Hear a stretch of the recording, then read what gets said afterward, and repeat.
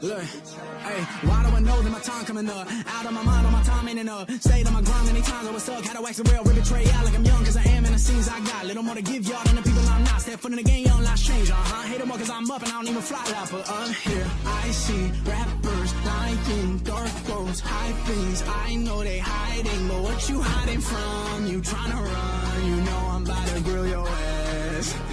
Hey, look, knows my time, you must not rise. It was on my time when I ride in the beat. Manipulate time like you do with they minds. I'm sick and tired of the lies that you preach. Only up I climb, I'ma leave y'all down. I can show y'all high like the birds and the bees. Everybody tryna stunt like they know the fuck is up. I know everybody's stuck to a certain degree. They all hide it, that ain't something I'm with. Always keep it 10 toes, and if I choke up, I'm licking emotions. Roll me to this paper, hey, I'll see you later. Shouldn't waste time with you goofies, but ooh, I fucking hate you. What you hiding from? You tryna run, you know I'm about to grill your ass.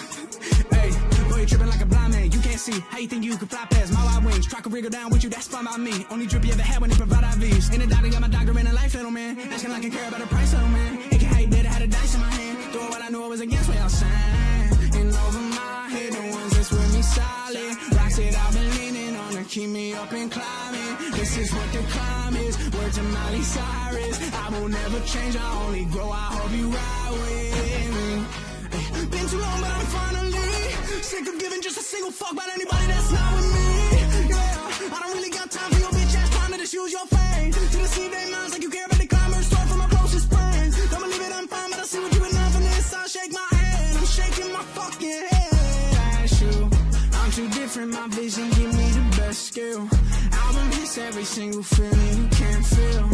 Only fakes, every bar I swear it's trash. They all want me to collab, but you're not worth it to me, man. Why would I give a verse when I body your work? I don't wanna start beefing, I'm sick of people mad cause I won't give a verse. It's how I feel, I keep it real, had to clear the clouds, they disperse. Like when they flee and when they see me, you gon' bow and call me sir, yeah. Bitch.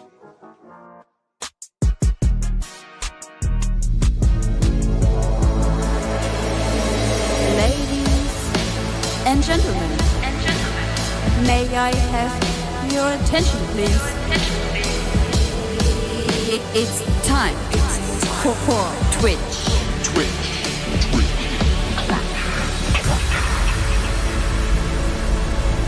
The stream starts in 10, 9, 8, 7, 6, 5, 4, 3, 2, 1, go!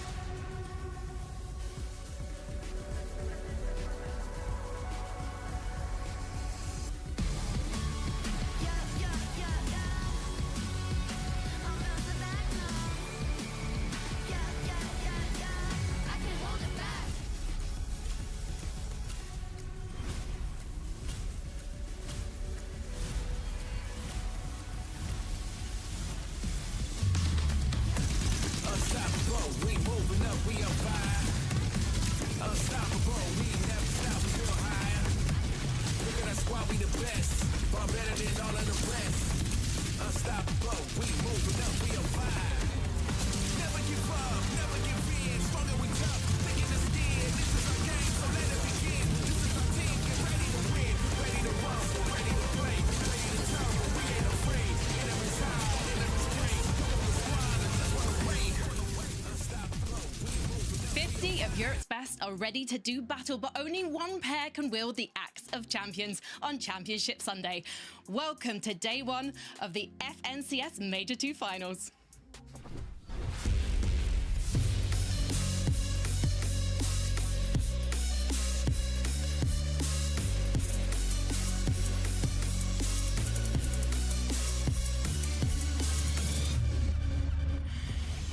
Oh, it's time for the calm before the storm, and the calm and the zen is going to be brought to us potentially by Takata and Mini Minor on the desk with me today. Takata, are you feeling calm? Because my heart is beating fast for these duos. A major finals is never calm, Frankie. This is what we've been waiting for throughout the whole major, and I'm excited for it to finally be time. Mini Minor, we've done this so many times now, but it never feels any less exciting. Yeah, it's always really exciting. I always look forward to these days. First day of Grands. This is what the whole season builds up to in terms of all those Div Cups, all those performance evals, of course, the heats, the last chance qualifiers. This is really where we get to see who is the best of the best. Yeah, actually, talking of the format, let's bring it up so people can see. But just in case they're just joining us for the grand finals, they've missed out on the group stage. Obviously, we broadcast all the heats to Carter. We didn't broadcast the playing stage. But, I mean, last chance, for example, it's just been electrifying. It has. So everyone who was in Division 1 could play in that play-in stage, and that qualified them to 3 separate heats,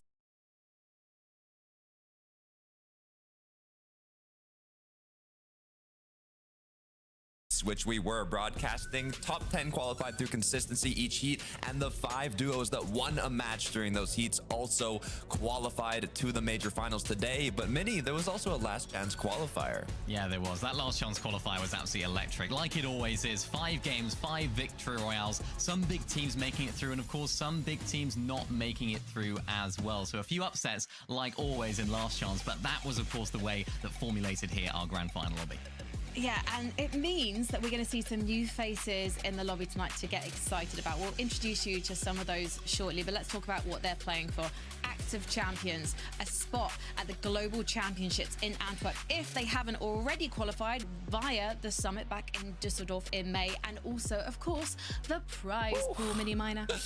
Lots of money. Yeah, lots of prizing. You know, this is, of course, big money for these players. $120,000 for our winning duo today. Of course, you mentioned it, the Acts of Champions. That pride of winning an FNCS will, I'm sure, be the sort of the main thing that these teams are going for. But it's nice to see all of those sort of different placements to get a really big chunk of change here for competing today. But like you alluded to as well, Frankie, those Global Championship qualification spots. Really excited to see who can take those home after this weekend as well.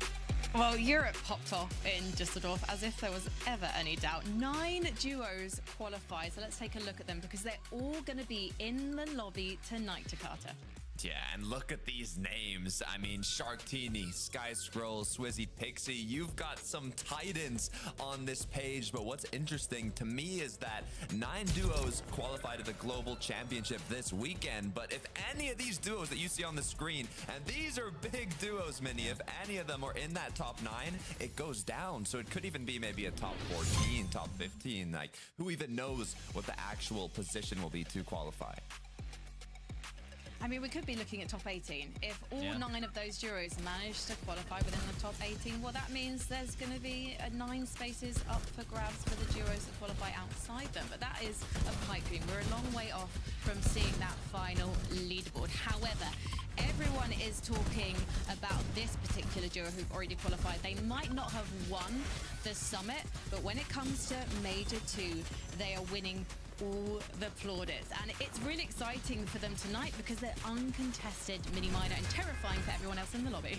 Yeah, they are. You mentioned it, uncontested. They are now uncontested finally here. This Grands, of course, last Grands, I feel like they were a little bit overshadowed. They're as good as they are now last season, or they were as good. But of course, just because Sky and Scroll were that much better than the rest of the lobby, they did get a little bit overshadowed and almost forgotten about in loads of different ways. And even in that major finals, you mentioned it, they were contested, of course, by Hutty and Fishy X. They went down or spawn in 4 out of 12 games. So we only got to see 8 games of Shark and Teeny last Grands. This time, though, Takata, they are uncontested at camaraderie. Can you say they should have a little bit more success from this duo, this Grand Finals? There's no doubt that these guys are the favorites as well. Yeah, I'm scared for the rest of the lobby, and I'm not even playing today, okay? Shark and Teeny have been looking absolutely lethal coming into these major finals with expectations higher than we've ever seen. I mean, even in the heat, 61 eliminations, over 15,000 damage. To put that into perspective, the second most eliminations of any duo is Rax and Yanis at 28, which is less than half what Shark and Teeny had. And I mean, Rax and Yanis, they even played all 5 games out, man.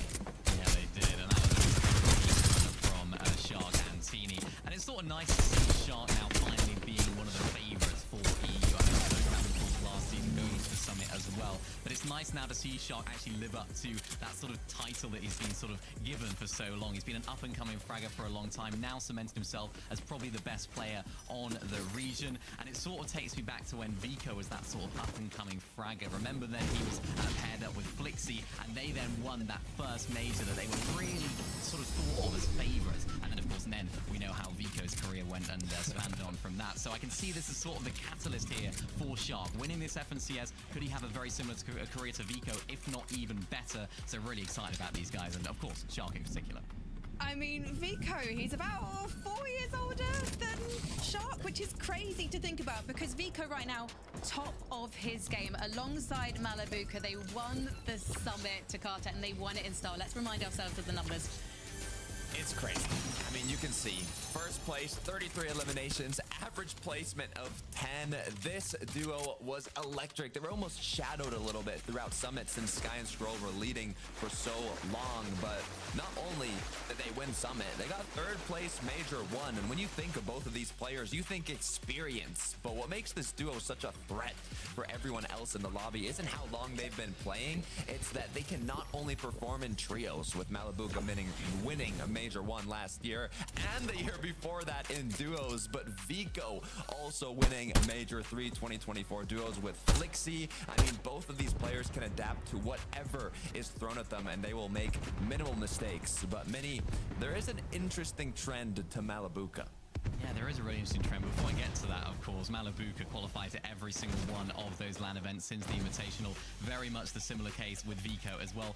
A little bit mixed performances, right? Ups and downs, you have to say. But because they played at that level, this sort of level of lobby won't be a concern for them. They won't be nervous because, of course, they played at a higher level. And you mentioned it right there, Takata. Malabuka's sort of trend in these seasons does tend to be that he has a really good Major 1 and then just sort of tapers off throughout the rest of the year. So again, very similar this season. It seems this year, this chapter, had a really, really good Major 1, a really good Summit, of course, as well. So it's going to be important for Malabuka to sort of see if he can stop that trend of sort of tapering off throughout the rest of the year. This season, a little bit mediocre coming into the Grand Finals. Haven't been on their top game. Of course, they were away on holiday, and I think they attribute a lot of that to that. But coming into the Major Finals, they won their first game in their heat. They are looking primed up right now, and I'm really excited to see if they can maybe go back-to-back, technically, of course, of winning Summit and now maybe winning Major 2. I mean, if you win some of that sweet, sweet land prize money, you should be taking a holiday and coming back even stronger. So hopefully that's what they're going to do this weekend. Let's talk about a duo, though, Mini, who are looking at their strongest right now. The favourites in Major 1, the favourites at Summit. I am, of course, talking about Sky and Scroll. Can you paint a picture of their season so far for us? Yeah, I mean, it was a devastating end to the Summit for both of these guys. They're considered to be the best team at Summit, and they probably should have won. They were considered the best team in Major 1, and of course, did do that. And if you look at some of the stats from the Major Major 1 Summit final. They were only hit by Surge one time in one game, of course, as well. So it doesn't seem like they were, of course, getting hit by Surge because, of course, a lot of those strategies early on were just so great. They had such an unbreakable strategy at Battlewood Boulevard. And honestly, Takata, I think they sort of got a little bit unlucky. The fact that the map changed so much, of course, we had new POIs changing as well. It really made things a little bit difficult because they haven't been able to replicate that level of success at Frosted Flats. Yeah, and I mean, to showcase that, from getting hit only once by Surge to now getting hit an average of 2.4 times per game in the heats, I really hope they can fix it. Their main problem of Boulevard, well, not problem, their main problem now is that back then Boulevard was the easiest spot on the map to get Surge from. They can repeat their strat every single game, and the issue is it just doesn't quite work the same from Frosted Flats, hence them not being as consistent. They're gonna have to kind of change up how they play that mid-game, and that's kind of what made them the best duo last major. They were saying there's a lot of people VOD reviewing them, seeing not only how they play this mid-games, but the end games, mini-minor, they've got down. That's the difficulty. A lot of their talk last major was how good they are at solo clutches. You saw it in that first graphic. I think it was 51% of their points from the summit came from solo clutches. This season, only 26% of their points have come from those solo clutches. So when you look at the picture overall, their surge strategies haven't been working as well, which means they're getting hit for more surge later on in the game and in the mid-game. And then as you get to the later stage of the game, those things that they were known for so strongly last season in the summit were those solo clutches. They are not coming off for them. I think they're sort of going down to a solo a lot earlier in the game, which is hindering them a lot. And I do see them struggling in this major finals if they can't fix things up in these next 12 games. Well, you've mentioned clutches, mini minor, and when I think clutches, I also think of another Danish duo, Pablo and Chino. And the thing is, with them this season and in the past, Takata, things haven't necessarily been smooth, but this is part of the course for them, so maybe we should be worried. Yeah, it hasn't been as smooth historically, but hey, look, they did get second Major 1, but despite that, they still have to qualify to the lower bracket at Summit, ended up getting 14th. And when I think of the history of Pablo and Chino over the years, especially in 2024 duos, I mean, Pablo didn't qualify Major 2, Chino got 49th Major 1, didn't qualify Major 2 either. Both of them just didn't really have great years in 2024 duos, but when trios came along, Mini, that's where they truly shined. Yeah, of course, remember they were trioed up with Fredox and they had an absolutely incredible year. Second in Major 2, first in Major 3, and 7th at the Global Championships. This trio were one of, if not the best trios in the world at that time. They were looking so primed. And in that trio, they were so good individually as well, Chino and Pablo Wingu. They had so many individual solo clutches.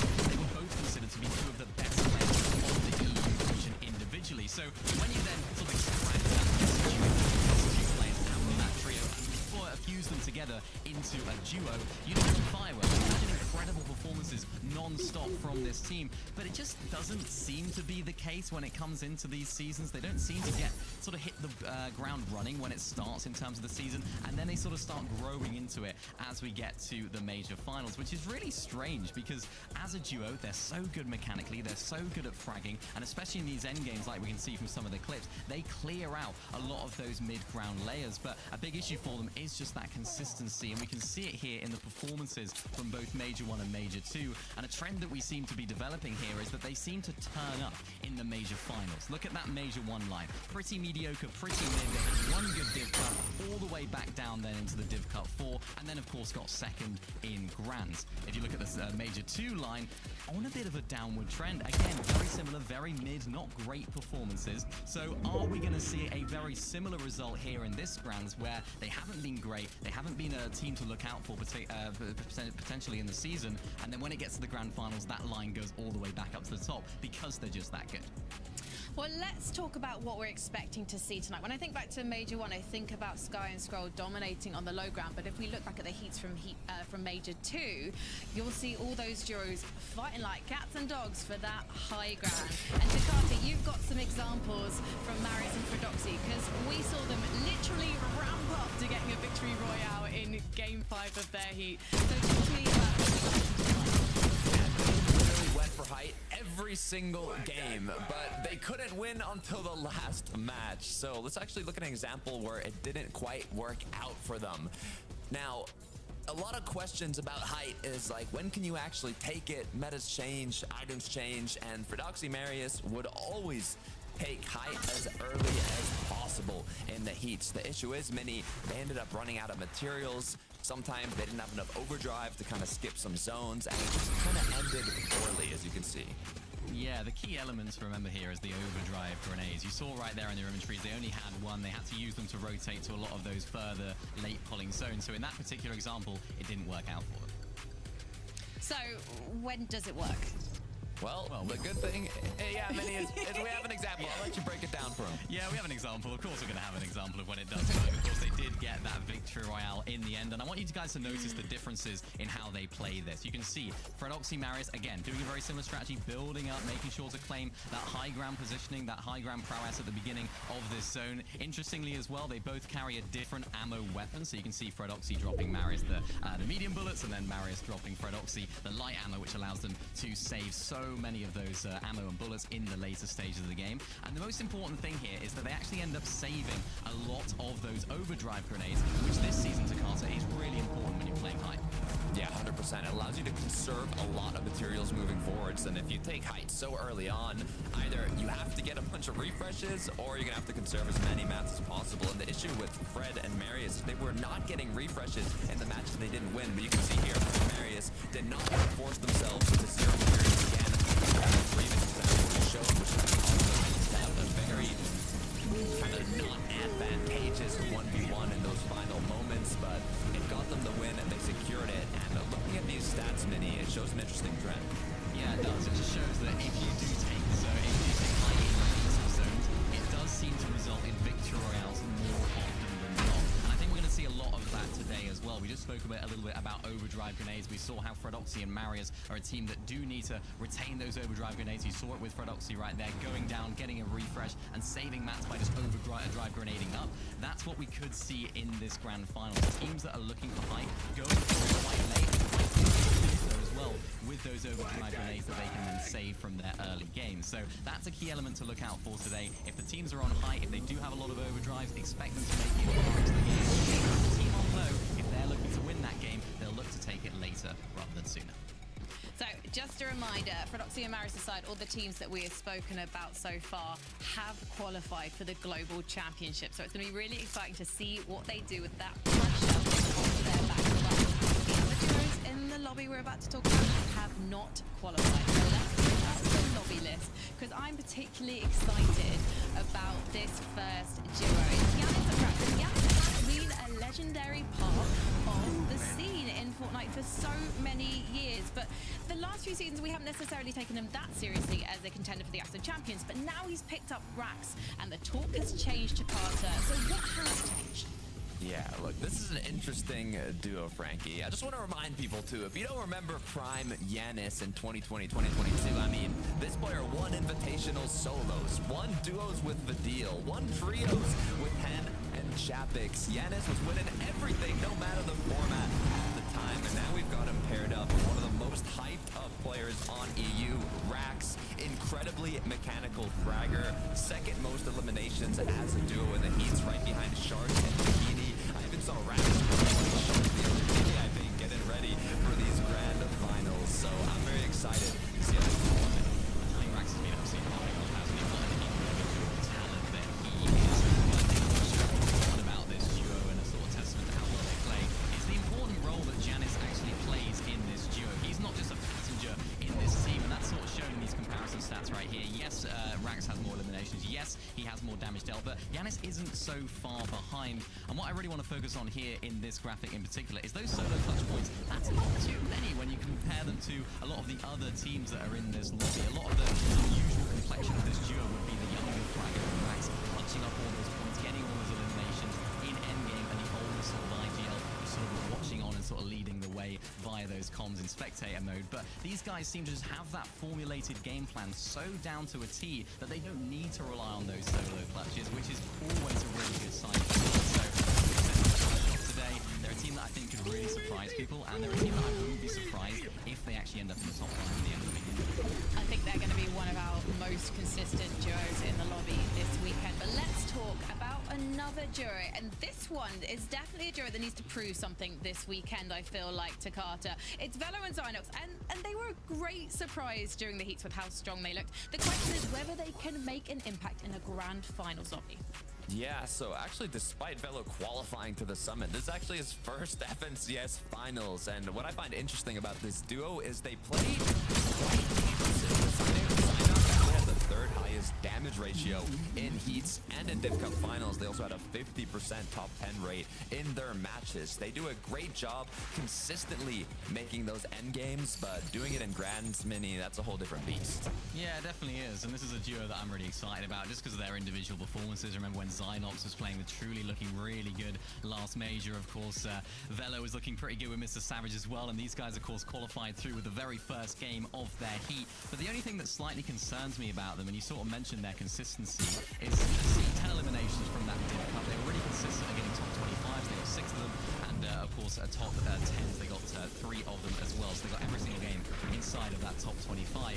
But the thing that slightly concerns me about them is that they don't have that locked down drop spot. Throughout this season, they've been sort of going to different drops. They've been moving all over the place. They've been saying, yeah, we are going here in grands no matter what, and then moving. So it just seems like they haven't quite got that drop spot locked down throughout the entire of the season, which can definitely go against a team if they're used to sort of knowing how things work. And if they are contested today, it doesn't usually mean you've got a team that's trying to play really consistently, play all the ball games out, and potentially now going down the spawn if there's a fight off spawn at last day landing.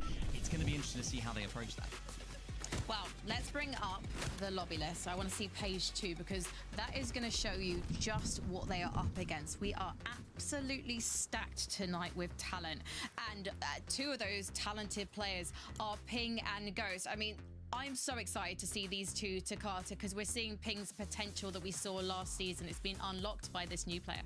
Yeah, let's actually talk a bit about the history of these players real quick. On one side, you've got Ping, who was really good last year in trios. 2nd, 4th, 23rd in the majors. You know, we don't really have to talk about major 3, but 2nd, 4th is incredibly consistent. Now, even in 2024, duos ended Major 3 with a 7th, but you fast forward to this year, and in Major 1, Ping tried playing with Walks, but surprisingly, they weren't even able to qual. Then you have Ghost, on the other hand, which is more of an up-and-coming talent.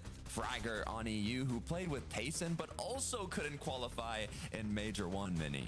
Yeah, Ghost was absolutely popping off during those heats, wasn't he? But when you look at Ping in his sort of year last year, 2nd, 4th, 23rd, and 8th, like you just mentioned to Carter, I think he has a bit of a point to prove this major. Of course, you mentioned it not qualifying through into the Major 1 finals, and of course, therefore, not qualifying to the summit. Very similar story with Ghost. Expected better things from them.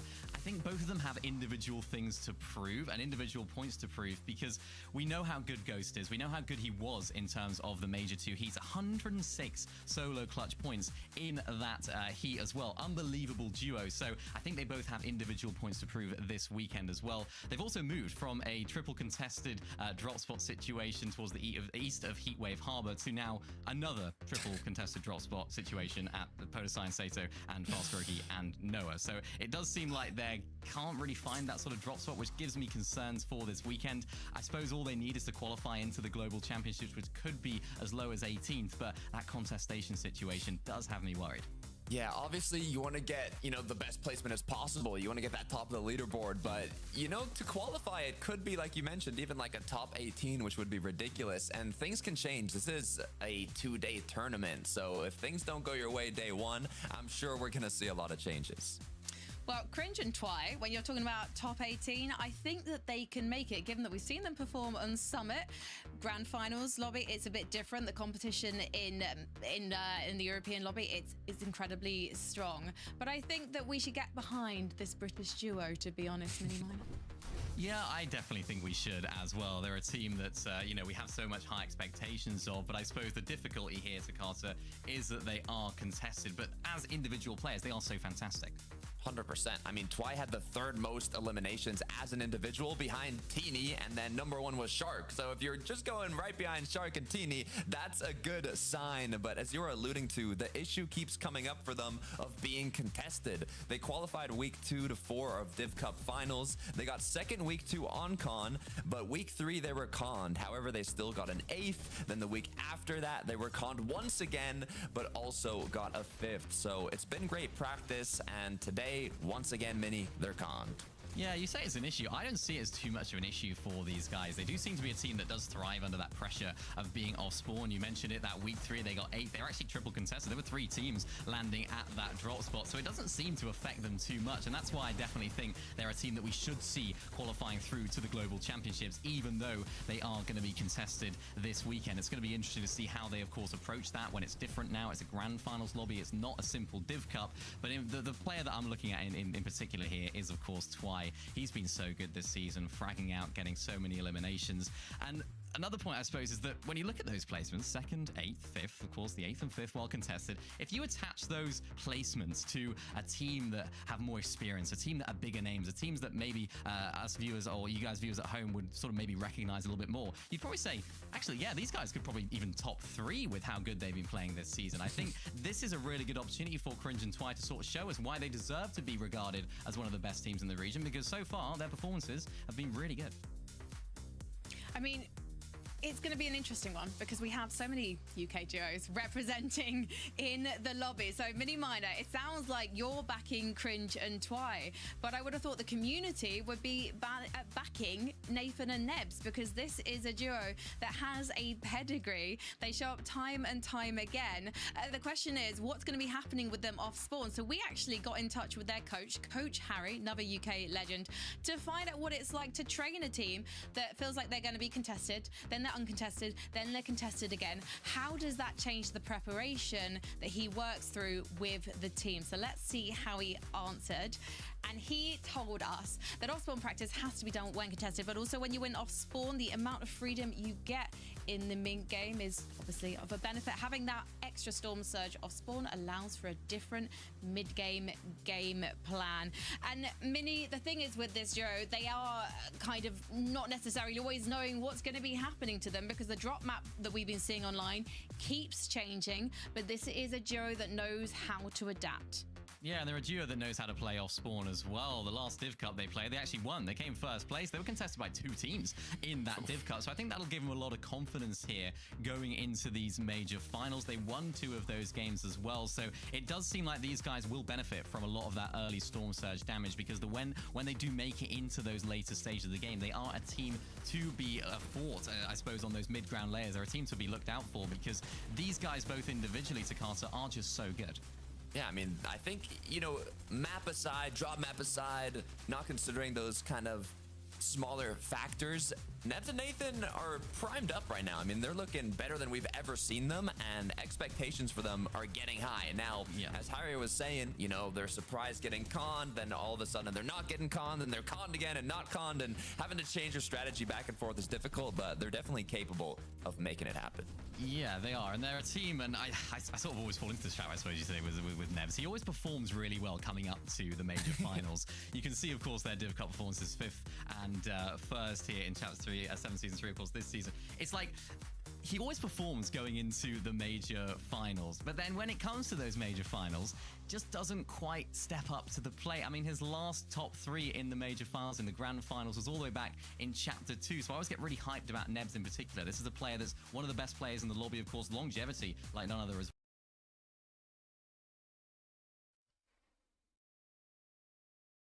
well. Top 5 just depends on that off-spawn situation. With this duo and the expectations on their shoulders, does it slightly help the fact that so many of the duos tonight have already qualified for the Global Championships, Takata? Do you think that that's going to be something that Nathan and Nebs are thinking about? Are they thinking about the win here, or are they just thinking about trying to qualify? Obviously, they want to play to the best of their abilities, right? In terms of teams who are already qualified to globals, the closest one I think is Sky Scroll to the east of them, and that's almost kind of a dangerous thing, but pressure isn't off Sky and Scroll, especially from getting second at the summit. You know that they want to win. They want to show what they're capable of, and Nebs and Nathan being center of the map have a great potential in terms of zones, so I think they can do it. And of course, obviously, Nathan and Nebs, they're going to be going for the Acts of Champions. Every single duo in this lobby is, which is why we have prepared predictions for today. So, Takata, I'd love you to talk us through your top 5. Defend yourself. All right, I'll make it easy for number 1, okay? Shark and Teeny, expectations are high for them.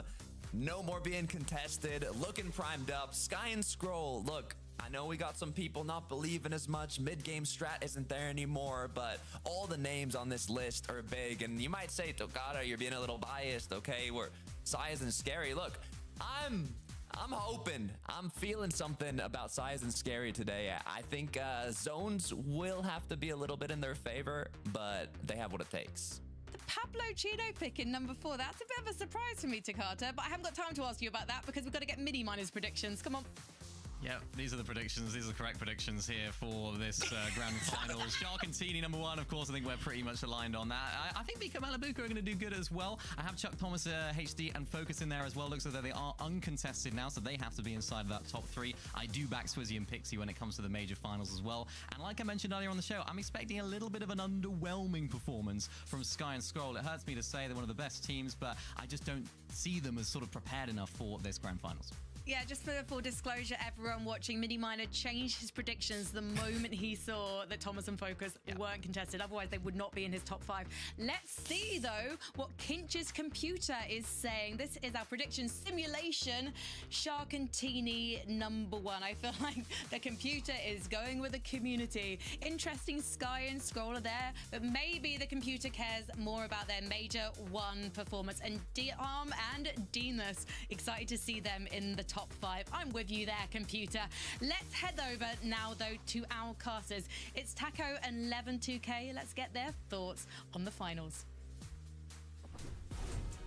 Grands Day is finally upon us, and knowing that we'll have 12 matches before we're able to determine who are going to be the final teams prior to that last chance qualifier, obviously, to lock in their spot for Belgium. Levin, a lot on the line, along with the prize pool, and everybody's trying to get their best share of it. It's the weekend we've all been waiting for, the best weekend in the season. I always like to tell people when EU Grands kicks off, game number 1 is here and ready.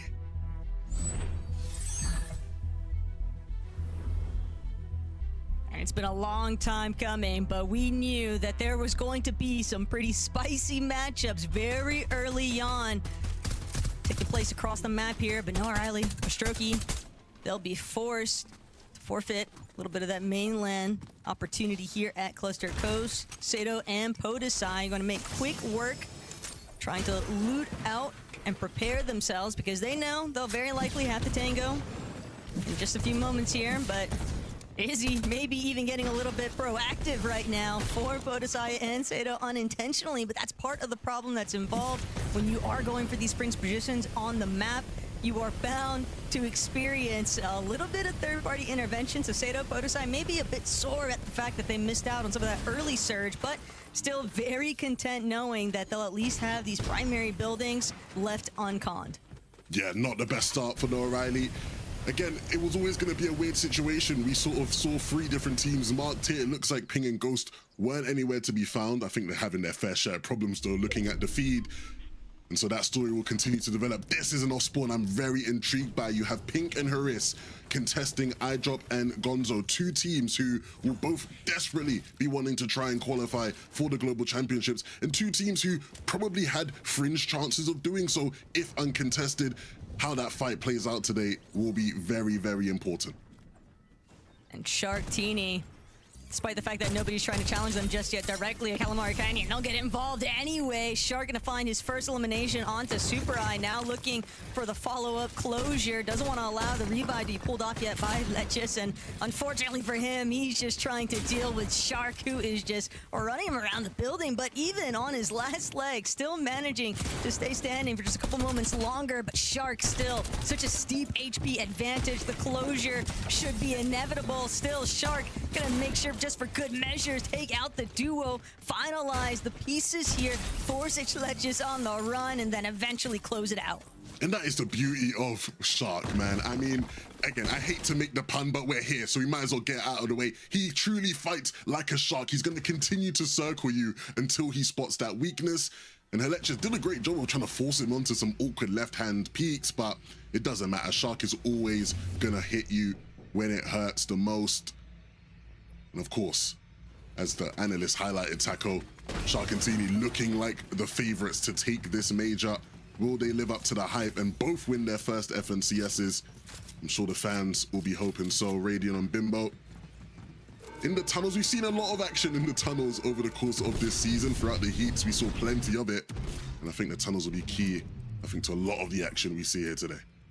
Tunnels could be a bit more dangerous as well, just based off some interesting moments that have been highlighted via socials, dealing with the likes of Velo and Zynox. But Rax Giannis, business as usual, chop shop, seems to be a pretty hot starting point for these two. One elimination that's bound to help them out pretty well with their surge, but ultimately still trying to eye out the landscape, see whether or not they can actually get a few more shots off onto Axforce and Bevies, who are established just on an opposing hill face. But it's not just Axforce and Bevies they've got to keep an eye out for. Boris, Wi-Fi off in the distance. And it's always exciting, Levin, when you see players and that duality of their first FNCS Grand Finals example, and then you've got the veterans like Sky and Skrull, who have been here plenty of times before, but still looking to have an impact. Yeah, and this is the first time they have come into an FNCS Major Grand Finals as the champions, as experienced FNCS winners. And unfortunately, I think it's, strange situation for them to be in, because I think as high as the highs they've reached this year, Taco, they actually come into this Grands potentially somewhat underrated. I think a lot of people are starting to doubt whether or not these guys are still at the level they showed during Major 1. And I understand. I think the evidence hasn't been as strong as it was during Major 1. The reality, though, that I've learned, Taco, over the years of commentating FNCSs is the best players always deliver in the Grands when it matters the most, and I would expect the same from them too today. Sometimes it just feels like for that peak performance to really be put on display, they just need something a little bit more higher stakes involved. But Dinas and Franek, Dina is probably wishing that would have been able to pull the trigger there, get off a decent tag, but they still have Godoy and Polo relatively locked in right now. But you've always got to be super cautious. You don't want to find yourself scrambling too over ambitious to get inside of the box, because again, depending on the opposing loadouts, and it doesn't look like Dinas and Franek necessarily have the greatest shotguns to try and close this one out quickly. Following Godoy, still choosing to drag things on, potentially even hoping that a little bit of a third-party sneak-up could come into the mix. But they are much more situated. They've also got whites to keep holding out. Yeah, and this is sort of what we were expecting out of a lot of the sort of mid-map fights. The problem becomes when you invest so much into these battles, whether that be for Surge or trying to re-establish control of loot, you then run into the issue where, again, you're mid-map. There's going to be a lot of teams trying to circle into those positions. You don't have as much space once this is done to go out and sort of seek what it is you lack, whether that be a refarm, whether that be better loot. And so you actually need to be careful about how much you invest into these battles.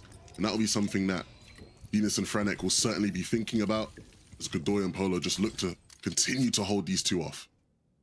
But the thing is, if you're Godoy and Polo, you know there is no other exit point. You have one way in, one way out when you are inside of the mini vault. And so with that in mind, for Dinas and Franek, how long exactly are they willing to invest at this position?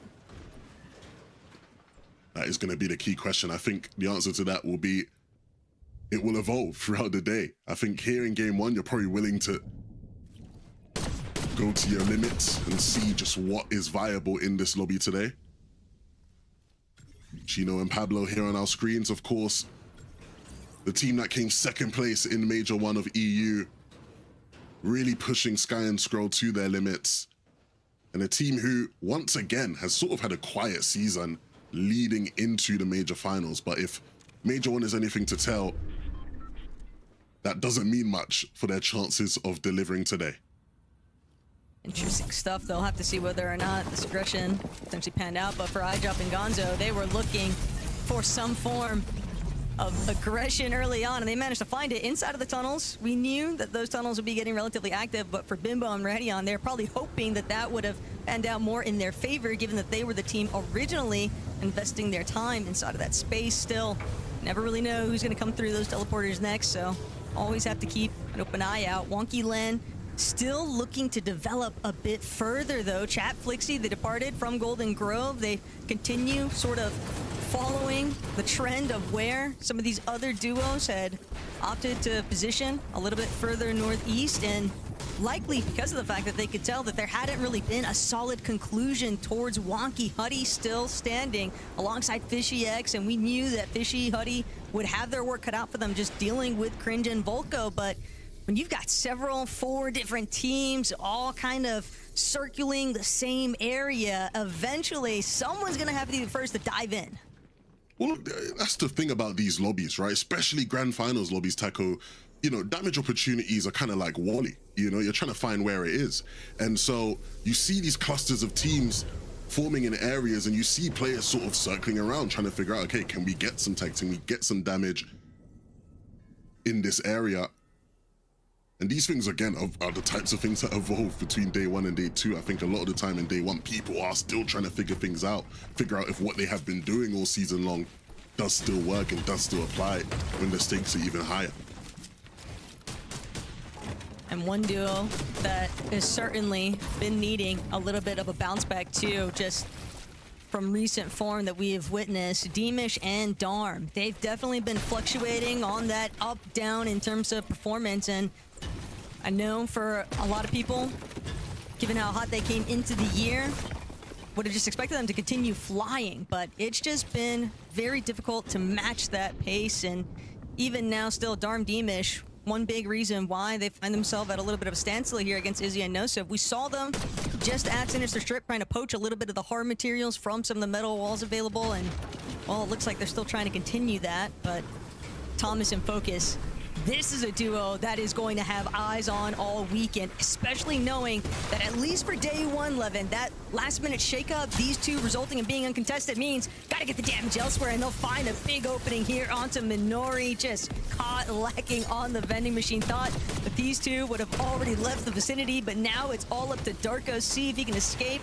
But when you've got Thomas and Focus just cutting off every single possible escape route, Darko's still looking to just try and gauge whether he can turn this one around, but sure enough, nowhere left to run. Focus will have no issues whatsoever closing that out. Yeah, and I think Focus and Thomas are going to continue to be the wardens of the Southwest here. Everything around that Heatwave Harbor is going to have to go through them. Great change in fortunes for them being uncontested today. And I hope that they do not allow that opportunity to slip through their fingers. Speaking of opportunity, Swizzy and Pixie, a team that I'm starting to see a lot more people predicting to win this major. Understandable with just how strong the Battlewoods is as a spot, how much loot they have available to them. But the question is, Taco, do you think that these guys are worthy of that hype? Of course, they've had quite the up and down year, haven't necessarily inspiring performances, but they are championship quality players. And it feels weird to say, right? But it almost feels like Summit was actually their catalyst, because for a moment, time frame, it was like Swizzy and Pixie, they didn't like lose themselves, but they were definitely having their fair share of struggles with the Major 1 competitive meta, and it seems like this type of gameplay, it definitely captures a bit more of their essence. And what I mean by that is that, ooh, Sato, Podesai, first and foremost, apologies. Cringe and Volko with the collapse, not gonna allow the opportunity for this duo to leave unharmed. Yeah, when we panned over towards the Wonky Land area earlier and I saw them sort of in the background, I was sort of, you know, looking at it with a bit of a question mark in mind, you know? Also Polar Bear building Arlington, Texas type of vibes, and maybe that becomes the problem for these two as they traverse through these areas of the map where, again, they maybe aren't quite as familiar as they are with the southern portion. Part of it just being that after some creative instances where Prodoxia and Medius, part of the reason why we see Cringe and Volko sort of going on tour, whether or not they decide maybe we revisit where we felt best at to begin with. You can never really consider anything guaranteed over a Grants weekend, but for Rax Janus, still looking to try and contend with Sharkatini, but they've definitely done a good chunk of damage against some of our top-performing EU duos, and with that in mind, they're willing to just get out of Dodge. They don't want to try and continue this engagement any longer. In fact, it might end up just hindering them later on down the line, because Teeny doesn't look interested in giving it up. Even though he lost Shark, he's still just intent on trying to get some additional damage. But Yanis and Rax, they know they've already got all the profit. They don't need to stick around. Yeah, very wise of them, I think, to look to just dip out of this one entirely. And it leaves Teeny in a position where, again, the game has to now be recovered. But not a completely unrecoverable position to be in, which I think is the benefit for them. Still be tough, though. Even playing for the reboot, they are just going to have to now battle through teams that are a little bit better established inside of zone. Sky and Scroll also looking to be a threat to some of these late stragglers that are just now beginning to arrive. Zone pool over towards Frosted Flats, so they haven't really had to go too far from their Surge base. Yeah, and typical Sky and Scroll, right? When you look at the positioning, right? Sort of right off the edge. They're in a perfect spot to just, again, farm damage on all of these teams rotating in. And unfortunately for them, Zone pulls onto the congestion. If Zone had pulled further away, all those teams having to cross the river just would have been an absolute damage farm for them. And so for now, the likes of Savage and Truly will be very happy that they don't have to do much as far as moving. They can sit here and continue to look for a bit more damage as they try and put themselves in a more comfortable position. Savage and Truly, of course, made their way through last chance, and what dramatic affair it was. It does always seem to be all the drama when it comes to Mr. Savage. Truly, I think in particular, put on a fantastic performance during last chance Taco, and so hopefully he's in similar form this weekend. And it was great to see that recovery too from Truly, because the Heat's certainly one to forget. But when you have those kinds of bounce back instances, it can really do a lot for player confidence heading into such a pivotal weekend as well. And now, alongside Mr. Savage, sure, they want a little bit more damage. For Doxy also on the hunt for some Surge, but he is in a pretty tough position right now. Even if he doesn't wind up getting lobbied, the Surge might just take him out before he can even try to consider crossing paths with another team, but barely ticking over, 40 above now. Still, with only 3 overdrive grenades, mobility rather limited, and he can't afford to take any shots along the way. And this is not the position I wanted to see for Doxy, and I was hoping to see these guys playing height 12 out of 12 games. Maybe it's just gonna have to be 11 out of 12 unless Doxy can pull something off miraculously here. And it's going to take a pretty big miracle at that, especially knowing Chat Flixie just overhead, Walks Hero, just so many healthy duos in comparison, and Prodoxy won't even get the chance. The Surge will take care of him, but Sky and Scroll, despite the fact that the zone pool wasn't necessarily the most favorable, they were still able to find their damage focal points and just applying good preventative measures. And this is the thing about this meta, right? So many people are playing the Storm that even in that situation where zone pulls towards the congestion, you still have players rotating in on the Storm side, on the congested side, that give so many opportunities for damage, so. Oh man, Vico Malabuka. Another one of our teams where, you know, we've been bigging them up for a while, and they've kind of gone through the same sort of roller coaster of emotions where, you know, we saw instances of Vico being like, I don't know, man, maybe McQueen is fading, but Vico still needs to come up with a big turnaround here, because neither him nor Malabuka really looking to be all that set for a deep endgame run here, unless they can find a refresh in the next couple of moments. But working against the lobby, trying to break through from backside of zone. Decent amount of pre-existing build in the way, and Vico just not healthy enough to really try and force any sort of engagement. Hyde already bearing down on Malabuka's position too. He'll use up the last of his Chug, but these guys are just beat up right now, and it's only getting worse. Malabuka has been knocked A little bit of that pressure, just too much to contend with. Vico does find a little pocket, try and work his way through with the Jug, but he has used up every single one of his healing resources. Shield now at the mercy of the Surge, unless one more player goes down, and just like that, Vico will be forced to try and pick up an engagement elsewhere, but dives immediately into a duo that had no reason other than waiting for the edit open to take him out. Yeah, and there wasn't really much he could do in that situation. And so we'll have to be on to game number 2. Teeny fighting in the storm and unfortunately fighting to his very last HP point. Has to watch the rest of this game out now, and not the right start you wanted to see from the major favorites. Keep an eye on how high ground has been developing. Savage and Truly all the way from the backside of zone, but they've avoided a lot of congestion. If they can make their way forward off the front side, they might actually find themselves in a very nice position here. And in fact, they found their wiggle room opportunity. Yanis and Rax, who had originally been able to establish a little bit of high ground hold, now it's going to be Truly and Savages up for grabs, doing a great job now to try and play suppression towards those secondary height layers. And hold on a minute, what do we have taking place here? I mean, Savage, I knew you had the script on lock, but I didn't know we were writing all these extra chapters. I mean, height in this first game is never going to be easy to hold, but the intentions are clear. These guys aren't here to just partake in the grands. They're here to try and take it all. Down below, Rax and Yanis will do their best to try and find a sense of control here. It's a bit too messy of a situation, though, for Janis. Flixie and Chap will rightfully take control of the situation and look to keep it moving.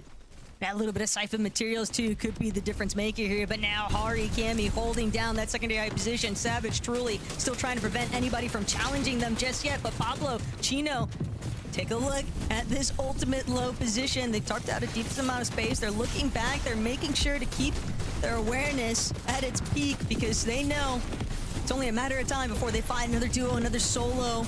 Looking to challenge on their walls, but Flixie, Chap, they're going to need another refresh, and they're going to need it fast. Chap going to have to take up a more aggressive front. Fortunately, players falling right at their feet. They'll be able to gather the materials off of that, but even that little tidbit just still not enough to carry them over. Chino, Pablo can't close it out. Shots just all over the place here, and Gonzo going to be the dagger right now for this duo on the low ground. Pablo forced to try and see just how far he can take it. And I think we're seeing players who might need a bit more warm-up time. Shots being missed that I ain't used to seeing being missed. Savage needs to make sure he does not end up in that category, though. They need to keep applying pressure. The mats are running low, and they're going to have to make a play, and soon.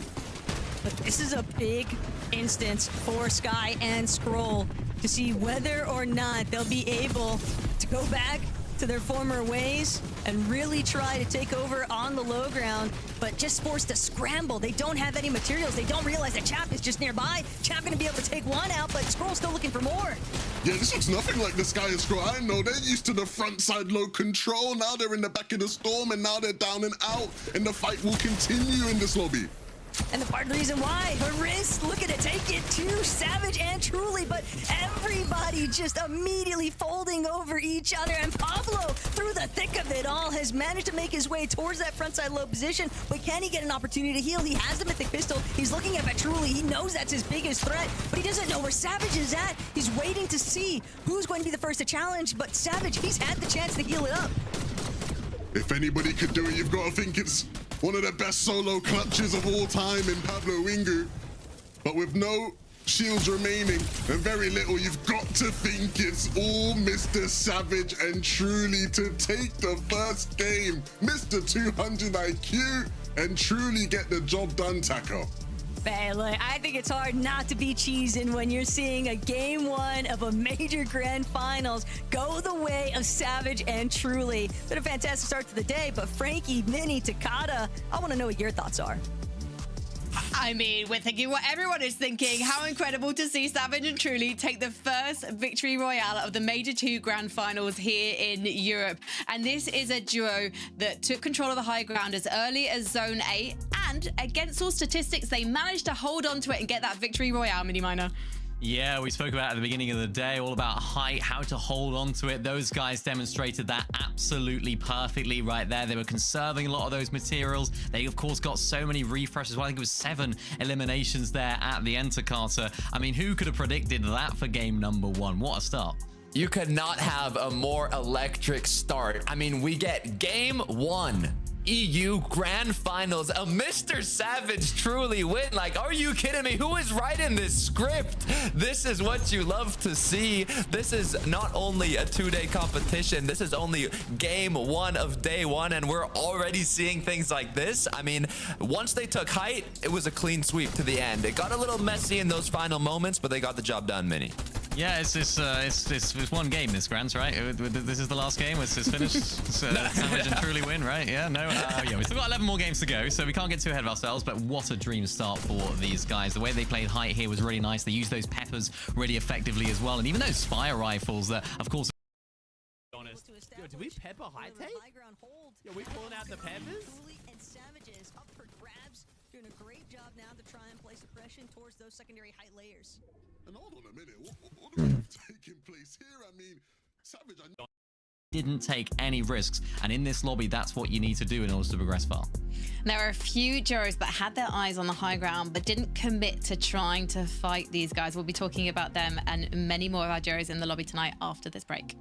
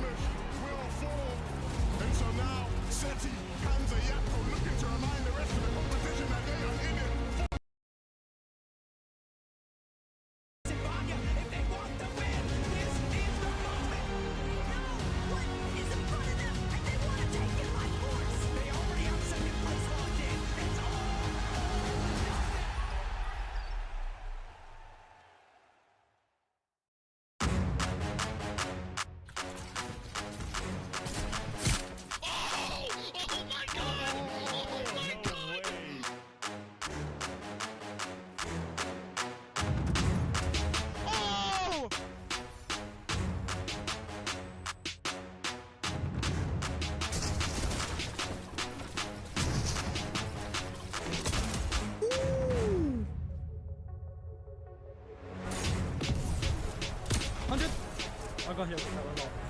I'm popping in that bit. Wait, short. Got 6 builds? No, max up. Wait, if you're mid, wait. 100! 100! Oh my god! Oh my god! Oh my god!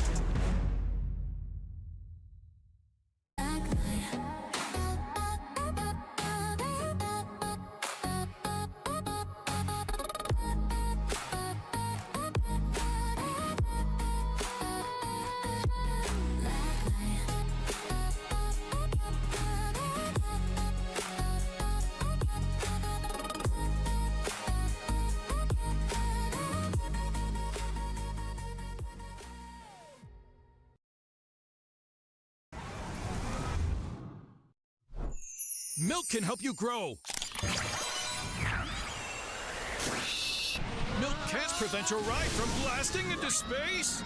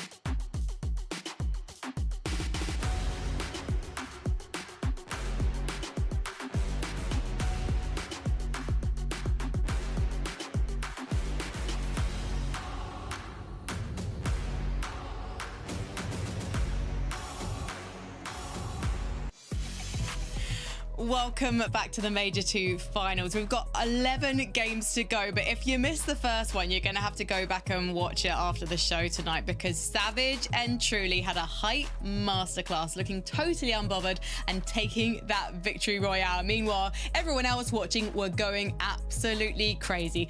But let's talk about the teams that didn't make it to the top, because it's a very competitive lobby tonight. We got to see that in the first game. So let's bring up the leaderboard, because Sky and Scroll, we had questions about how they were going to do. They were a bit wobbly in the Major 2 heats, but their first game tonight, we have to say, to Carter, was looking incredibly strong, making the end game right to the end as a duo.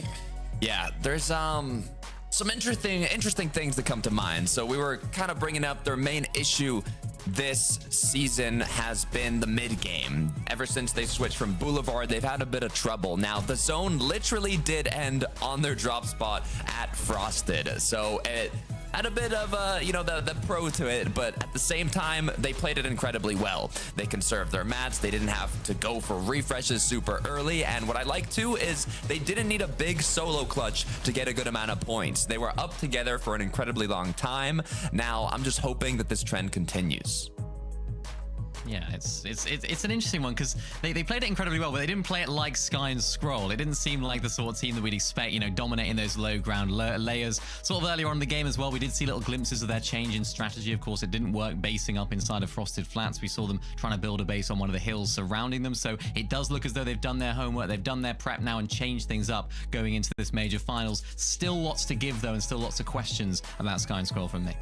Well, still many games to go. And I personally think it's a good start, okay? That's just feeling out the lobby in game one. I'm making so many excuses for all of our duos tonight. And you know what? Normally, we don't see Pablo and Gino having the best few games. Normally, they're scoping things out. But they came out the gate swinging today, guys. And Takar, the fact that Pablo was able to clutch it to a third place in that, a second place was incredible.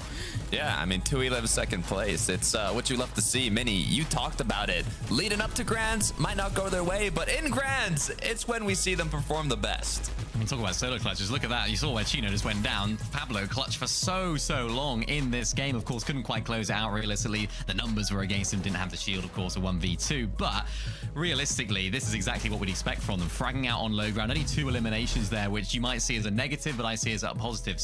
It shows that their mid-ground positioning, their tarping, their actual layer control is looking really strong as well. They don't need to try and force those solo clutches and try and go for too many eliminations. But of course, they have that in the locker if they need to as well. So they're looking really primed up here, and I'm hoping it's going to be another Grands to remember for them.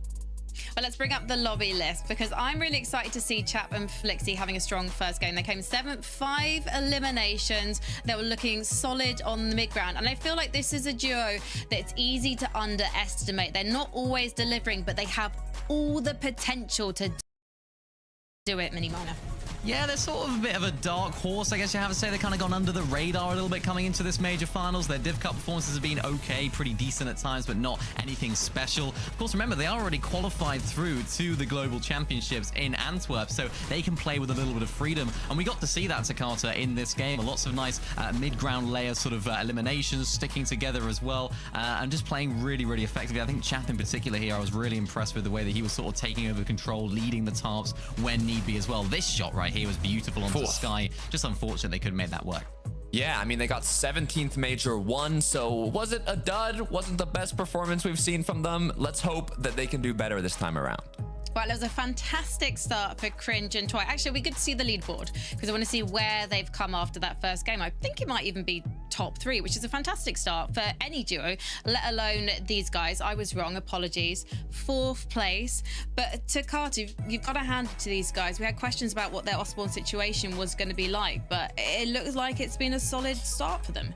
Yeah, I mean, one of the main points was either way, if they're contested or not contested, they're used to it and they can perform both ways. 4 eliminations, they made it off spawn, they got to the end game, they were looking lethal in the end game. So I'm excited to see how that continues forwards, even if they're contested, Minnie. Absolutely, yeah, they're absolute masters of that drop spot. And, you know, you typically look at a contested team and you see it in a sort of negative context, but the fact that they were able to just wipe out Bimbo and Radeon off spawn, they were easily getting through there. It actually gives them a bit of a buff. If they can continue to do that for the next 11 games and continue to make end games like they have, I have no doubt that these guys will qualify through to the Globals. Well, let's talk about two of the blank spaces for us in that end game. Vico, Malabuka going down really before they could do too much damage to the final moments. And also, more notably, I have to say, Shark and Teeny. They're the only duo that could be more notable than Vico and Malabuka, Mini Miner. What was going wrong for this duo?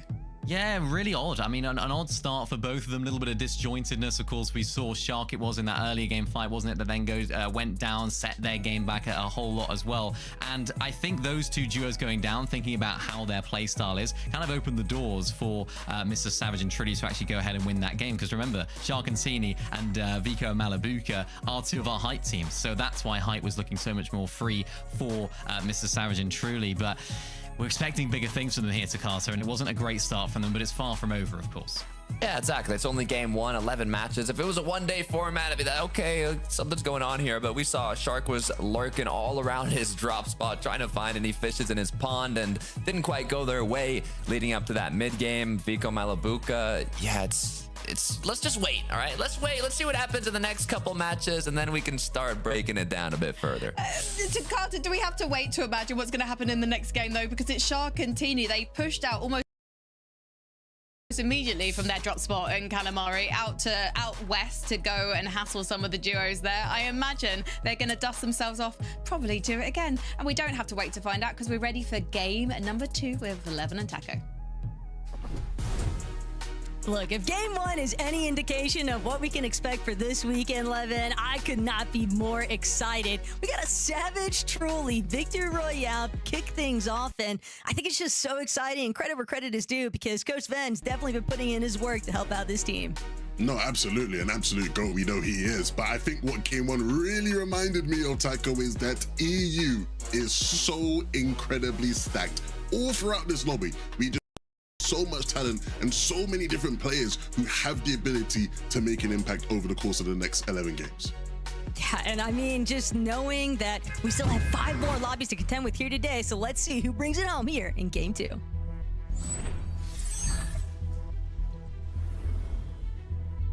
Who will be victorious in our game 2 off-spawn battles? That becomes the question.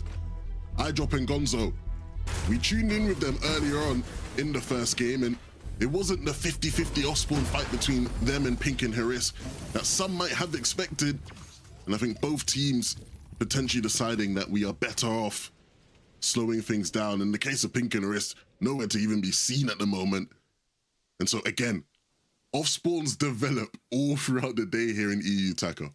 And part of it is just sometimes you have to put your pride aside. As much as you want to be able to establish claims to a specific location, if you really want to put yourself in the best possible position to not have to contend with everyone else in that last chance qualifier, you go for the top winning strats in the actual finals lobby. And for Darm, Demish, part of that involves just trying to see if they can take out Dendapuza and Azat very early on here at Sunken Shores. But again, just another duo, that being Dendapuza and Azat, that find themselves sort of cycling through and trying to gauge if a certain position is even going to work out well for them, because we've seen them go north. Now here they're pulling a little bit further south, so it's all over the place. Yeah, and over here at Wonky, complete other side of the map, we have Cringe and Volko, who have taken Hutty and Fishy X down. And this is obviously an interesting one, because Cringe and Volko initially weren't going to be landing here until they decided to engage in an honorable pre-Grands off-spawn battle against Marius and Fredoxy, who they were initially contesting, and the agreement was, hey, we're going to do an off-spawn now before Grand Finals, and whoever loses, you have to leave for Grands. And respect to them for honoring the deal and deciding to leave the drop spot after losing the off-spawn battle beforehand. Unfortunate for Hutty and Fishy though, you know, I'm sure they weren't very eager to see how that one played out for them. To be fair, though, they've had plenty of off-spawn practice, especially at Wonky Land specifically, so tough to say whether or not that's going to keep working against them, but they'll definitely revert back to the drawing board here as Darkos Minori wrapping around. Big point of contention this far south tends to be going for the duck bow, but for Kiras and Cheatin', it'll be a little bit quicker to the punch here. So now Darkos Minori looking to close in. Want to make sure that they could get some surge, but opted for the porta potty now. And this was a fight I was interesting to see because the way both of these teams sort of marked on the drop map, they sort of marked it like, yeah, we're not planning on fighting. Like, you know, we want to split the loot. Like, we're going to take this part of the island. You take that part, and like, we're going to leave each other alone. And it just didn't seem realistic to me. So good to see that there is a bit of action taking place between them. Truly, of course, our game 1 winner there. Picking up a cheeky little mythic as well. Potentially might have been opt to leave it behind or leave it for Savage, or neither of them could be interested. It really just all depends, but a mythic's a mythic at the end of the day. And yeah, Savage will decide that it is a better option to work with, but it's one thing to have that opening success on the day. It's another to make sure that you can replicate it, and it is very difficult to have those consistent strategies through every single lobby. Yeah, and it's interesting, right? As far as, you know, people being, you know, conspiracy theorists and whatnot, or superstitious. This is Savage's 26th final. For the first time he's ever won game 1. Does that mean anything? Who knows? Let's just go wild with it, you know? Maybe this is the one. Who knows? Would be huge scenes there for Truly also to be the first one. I'm sure Kinch has listened to me somewhere there. I'd love to know, of all the EU grands, how many times was the winner of game 1 the winner of the eventual tournament? Ooh. I can't imagine it's many. I think I remember one that Queasy won some years back, where I think he had won game 1. But I don't think it would be many. I'm sure he'll let me know later on. Teeny and Shark don't need to recover Taco after that game 1. I'm sure they haven't lost people's confidence as far as being considered the favorites by many to take it all. But they definitely didn't inspire any confidence with how game 1 went. And it certainly doesn't help because with a duo like Rax and Yanis that ultimately ended up being the ones to sort of halt that game 1 trajectory for them, it just always gives a friendly reminder to some of these teams that are favorites in the lobby like Shark and Teeny that, hey, there is a strong caliber of representation for player talent, and you never know when that's going to surface. Sometimes it can catch you off guard. We saw the tail end of that initial dispute between Rax and Yanis in the last lobby, but obviously those little hiccups can just be so detrimental to the grand scheme of things. So it's one thing to have it happen in like a one-off instance. It's another when it keeps circulating as a problem, and that's what they're really trying to avoid here. As Chat Flixie, things a little bit calmer, haven't necessarily navigated their way super far north over towards Wonky just yet, so it seems like their surge is already developed in a more beneficial way. They have one elimination there on Flixie, so that leads me to believe that they feel rather content how they're able to acquire it, and a big part of the reason why they're just opting to sort of wrap through a much more dead side position, try and box up a little bit later on. For Thomas and Focus, this is a spot we see them occupy quite a fair bit. One of the power positions that they like to try and get damage on, and understandably when you can see what's happening in the distance. You expect them to potentially be on that tour of camping out their vending machine consistently over by Heatwave Harbor?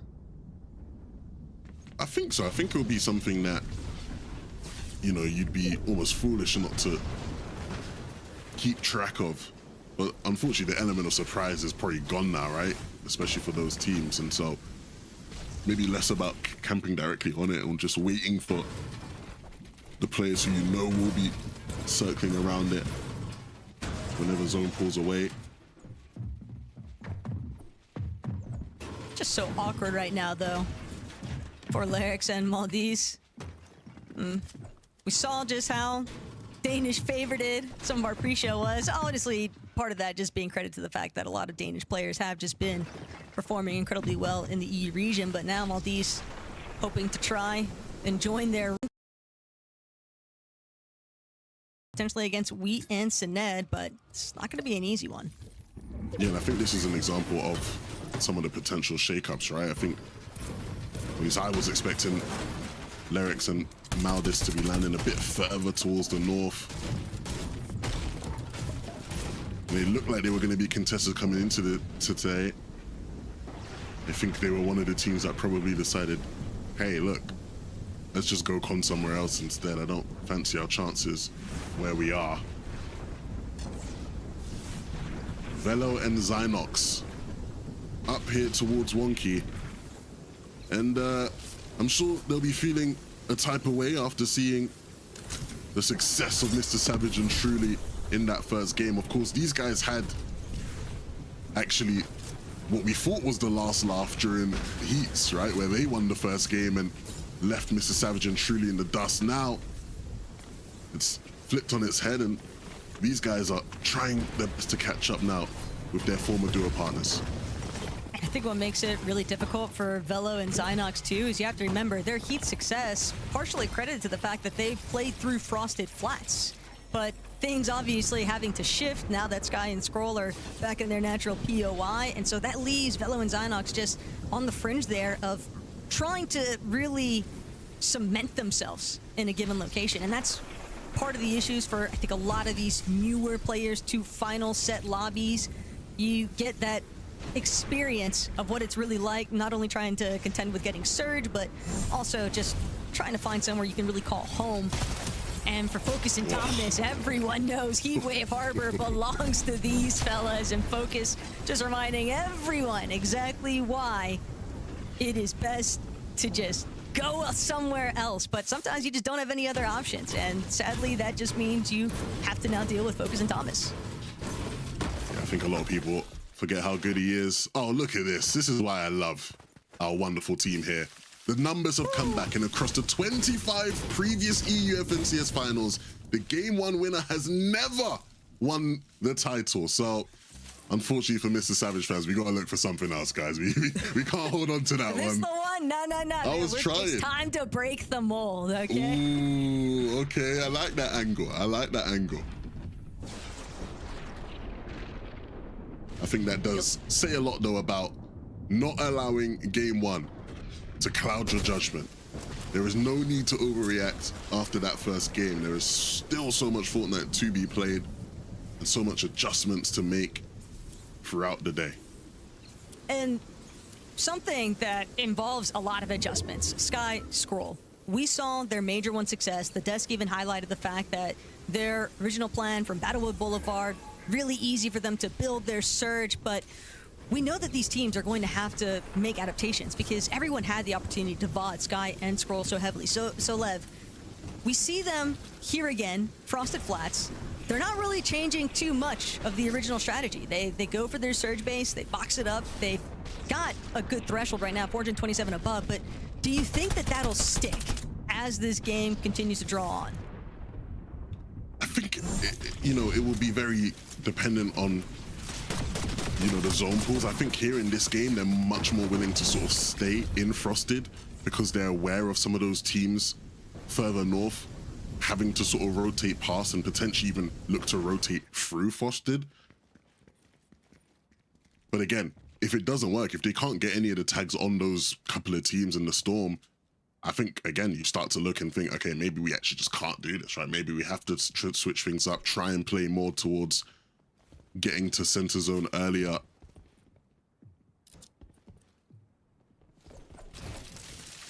Bit of a risky spot to be in, right? Especially knowing that you're likely going to have to deal with teams like Nebs, Nathan, who are already a little bit more centrally focused and kind of just waiting to dictate how they want to move this.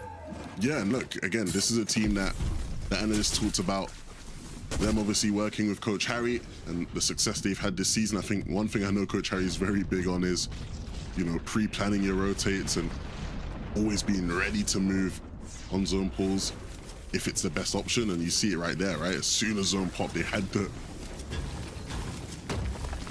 rotation readied. Cammy, Hari, doing what I think a lot of teams at this stage in the game are looking to do. Trying to find vending machines to keep their white HP up in the storm. Pink is going to be the duo that runs into them. And unfortunately, not going to be an even match. Hari more than ready to deal with the threat.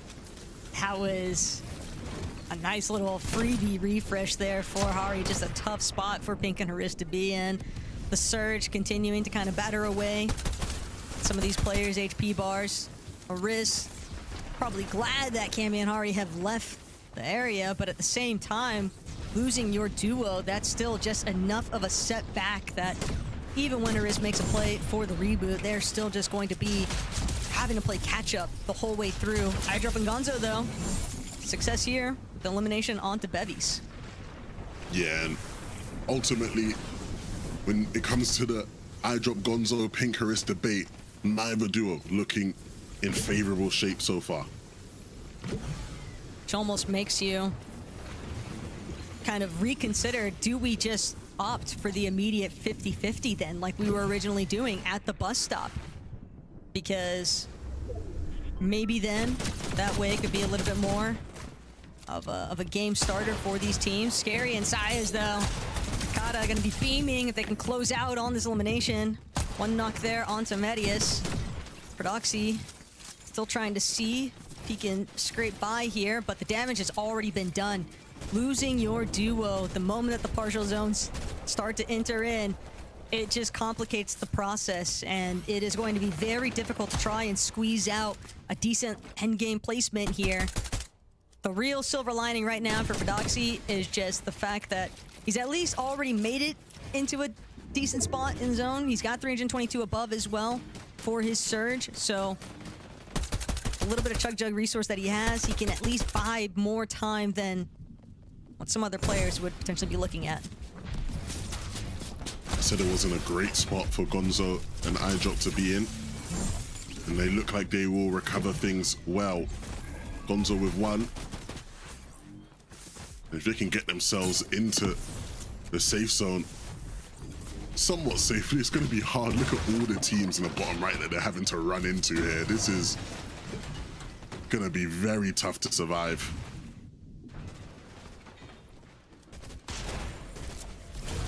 Luckily, though, Sweet, who appears to be just way too weak to continue trying to harass iDrop or Gonzo, so they will manage to continue wrapping around, but they already noticed where a lot of this congestion is pooling. They're going to try to cut across, hope that Darm and Deemish are distracted enough to not really take any shots at them just yet, and will manage to make their way in, but that Surge just immediately cut down to a fraction of what it once stood at, from about 500 above to now only sitting 140, and in a bit of a pickle here. They could find themselves sandwiched, but making it just across where Darm and Deemish were at is going to be enough of a gap for them to at least have some room to breathe.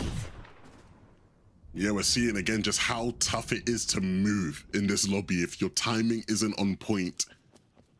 Not just what you lose in terms of shields or builds spent, it's the damage that really is the winning factor oftentimes for these teams as far as staying above on Surge.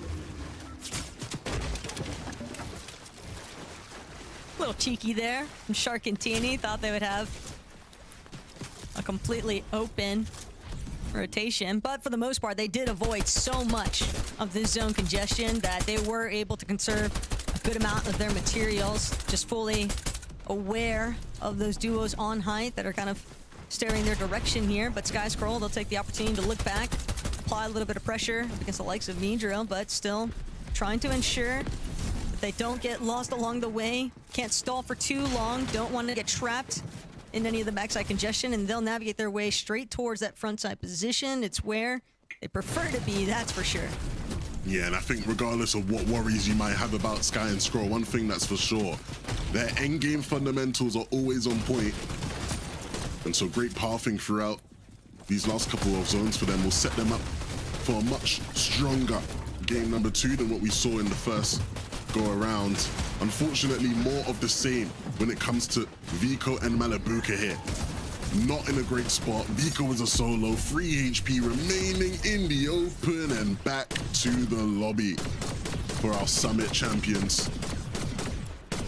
Their story will continue in the next game, Taco, but here in game 3, the story's just starting for a lot of these duos. Will Mr. Savage and Trudy look to recapture their game 1 success up on height, or will there be another duo that beats them to the punch? Well, at this rate, with the way that Truly and Savage are seemingly clearing out their own line of sight, this is starting to be very reminiscent of that game 1 success. Cami Hari actually going to be some of the first to try and establish some presence on height, but still, they're not working with a whole lot here. They're going to need to refresh. They're going to need to drop at some point, pick up a little bit of body loot, and not only that, but they're going to have to contend with the likes of Shark and Teeny, who are now starting to make their way towards front side, but fortunately for them, Teeny taken out along the way. And that's part of the problem that's involved. These overdrives, sure, it can cut you across the front side of zone, but it can also leave you rather exposed. And Hari, great awareness there to take out Thomas, but at the same time, loses so much of his HP, dropping for that body loot, and Izzy and Nosif have taken over. Yeah, it just feels like 1 step forward, 2 steps back for Cami and Hari. Izzy and Nosif, though. How special this could be for this duo to come through, rock up, and win this game. Need to be careful, though, because there are still threats in this lobby. Threats who will be looking to try and capture height from them. But they are not the most troubled team in this one right now. Taco Shark down to the barest of bones. And even with Shark being able to spot the fact that there are other players duking it out right next to him, he knows he just doesn't have the HP. He has to try and catch somebody off guard. And bamboozling really the only option here, but Shark won't get the chance. Just brought down by Twy and Cringe, who are starting to really make a name for themselves, hovering that front side, ultimate low. They're going to complicate the process here for any teams that find themselves a little bit worse for wear when you try to drop layers, try and avoid that overview from the teams on height. You also find yourself potentially exposed to duos that are already starting to really control that frontside low position. But no, O'Reilly for Strokey, this could be a big recovery instance for them after how game 1 shaped up. And the fact of the matter is, they forced Izzy and Nosif to drop from height.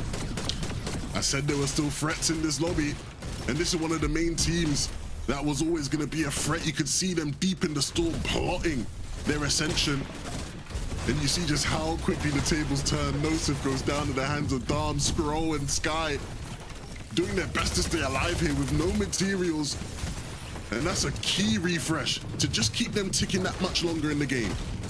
Problem now, though, is that Sky, he's got to lead the charge here, not only for tarping, but also for leading the aggression. He doesn't have a whole lot of HP, has to wait for Scroll to heal, but just like that, Darm taken out. For Strokey, gonna drop, but recognize there's still a player lurking. It's a little bit too dicey to open up just yet. Sky, though, managing, tanking up a little bit of Storm Ticks if it means slightly better position, but it's no use. Noah Riley has got them pinpointed, and that'll be the shutdown factor, the opening for another duo to swoop in. Asa and Turtle have paid a pretty big price for it, though, with Asa now left to contend as a solo here, and iDrop Gonzo, they could just make up everything for it from the low ground. The pressure from above is just too tough to handle.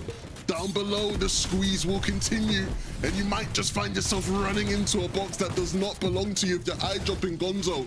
A second of cool that will allow them to heal up, but sooner rather than later, the chaos will continue.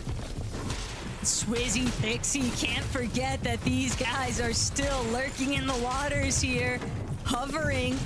I see the knock body there from Gonzo. They're not going to go for it just yet. Still staying crouched, still concealing their position. For Strokey, going to start trying to play Agent of Chaos here towards the teams on low ground. But remember, iDrop doesn't have any materials unless he's able to pick up some body loot. Finally, Twy going to be taken out, but the coverage, it's Pixie and Swizzy who've got more than enough to work with here.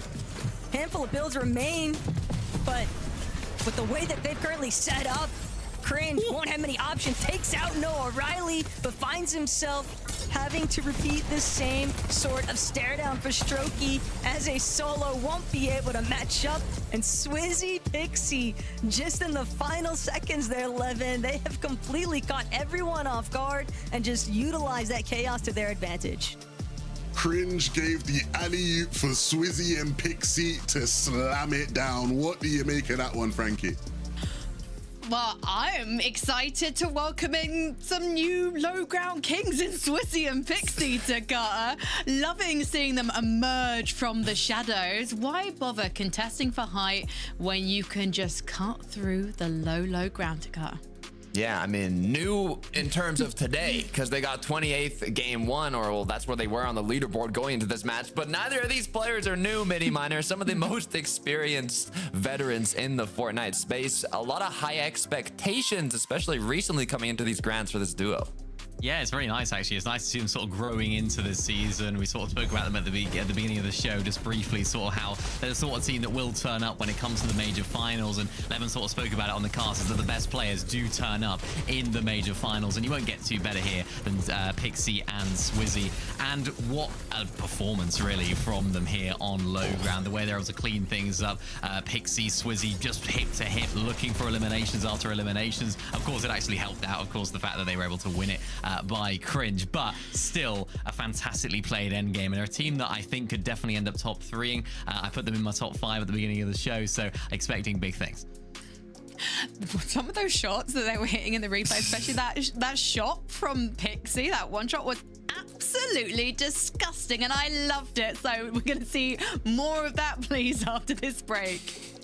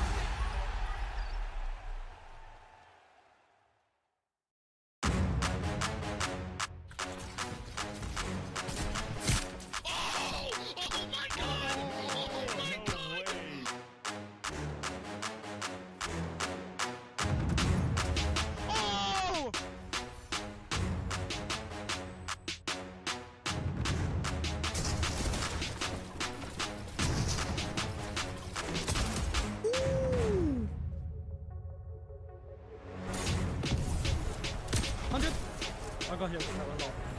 I'm popping in that bit. Wait, short. I got 6 builds. No, max up. Wait, if you're mid, wait.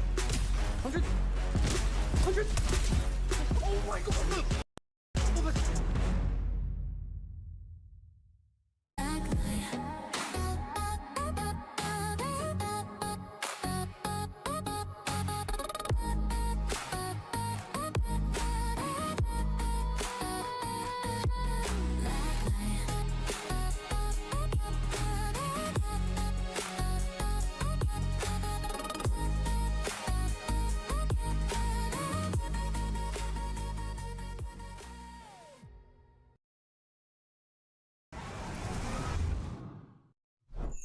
Milk can help you grow. Milk can't prevent your ride from blasting into space.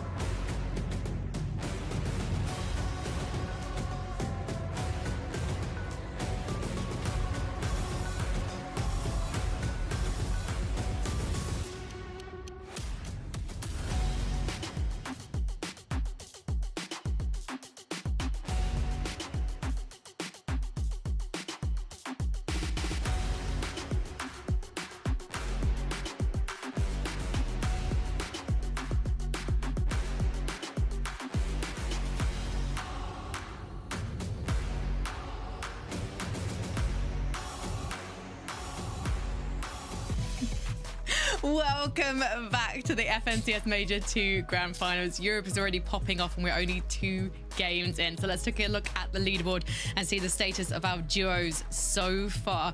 Some of the big names are still getting warmed up, I think it's fair to say, for the likes of Vico, Malabuka, Shark and Teeny. But we're seeing some names we know and love coming out strong. And Fast Roki and Noah Rayleigh, they went up a whopping 15 places in that one. They took control of the high ground after Izzy and Nosif needed to find some refreshes to Carter. The question for me is, can they find consistency and will they be able to do this again this weekend? I hope so. I really hope so. Because if I think back to Major 1 when Noah was playing with Reason, I mean, they got 18th, and at the summit, we don't have to talk about the summit, but it was closer to the end of the leaderboard. Now paired up with Fastroki, who didn't make either of those previous events. They're actually looking quite good, Minnie. Yeah, this is exactly where they want to be operating, though, all the way up here on high. We know about Noah Rayleigh. We know how he likes to try and play these games right here. Quite unfortunate situation that Cringe sort of went up and really disturbed them, because the way they played height was looking actually really, really strong. I suppose my only slight concern for these guys is their off-spawn situation. We saw it in game number 1, and the reason why they're not higher up on the leaderboard here is that, of course, Noah Rayleigh went down, and then Fast Rogi had to try and solo clutch to try and get him back up, and it just really didn't go well for them off-spawn. So they're doing exactly what they need to do when they're making it off-spawn in a good way, is that winning the game, doing as well in that game as possible, because you never know what that next game's going to bring. Well, we've seen consistency and we've seen a huge number of eliminations so far from iDrop and Gonzo. We're only 2 games in, but these guys have truly taken stock of the lobby mini minor, and I think we're going to see more from them. Well, I hope so. And iDrop is another one of those players that does perform when it goes into the grands, it seems like, historically, and then just doesn't really show up when it makes the major finals time. So this could be his time to shine. And I was sort of looking back at how they played a lot of their off-spawn as well. And it does seem they're sort of like splitting that drop spot with Pink and his duo Haris. So it's like they're actually having a lot of success just landing towards the south of them and then rotating out. But the issue that they might have now, remember, Pink and Haris, not a very good game for them. We saw Hari and Cammy taking them down in the mid game, so maybe Pink might try and land on iDrop right now and try and mix things up. So although they're in first place right now, things are definitely looking difficult for them as well when it comes to off-spawn. Yeah, it's a bit scary. It's a bit scary when things can switch up as the days go on. I mean, iDrop was with Marius in the last major, but now paired up with Gonzo, I'm kind of liking what we're seeing from them. Top in the end game every single match throughout this day with the 2 matches we played out. So we'll see if the consistency can keep up. Well, our prediction simulator doesn't have feelings, or so I am told. It hasn't developed sentience yet, but it has predicted Demas and Dom in 4th place this weekend. So let's take a look on the leaderboard and see where they're currently performing, because they were within the top 10 in that last game. I believe they placed 9th. They're getting some solid eliminations, as we would expect for them, and they went up a whopping 5 places. So currently, Takata, the computer's got it. Yeah, if you looked at the drop map, they kind of had a little surprise last minute switch up on their con, so a little bit of a concern, but from the way they were playing out this end game, things are looking quite bright for them. Yeah, and they're the sort of team that will show up in these end games as well. They're the sort of team that can really dominate those mid-ground and low-ground layers like they were known for. We haven't seen the best of them yet, and yet they're still higher up in the standings than a lot of our other big names going into this. But I just know their coach Sven will be looking back and looking at how they can navigate that off-spawn, because you're right, they have now been surprise contested here in the grand finals, but it's going their way, so they can't be too disappointed. And it's going the way of Sky and Scroll as well. I know we've we have spent a lot of time already today listing our concerns about Sky and Scroll. Naturally, they're deaf to them. They are just continuing on as we know they can. And I feel like the second game was a better, more strong showing from them, Takata.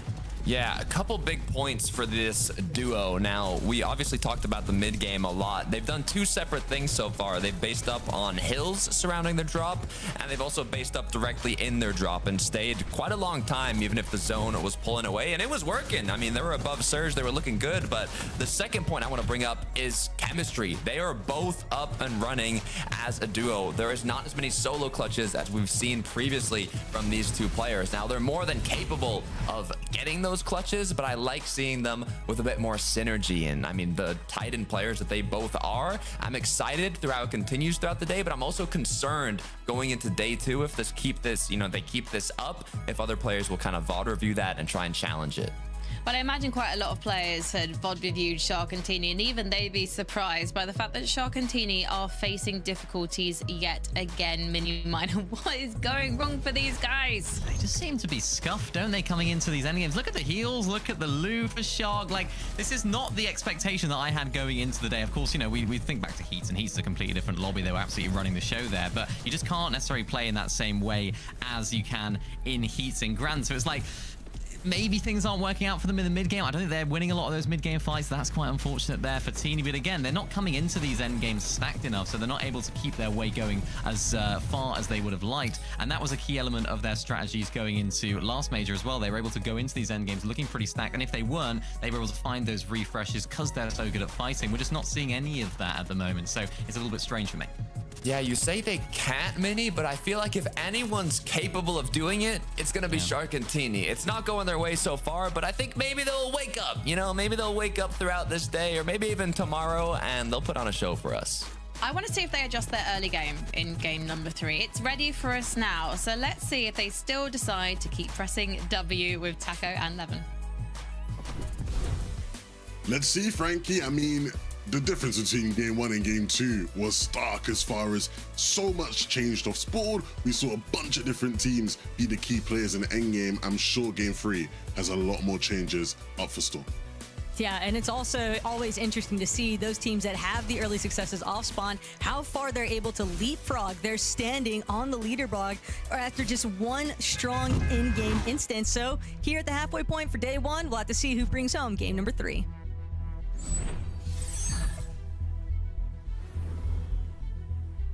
I got my eyes all over the map just to see what is happening. One thing that I think we kind of missed last game that will be interesting initially is Pablo and Chino, who had a decent first game, they ended up being contested at Sinister Strip by Wi-Fi and Boris. And yes, we're going to go straight into it.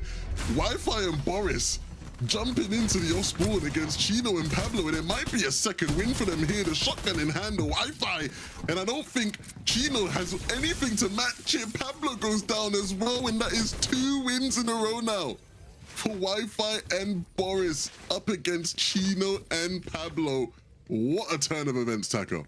There is something to be said about a team that if you're entering the competition with no expectations, I think, from public standing, they've got nothing to lose and everything to gain, and they're starting to build up some solid off-spawn rep if they can manage to maintain that level of composure against the likes of Chino and Pablo, starting things off. But Darm Beamish, another team that was actually looking rather solid on the leaderboard last we checked in, still hoping to keep that momentum rolling, but Beamish, I find himself in a bit of a predicament here. Dan DePuzo trying to see if he can close this one out, and Demish is going to fall. Velo, Zynox also opposite ends of the map, but the results are still the same. This duo closing things out, and where we're seeing the highlight reels for Velo and Zynox. Unfortunately, we're also witnessing the lowlights there for Darm and Demish, and that's going to give an opportunity now not only for Dan DePuzo and Azet to really play this match through, try and see if they can convert it into a solid endgame placement, but also, Lev, just means that the leaderboard has opened up. No, absolutely. And these are the types of things that, again, start to set the pace, start to set the tempo for the rest of the day and the day we still have to come. Dan DePuzo and Azat, a team that was thrust into this position today, but so far making the most of it here in game number 3. Got to be feeling rather nice too, knowing that they'll be a bit more established here at Sunken Shore since they were able to find such a quick conclusion. It also limits the third-party opportunities from elsewhere. But other duos that have still yet to find a conclusion, Focus Thomas being one of them.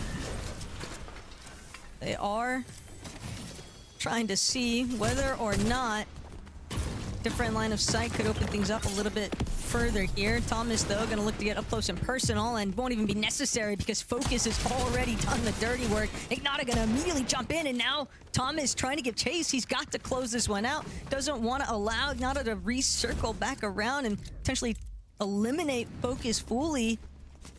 Any little stir, any little slow to the pace can just be so detrimental later on, and they might even just trade the revives. Yeah, they're gonna trade the res. I think you could see that Thomas's fragger instincts kicked in. He wanted to try close things out. Opted instead to try and trade the revive, but it looks like Rick doesn't want to actually do it. He decided he had the opportunity to revive himself, and he opted against it. Huh. Not sure if that was the play I would have made. Just given so much time. Yeah, if Thomas can get the revive off anyway, then it's a real big loss. I mean, yeah, it doesn't matter. He'll drop down and take Rick out. I think you definitely take the revive trade there, especially since Thomas almost didn't want to give it to you. Take it and run.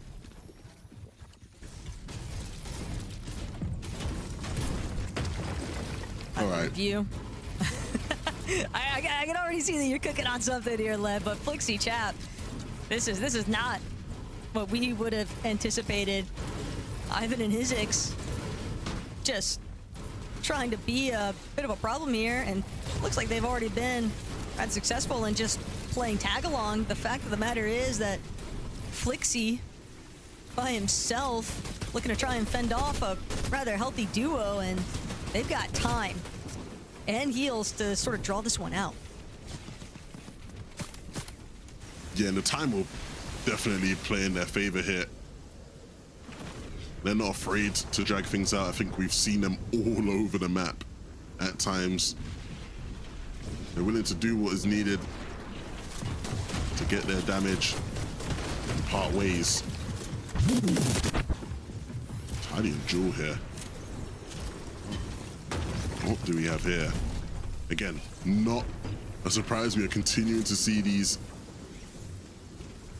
messy fights in the storm, and they're always centered around the vending machines, right? It's what everyone's trying to get to. You want the loot out of it. Unfortunate scenes right now, though, for Darkos. Didn't realize exactly what he was stepping into. Bruzy and Kenti just going to prevent any kind of presence there. And with the Darkos having to, tuck tail and run, you have to think, how much longer is he going to have to spend inside of the storm before he's able to try and bring Minori back to the action? Now also just at the mercy of whether or not that duo even wants to give up camping out the reboot play, potentially. Just poses a whole new slew of problems there, but we'll revisit later on. Sky Scroll, we're talking about micro adjustments potentially needing to be made. This could start to be the beginning of one for Sky and Scroll. Not boxed on their usual hill, but getting a little cozy there next to Kiro, and seems like they're definitely trying to get a little bit more involved. Yeah, I think again, one thing that we've seen from them, even in the scrims this week since the actual heat stage, they are willing to change things up in their game plan. I think we will see still a lot of them based up at Frosted when the zone pool is right for it.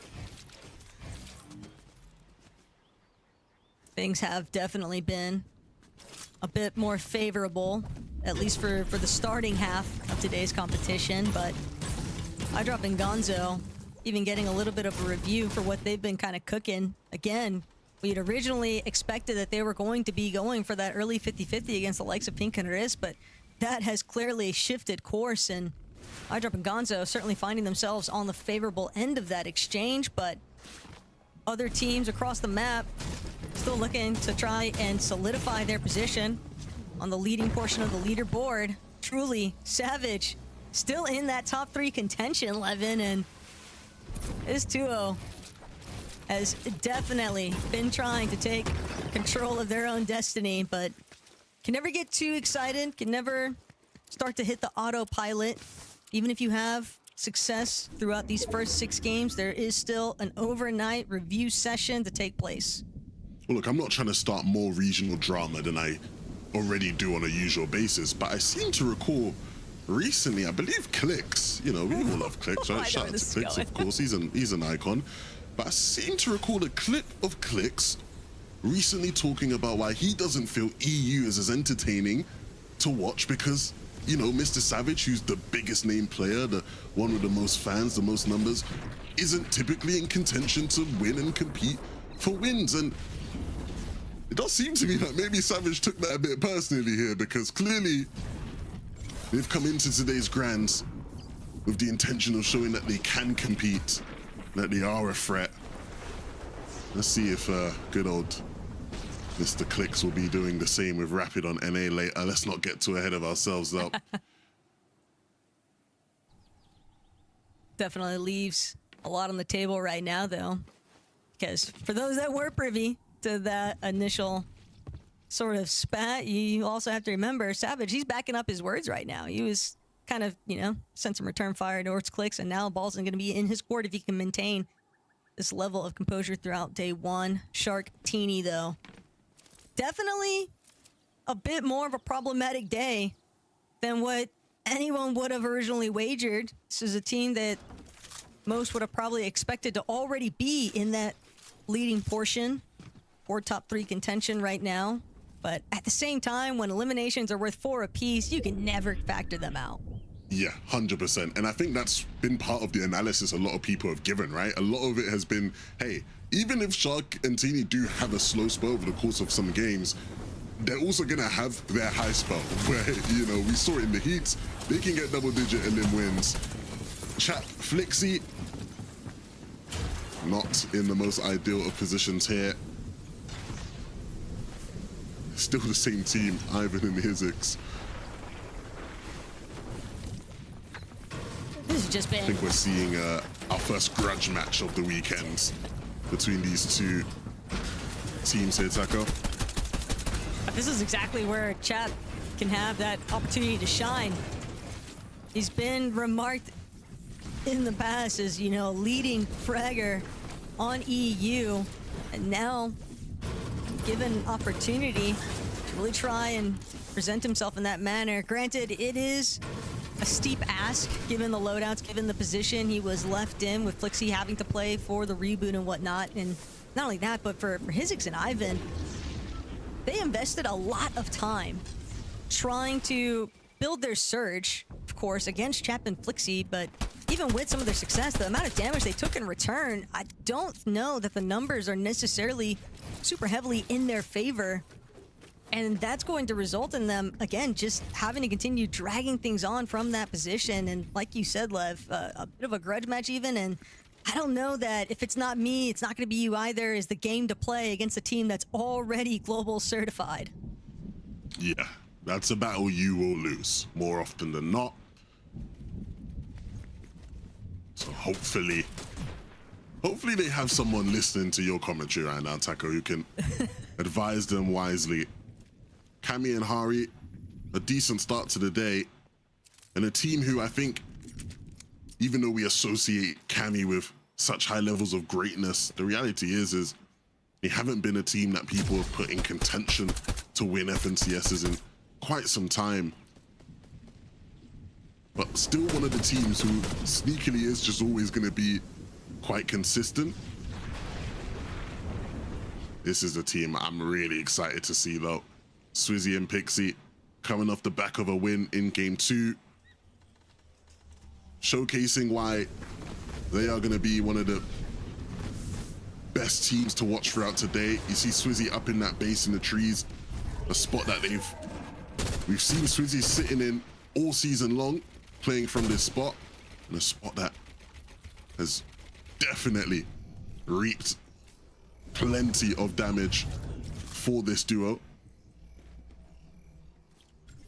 And even very early on in this season, Swizzy and Pixie made it known that they wanted all of Battlewoods to themselves. They were not willing to give up any bit of their territory, and here today, seems like they've done a pretty solid job at defending it and defending their claims. They've had a lot of good success already. Yeah, it was kind of awkward because they were sort of marking on the drop map all of Battlewood, whereas Twicken Mydro, who were the other duo landing at Battlewoods, were like, no, guys, we're splitting it. Like, we're just gonna do what they do in NA. Like, we'll take the top half and like leave. And like Swizzy and Pixie were like, nah, we're taking all of Battlewood. And so it's good to see that things are working in Swizzy and Pixie's favor. And we'll see whether Tucker and Midro are able to get the most out of the current arrangement. But it just goes to show, Taco, their intention today, right? These guys aren't coming to mess about. I think they see that an FNCS Championships is within grasp.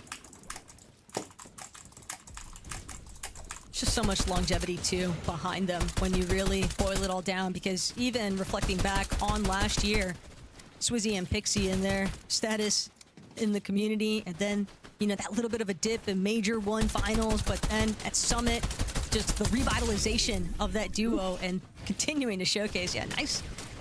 Kato's always cheering there. Saez, Azat probably wishing that they might have picked a different direction to come in from, but there's not too many options left over here. Savage, truly, they could be the next victims if they're not careful, but Saez and Sean seem a little bit more preoccupied with Dandipuzo. Yeah, and you're seeing a lot of the teams that are rotating in and struggling a fair bit are some of those teams that land further south, right? This is a very far north pull, and I don't know how much longer Mr. Savage will be able to hold on here. They will go down. And was that at the hands of Velo and Zynox? Oh, dearie me. It's getting personal out here in game number 3. Sometimes it's just how the cards may fall, but Sharkantini doing what we know them to be best for. Finding eliminations. Asa have a really much chance to escape Shark sights there, but iDrop and Gonzo in a rather interesting spot right now. Got good height leverage over the rest of the lobby, but plenty of other teams starting to trickle forward, and Sharkantini at the base of it all, just waiting for a clear indication to make their next move. Yeah, this is interesting. I mean, they've invested a lot for height here, and I guess, again, if it pulls to congestion, they will sit in a really good spot. So we'll wait the 10 seconds and see just how things unfold. While we wait, though, I think we have some more elims cooking up around the lobby. You see the feed active, lighting up. And unfortunately, the zone pulls away. I just had a sneaky suspicion that, like, it just was gonna pull away there. And so unfortunately for iDrop and Gonzo, they won't be able to hold on to height. Well, maybe they will. It depends on how they play and how much more they're willing to invest. But they will have to move is the key definer here. Happens to the best of us. A little bit too good to be true at times. And for Pixie, wow, just picking off for Neg before he even has a chance. Twy, cringe, trying to see if they could vulture away that body loop by Swizzy.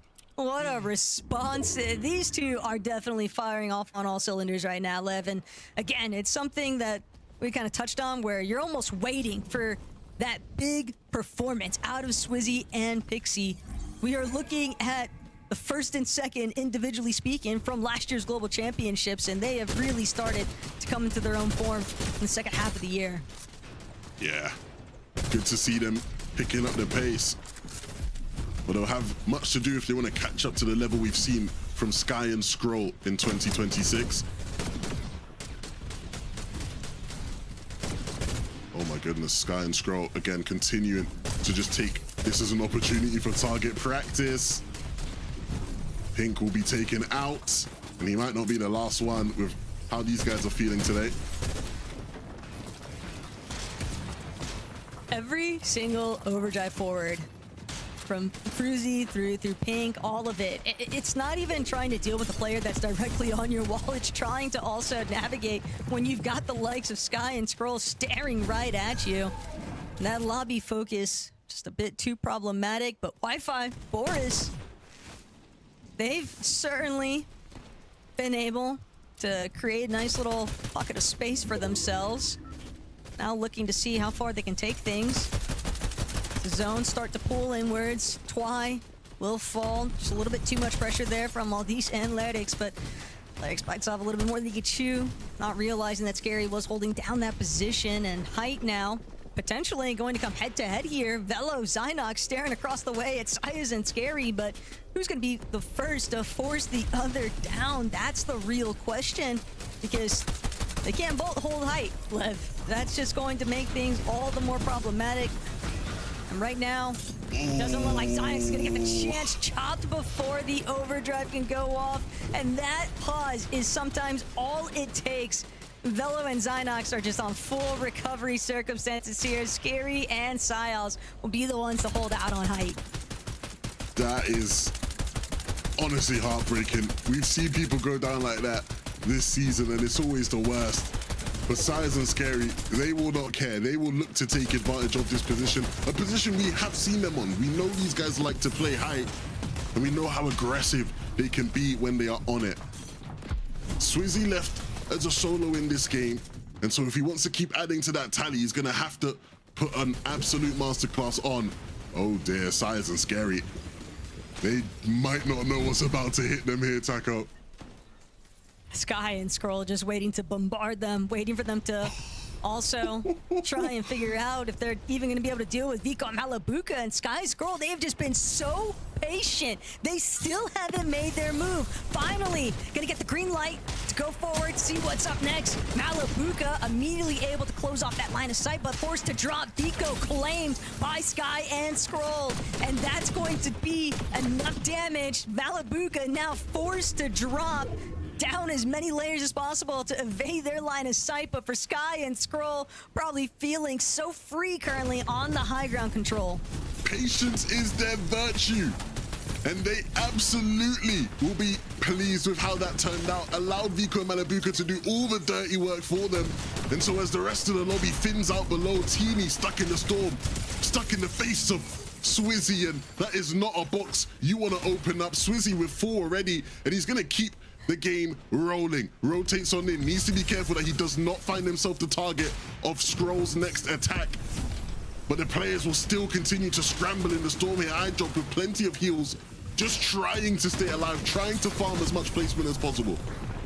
Now just have to gauge whether or not Storm Sickness could potentially be the issue here. Cammy falling right in front of Swizzy, but Swizzy just trying to use up the last of his Chug Jug. Won't manage to make it. The Storm Tick's just a little bit too problematic, but Sky and Scroll, they're still moving. iDrop definitely getting active on his own accord here. 3 eliminations, Mythic Pistol in hand. But the healing hasn't been enough just yet. Malabuka, though, managing to make something out of nothing despite that early hiccup. Well, he does get cut short there by Hari, but at the same time, this is still Sky and Scroll big enough to be pretty hefty victory royale, and it's one that they for sure needed. Is now only a handful of solos really trying to intervene, but iDrop won't be able to escape the visuals. Hari still kicking, but Frosty and Hari, they'll likely be forced to tango with each other before Sky and Scroll even enter the mix. Ooh, it's a game for the solo clutches. Hari chucking his name in the hat. And even if he has no chance of winning this fight against Sky and Scroll, he has done more than enough in this game so far. A worthy account of himself, and he'll stretch it out. It'll make it a bit more difficult for them, but you've got to think it's a matter of time until they deliver the crucial shot to win this game. Sky and Scroll announcing to the rest of EU right now that they are still the top dogs. They are still the team to beat, and here in game 3 they will pick up the win. Hey, maybe with a little bit more HP there, we might have seen something different. Hari was doing a great job at kind of sending Sky and Scroll every which direction looking for him. But yeah, Lev, ultimately, this was a big standout performance here from Sky and Scroll. So let's see what the gang has to say. Sky and Scroll were determined to send a message to everyone watching and to the lobby. As they pursued Vico and Malabuka across the sky, they showed us all they're not just the low ground team anymore. They're not just the team that we expect to solo clutch. They are here to take this entire lobby and competition by storm, Takata. There were doubts. I was hearing a lot of doubts from Sky and Scroll. Their mid games weren't looking as good. They are shutting everybody up very quickly. Devastating end to the summit, and now it has fueled them. What I love about how they played out that end game is normally when you're really low on mats, a lot of teams will ride the wave. I like to call it, kind of play that backside of zone, slowly rotate on in and do anything you can to get as many placements as possible. Sky and Scroll, before I continue that talk about the end game though, looking back on the rotate here, this actually got them from 400 above to over 1,000 above. And on this high ground retake, look at the mats, 8 builds on Scroll. Sky didn't have much more, but it did not matter. Instead of playing low ground with low mats, they sent high ground mini, and it worked out so well. Yeah, the timing there was just absolutely perfect. They used all their chug jugs. You can't do that if you're an unconfident team, and these guys are definitely confident. Even what we talked about at the beginning of the show, playing height so effectively well, they were able to use a lot of those overdrive grenades to maintain height despite not having all the builds, and then of course get back up on it when they were able to get refreshes. And I think that's sort of synonymous with what we've seen from Sky and Scroll today. It's like we haven't seen the Sky and Scroll that we're used to, and of course playing height is not the Sky and Scroll we're used to, but it's somehow working. So maybe we're going to see a bit of Sky and Scroll height play throughout this weekend, because remember, it's not the first time they've ever played height. They were playing it a little bit last season in the sort of heats and some of the div cups, so it's not like it's completely alien to them, but maybe they're just adapting to how this lobby's playing out. And it honestly does seem like height is a little bit more free at the moment, because some of our best height teams aren't performing very well. So could this be a new sort of era in this weekend for Sky and Scroll? Well, Takata, as you pointed out in the replay, we also saw a fantastic mid-game from these guys. That cheeky elevated position, taking so many shots at the lobby from a secure position, not getting themselves in trouble, showing us the big brain plays that we know this duo can deliver. But what did our other duos deliver? We'll discuss that in just a few minutes.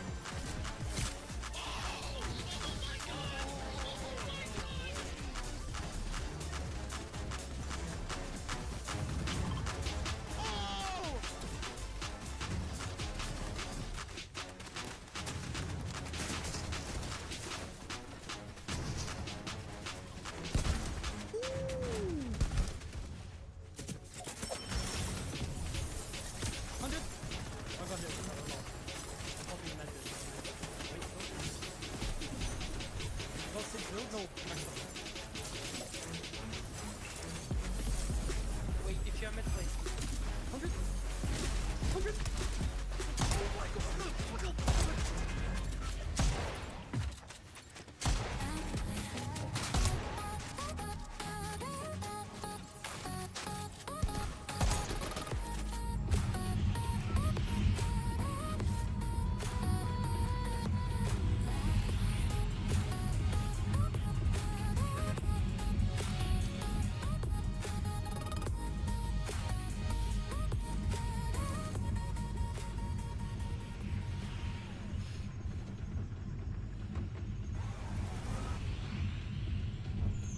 Milk can help you grow. Milk can't prevent your ride from blasting into space.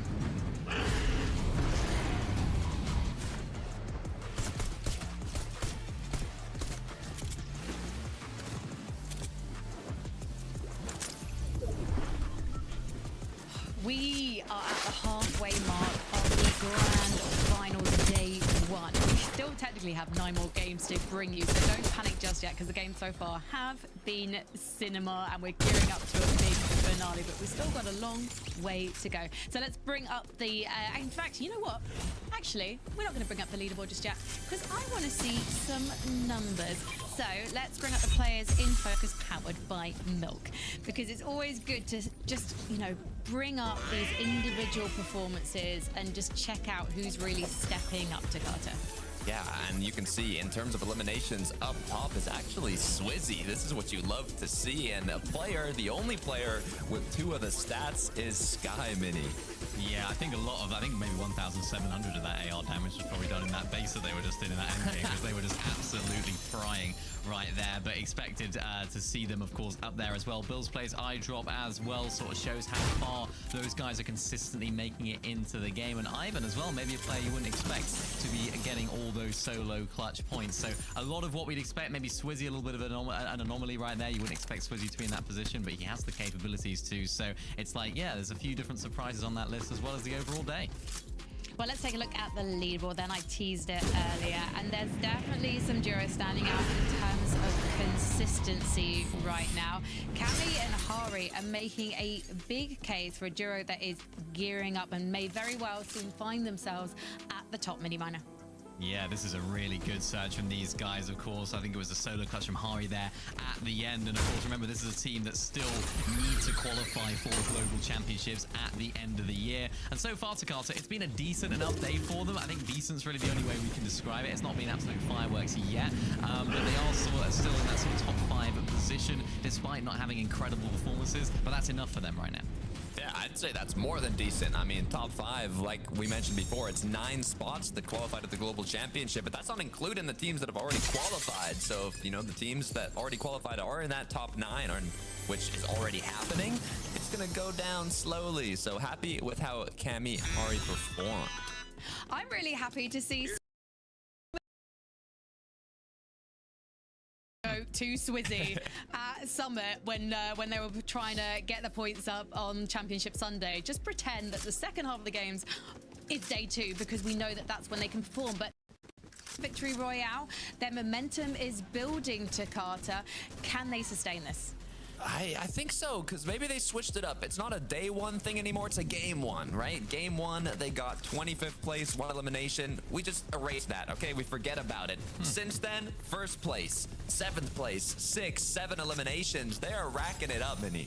Yeah, they absolutely are. Swizzy in particular, we just saw it right there on the graphic, of course. How good is Swizzy playing right now? He does have this in him, this sort of solo potential to just light up a major finals and a grand finals, and that is exactly what Swizzy is doing right now. We are seeing absolute prime Swizzy gameplay. We saw it right there. Full box, didn't even need to take a shot to take out Scary right there for him, but just lovely to see him. Look at that for a shot as well, none other than Teeny. And this is what we expect from these guys when you think about the names. Remember, day 1 last major, they didn't show up at all. I think they were like 3rd last or something on the leaderboard after day 1. This season, absolutely different, completely different on the other end of the leaderboard now, and sort of where they belong when you look at the names on the screen.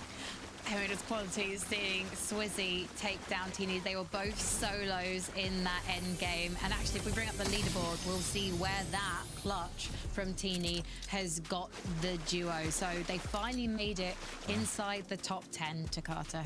Oof, but just barely in that 10th place spot. What I like about this leaderboard is how quickly everything keeps changing. And with Shark and Teeny starting to wake up, this is where things can get a bit dangerous for the rest of the lobby. As we mentioned previously, they just haven't really started too strong. 28th, 15th, 11th. But the good news, Mini, is it's trending upwards. It is trending upwards, and I'm kind of surprised they're in the top 10. I feel like we haven't seen like enough of them. We haven't really seen them at all. It just seems like we haven't they haven't hit any of sort of their prime or their potential in terms of their fighting. So this is definitely something to keep in mind right now throughout the rest of the day. They haven't been great at the beginning. They've started to kick into gear a little bit now, and they're starting to go in that upwards trend, and they're still in that top 10 as well. So they're still lurking around that sort of top 5 position on the leaderboard.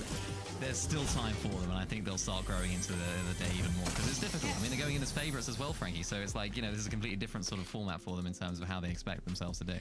The pressure is there, but I feel like they place it upon themselves sometimes for going for those early game fights. But actually, we saw them playing that early game a lot more quietly in that game number 3. So let's see if that continues in game 4. iDrop and Gonzo, though, they are on fire with the frags mini miner.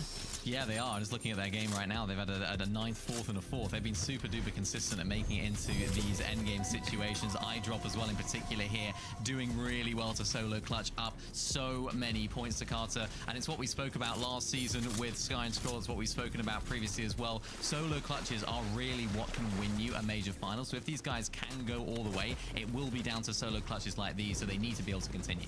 Yeah, they're the duo that's kind of contending Sky and Scroll right now for who's going to be the most consistent, and both of them are literally head-to-head right now, so it comes down to these next matches. Well, 3 more games to go on day 1 of the final, so let's get into game number 4 with Levin and Taki. Look, even if the starting half of day number 1 didn't exactly go your way, that doesn't mean that the second half can't be one to remember. And for Vico and Malabuka, that's a team that I specifically want to call a little bit more emphasis towards Levin, because we finally see a zone go northern, and where do we see Vico and Malabuka? In a top 5 position. So obviously they've got it down to a pact when they're in those types of areas, but we got to see just how things actually unfold here in game 4.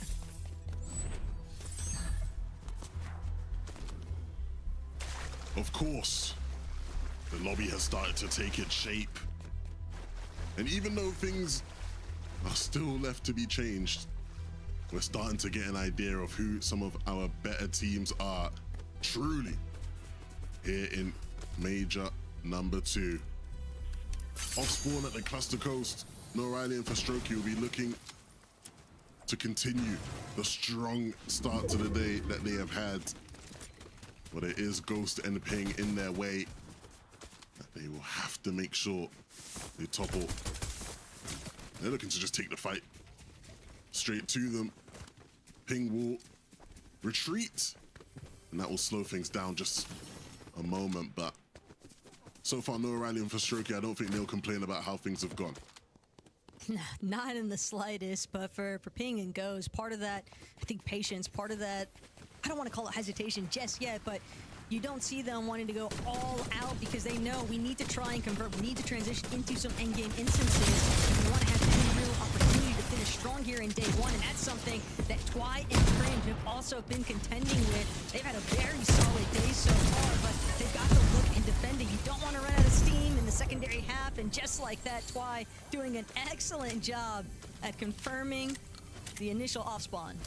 And that will be another off-spawn loss for Radiant and Bimbo. We have not gotten the chance to see that duo really play at all today. And that will be some nice early damage for Cringe and Twy, as long as they don't take any more damage. I did see a player in the distance who looked like they wanted to get involved. I think it was Polo.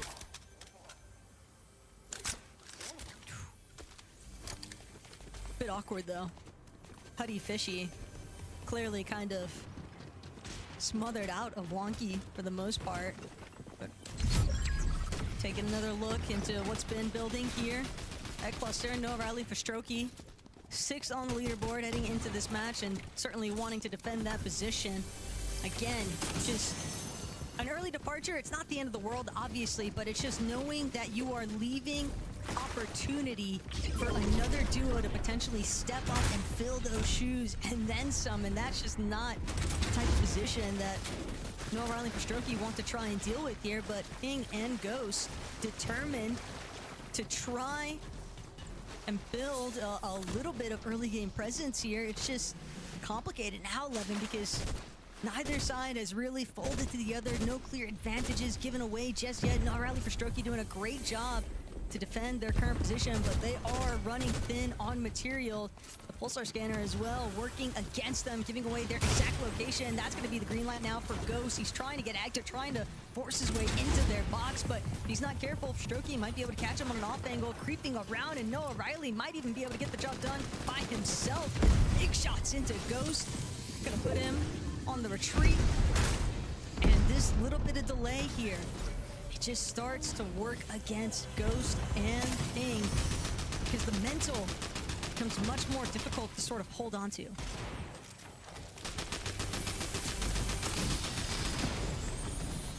Well, that was a change in pace. I was about to say things have slowed down, and then instantly, Ping and Ghost will go for the jump.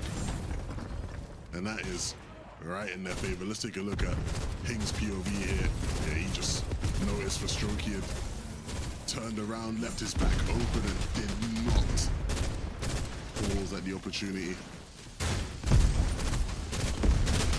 Former duos now fighting against each other. Pink and Vico. This is a very tough spot to be in for both of these teams because, again, Vico, Malabuka, just having to really get a taste of success in that last lobby, but for Pink and Hariz, sticking a little bit more towards middle of the pack area, and they're trying to break that mold. Yeah, and I don't know how much longer Pink's going to be able to hold this wall. I don't think he's gone to boot camp in Germany for this one, and so eventually Vico is going to just take it. You don't let him have it, but holding on only does so much. It's going to be more about the damage than it is holding on to your builds in a fight against Vico. Both teams, though, starting to realize that they're getting tagged from other players off in the distance, making the fair a little bit more complicated. One misstep can be a bit of a doozy here. Don't want to find yourself losing all of your shield before you even get into that immediate box fight position against who's right in front of you. But Hariz and Pink still forcing Vico and Malabuka to stick around a little bit longer here. Both of these teams likely going to be forced into finding some closure here eventually, because this is very likely going to be the surge battle that carries them through the mid game.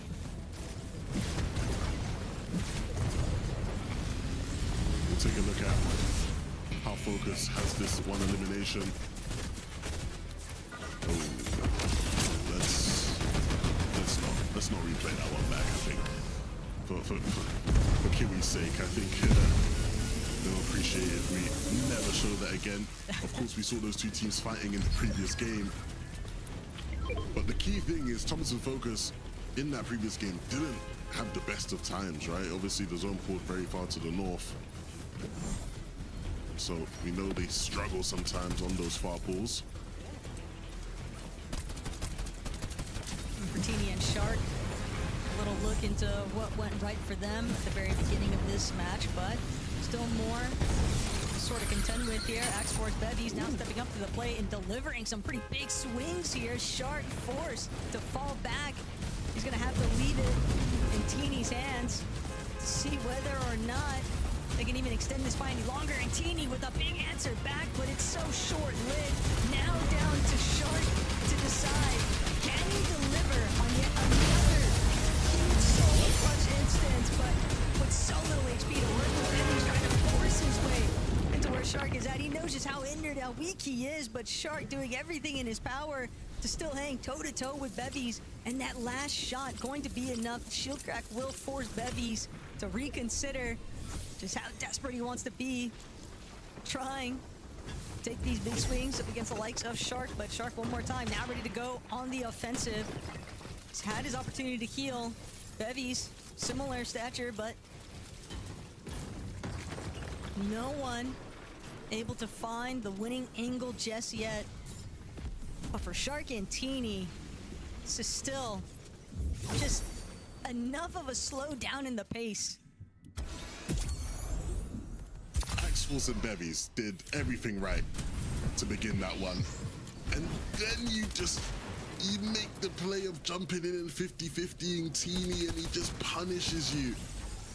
And from there, it was just not happening for them. The second you make it an even 1v1.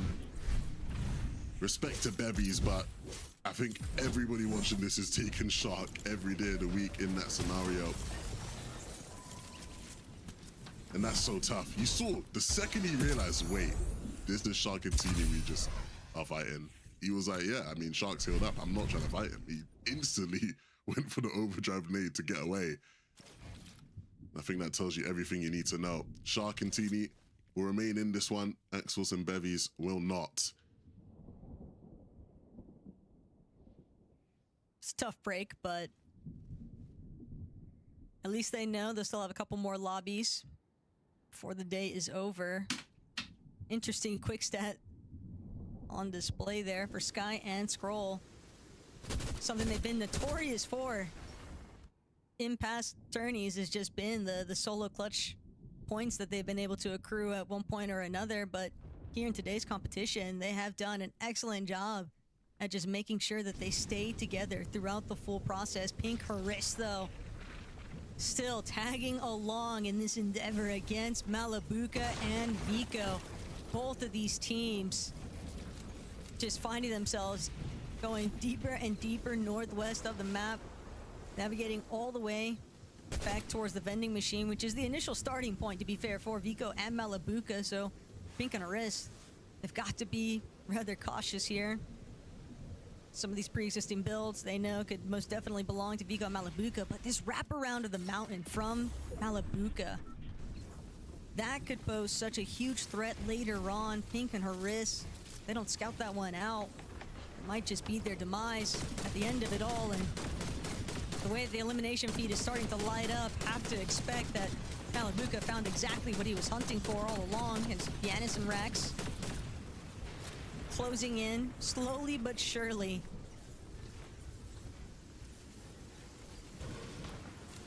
Yeah, this one's, again, a matter of time. They just have to play the waiting game, really. A bit of counter fire, but yeah, you don't have to jump in and rush in too quick. If you're Rax, you can allow Janice to get back involved and look for a pinch again. And that will be that.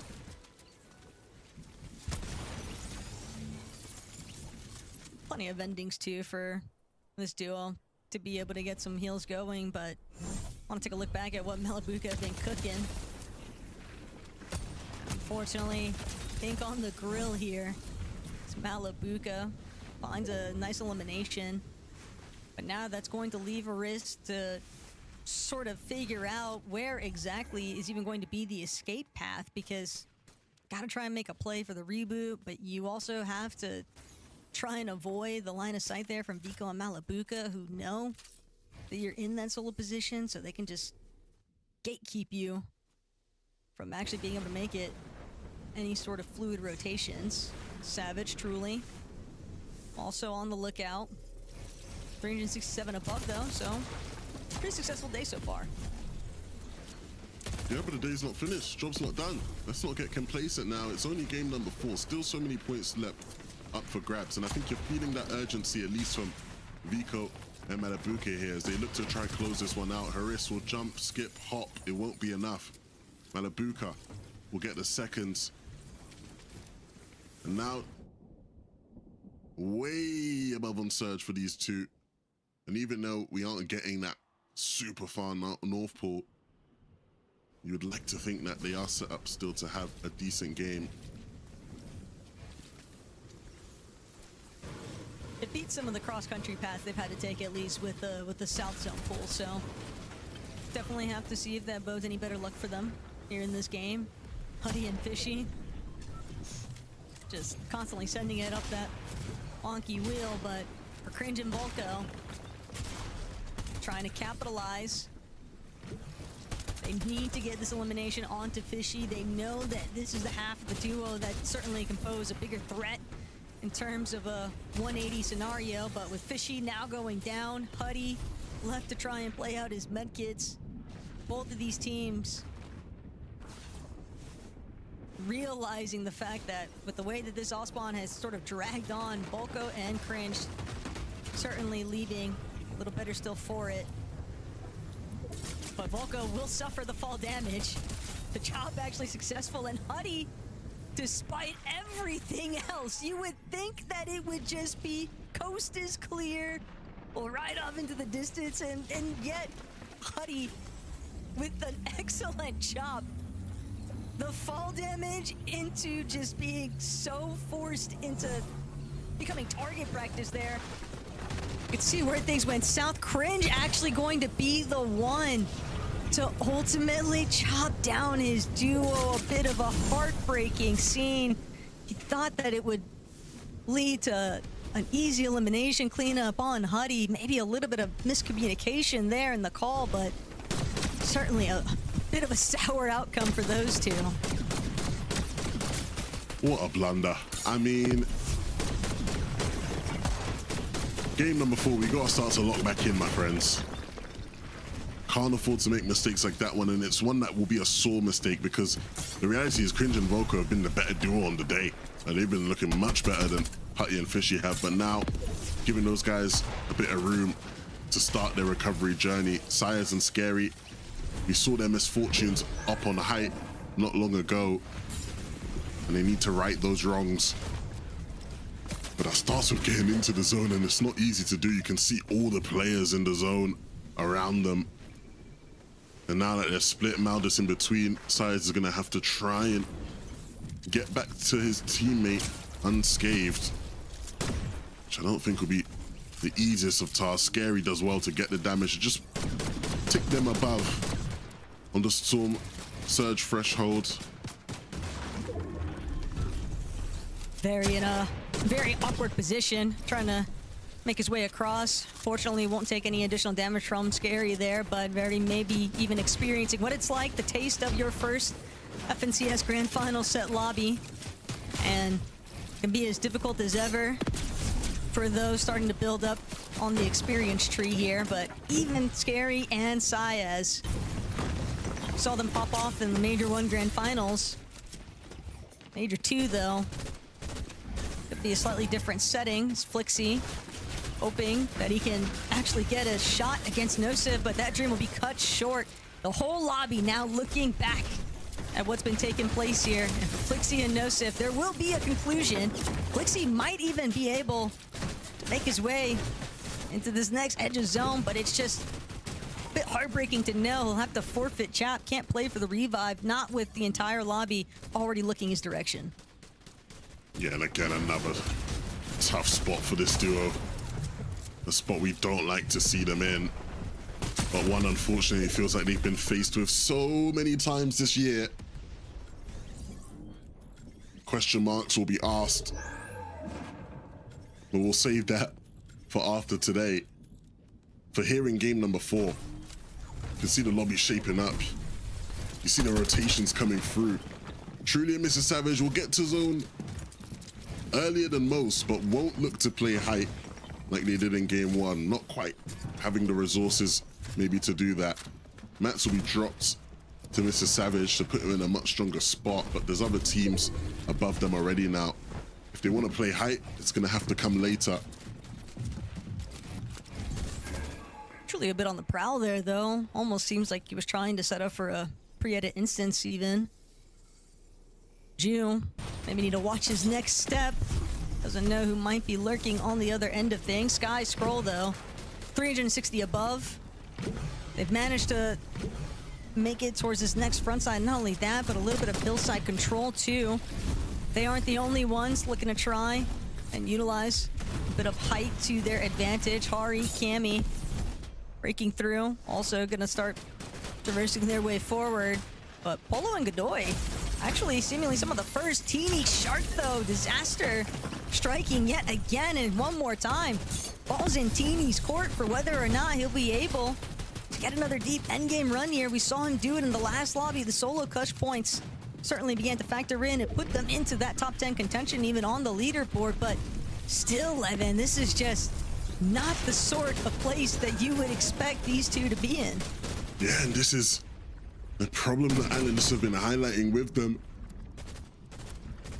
Well, I'm going to switch focus for a second, Taco, because this is something so many people were expected to see more of. Marius and Fredoxy set up to play height, but they are down on Surge. They have no materials to hold on.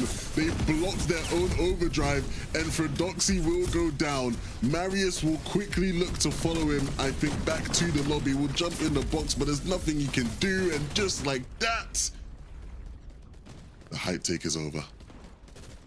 We knew that they were going to be a team that wanted to psycho height, but let's not factor that one into the count.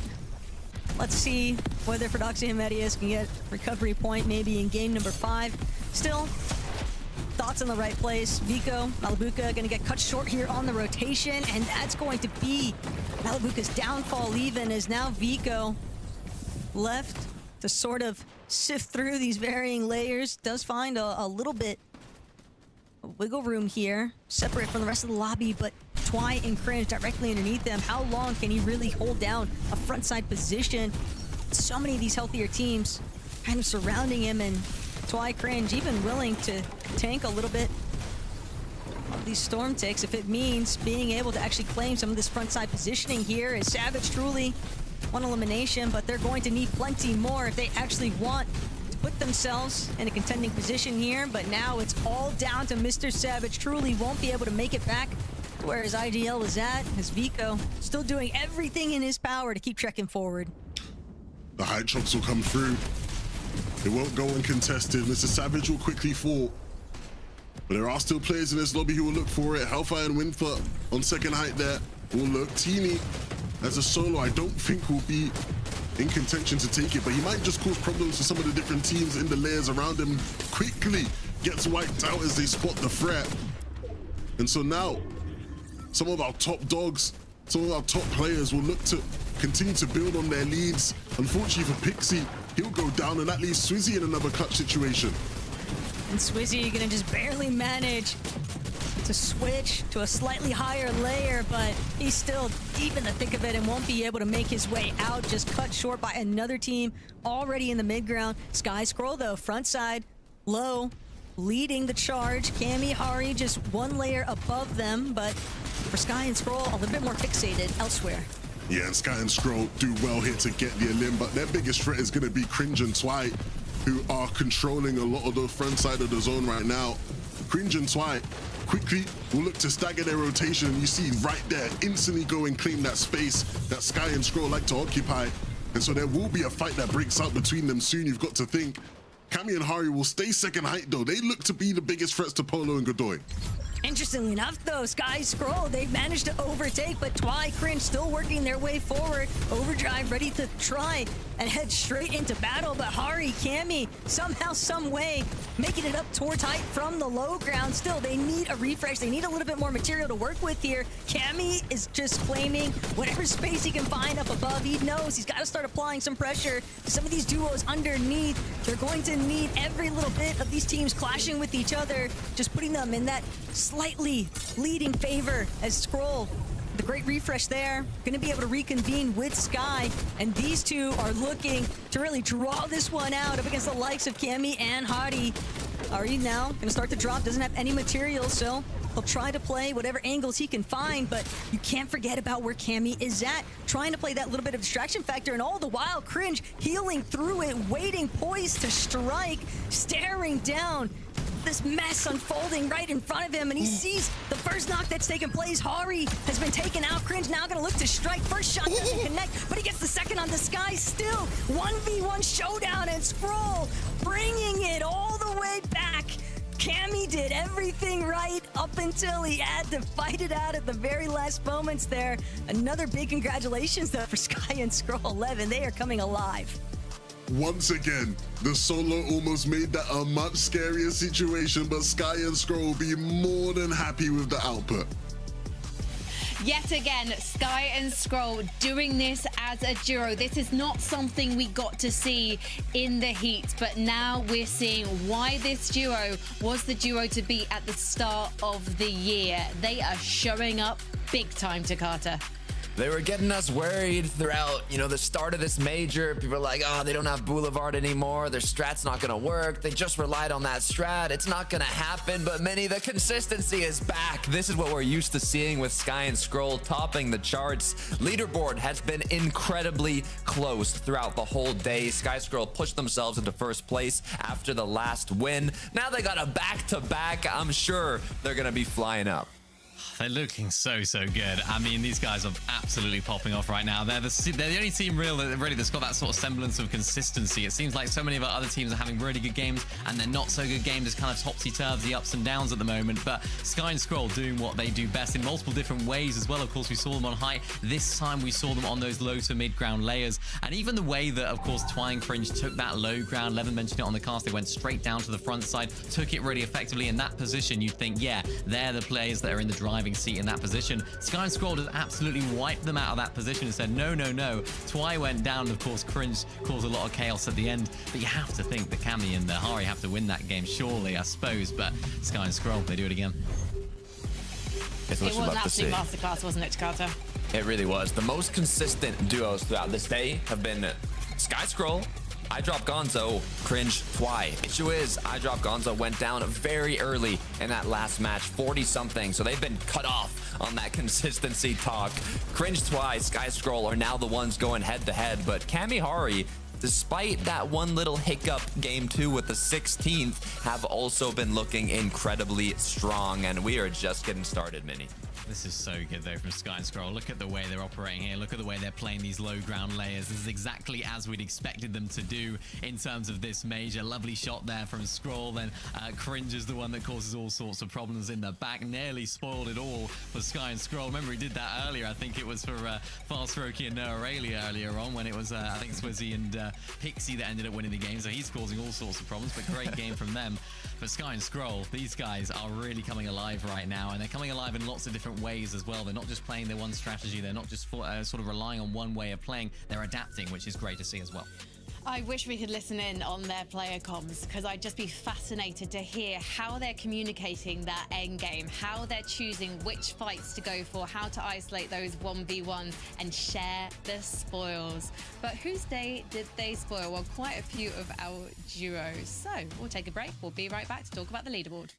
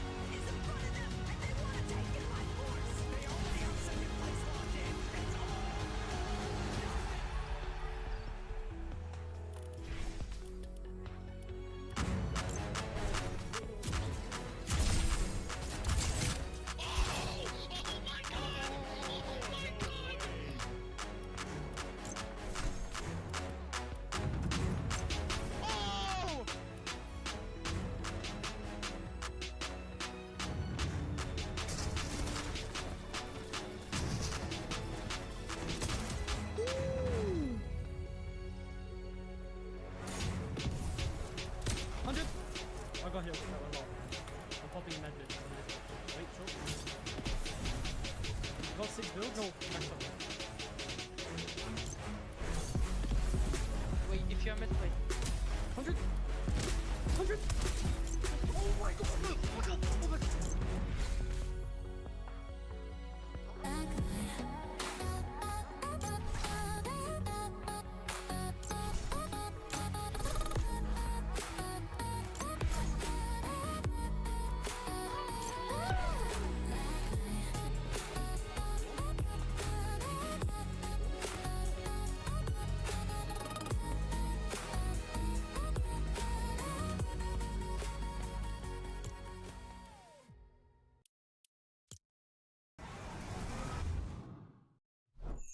Milk can help you grow. Milk can't prevent your ride from blasting into space.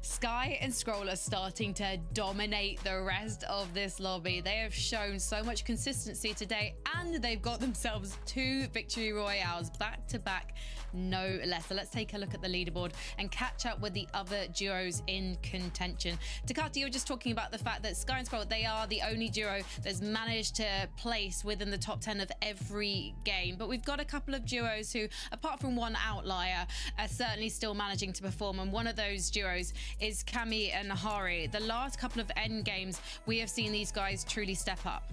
Yeah, we talked about back-to-back wins from Sky and Scroll.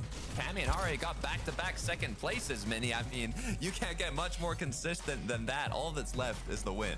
Yeah, all that's left is a win for these guys, but they'll be more than happy with how today has gone so far. Of course, that drop spot that they had uncontested, the Cammy split looking really strong off spawn at the moment, as well as making it to these end games. And this is exactly where these guys just know how to play these end games. Both of them have so much experience, and it was really unfortunate, of course, that they didn't qualify straight to the global championships from the summit. So it's really nice to see them actually popping off right now, almost guaranteeing them a spot at the summit if they keep this level of gameplay up. Yeah, to be honest, they're just performing incredibly well, making those end games successfully. They've only had one bad game that's outside of the top 10, but exactly what you'd expect really from a team of this quality. And Cringe and Twy, I think that we expected them to do well, especially after picking up that valuable experience at Summit. But I don't know if anyone expected them to do this well, Mini Miner. They're able to take risks in the end game, and it's able to pull them off. They have an average placement of 6 after 4 games.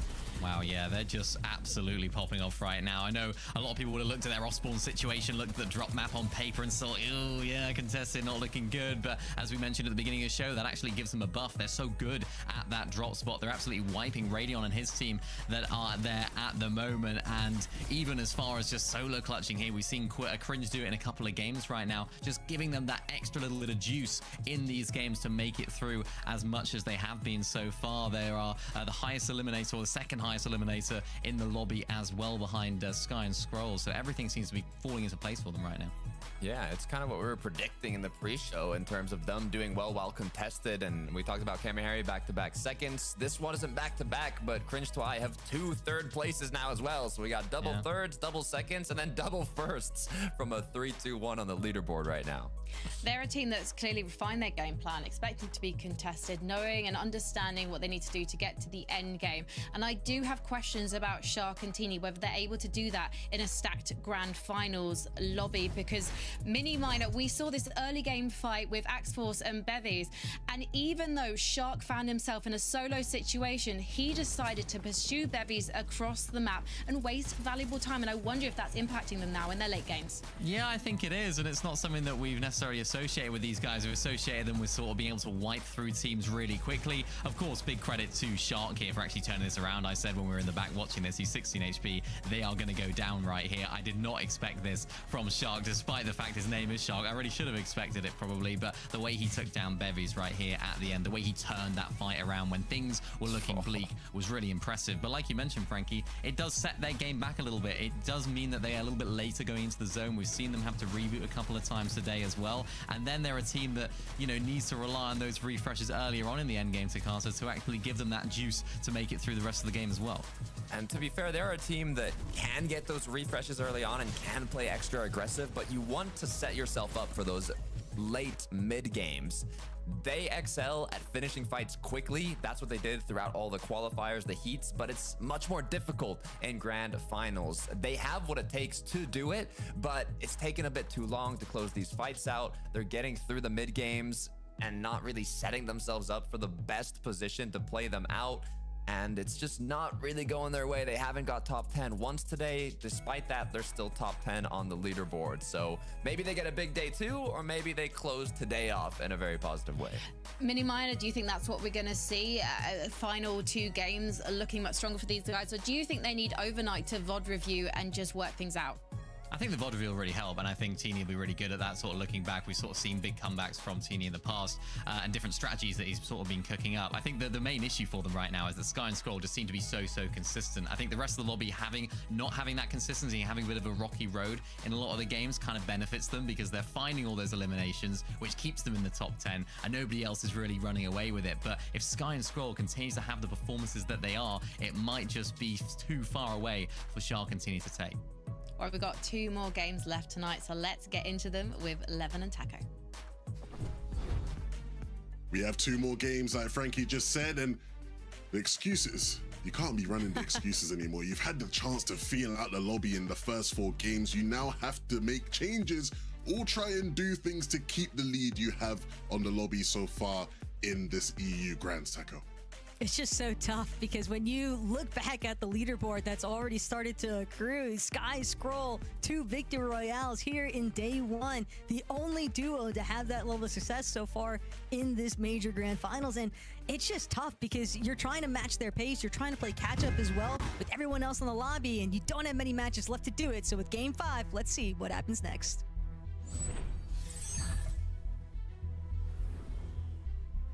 What we see in these next 2 games may determine how likely we are for the potential back-to-back FNCS major champions for Sky and Scroll here in EU, or whether there is another team, newer names who look to show that they are worthy of the prize. Here, Cringe and Twy, Taco, I'm not gonna lie, I've been waiting to do this. But boy, does it feel good to have a UK team fighting on top. I mean, I'd love to see these 2 young stars finally make their mark. 2 players who have been around in EU for some years now. 2 players who have shown signs of potential over the years. But here in this major, I think we're really seeing them grow into top talents. And I want to touch more on that in a moment here. First, we got to see what's been taking place at Sinister Strip. For Pablo Chino, just a mess dealing with Wi-Fi and Boris. I mean, good on them to finally be the ones to make a statement and come out on top. But the last couple of lobbies, 11, ever since the first match of the day, really, for Chino and Pablo, ever since they got surprise contested, that second place placement immediately disappeared.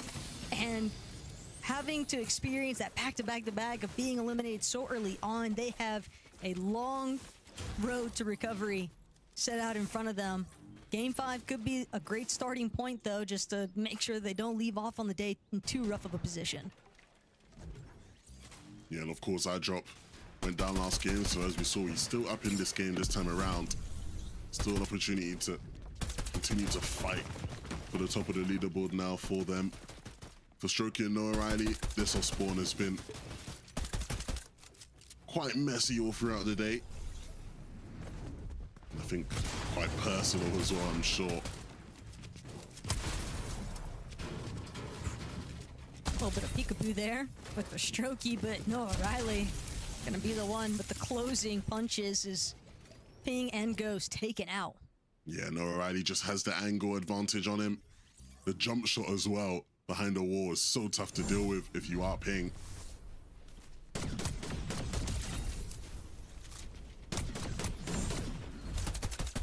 Nice little check-in with what Vico and Malabuka have been getting up to.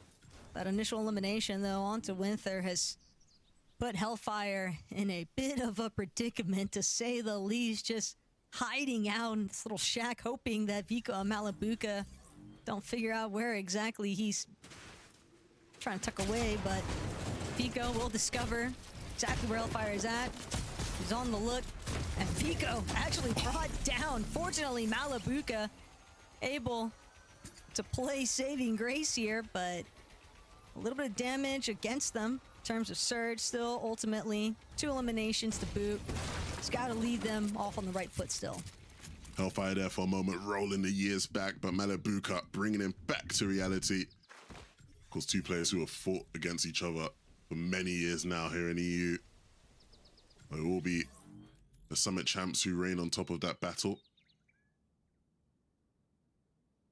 Zynox and Velo We did pose the question to them after Mr. Savage and Truly's hot start of were they gonna, you know, fall behind and lose control of that rivalry.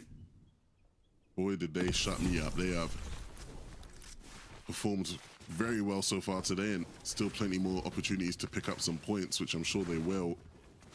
Currently sitting in 6th place, desperately trying to make sure they secure a spot for the global championship.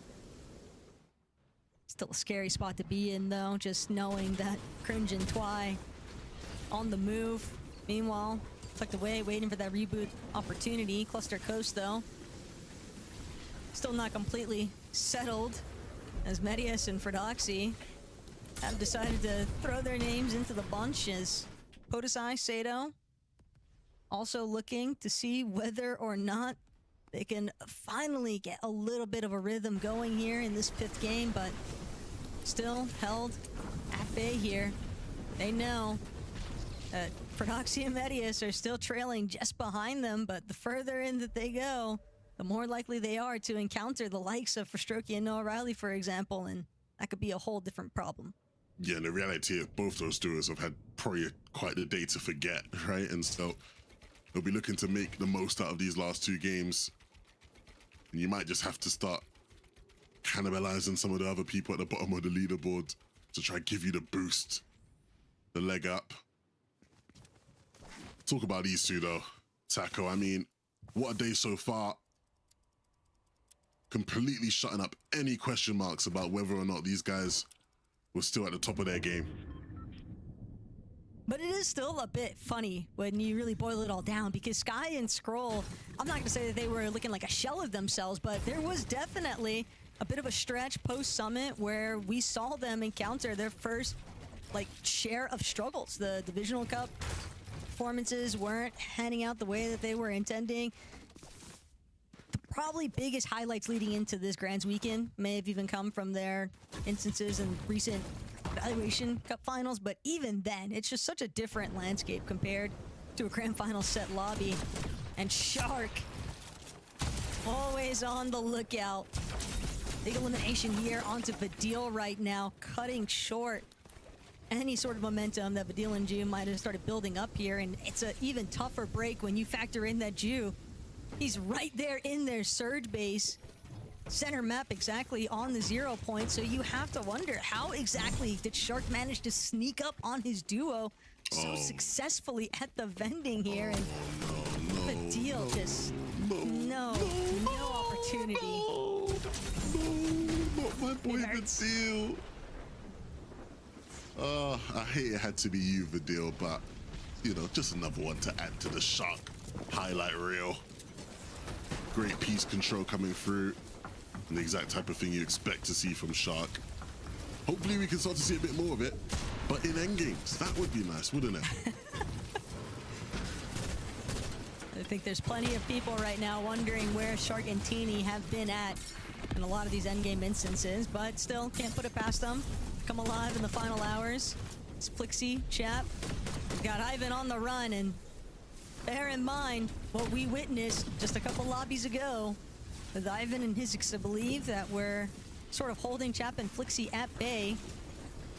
And again, was that just starting point kicking the hornet's nest, because Flixie and Chap, they've already got their spot locked in for globals. This is all about prize pool contention and preventing anyone from trying to encroach on their space.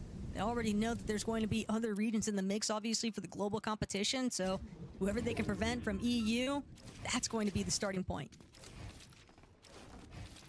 This is a team I know you were very excited for going into the competition today. Taco, you told me you had high hopes of an MVP-like performance from Hari. And even though I'm sure there are many people before today who would have heard you say that and thought, what on earth is the best Taco on about? So far, these guys are not proving you wrong whatsoever. These guys are playing at a level I think we haven't really seen from them so far this year. And I really do just want to emphasize on the fact that Cammy and Hari, they have certainly been utilizing their time incredibly well to come up with these sorts of methods that would put them in such strong endgame positions. But not only that, even when they're not in the best kind of spot in the endgame, they still manage to convert it just off of strong elimination presence from Hari. They haven't had high elimination counts at the end of these lobbies, which is probably one of the only reasons why we don't see them immediately in that top contention. But for first place at least, but at the same time, Lev, multiple seconds, they are clearly hot on the heels of Sky and Scroll.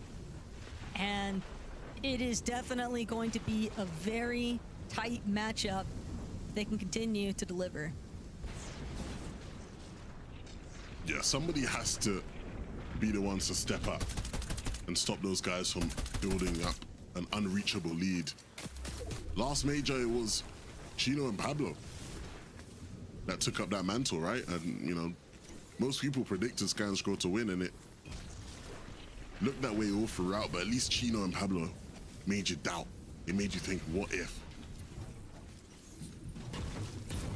Just about who's going to be the team to do that here in this major at this rate.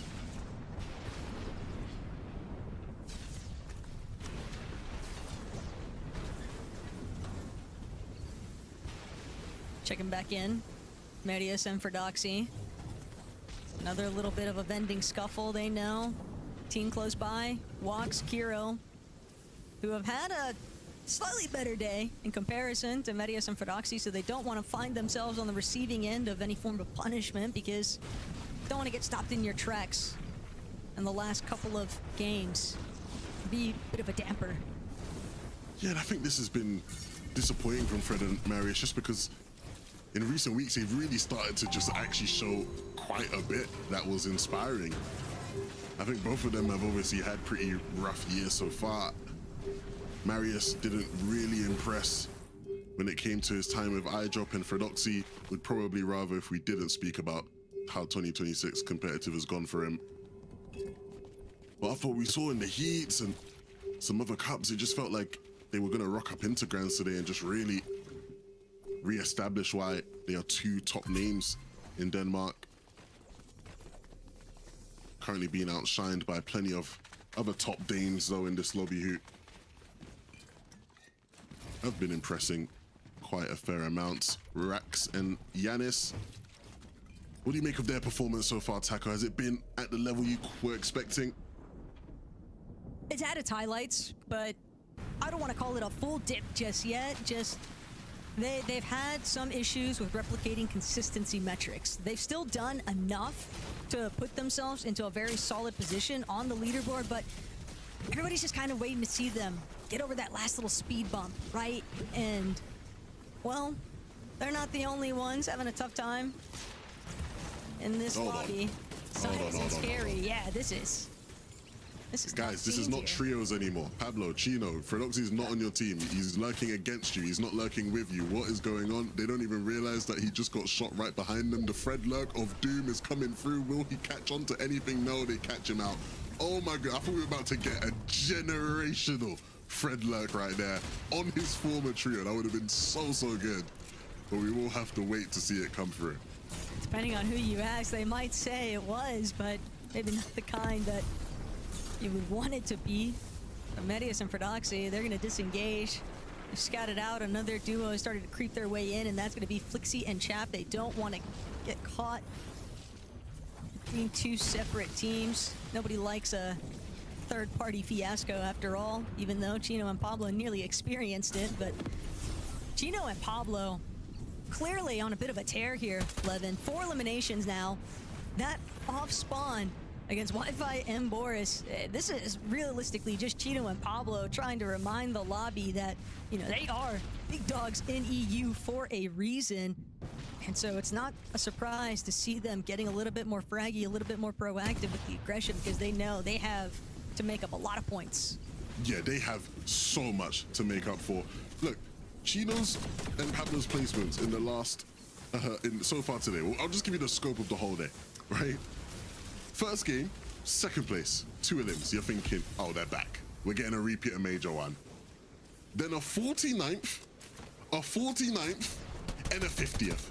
They haven't sniffed this lobby. They've not even got to see anything. They couldn't tell you a single thing about this lobby today. And so again, in these next couple of games, this game and the last one of the day, they really, really, really have to make up and show us what we saw in that first game from them. Show us exactly what they're capable of, that's for sure. And it's not going to be easy because we have been seeing that exact type of performance from Cringe and Twy all day long so far. And obviously, they want to maintain their position. They're sort of tying things up here with Sky and Scroll, trying to stay in that contention period. The Victory Royale certainly working against them a bit, having to witness Sky and Scroll pick up 2 of them, but right now it's all about Cringe and Twy just not getting stopped in their tracks. A couple different duos looking their way. Surge as well, ticking at their HP bars. They'll have Chug Jugs for the pair of them, but what they need right now is just that little bit of damage. It's hardly any at all even, but when they both have to spend time healing, neither of them really gets the opportunities they would like to look for the shots. Fortunately, Surge does tick over in their favor despite not closing in on anything just yet, but 11, they still need so much more damage, realistically speaking. Otherwise, they're going to constantly be teeter-tottering this fine line of just above and just below on the Surge threshold. Yeah, this is not a good situation for them whatsoever. And when we talked about needing a team to really step up to push Sky and Scroll to their limits, if our second place team can't handle that pressure, it's gonna have to be someone else that steps in.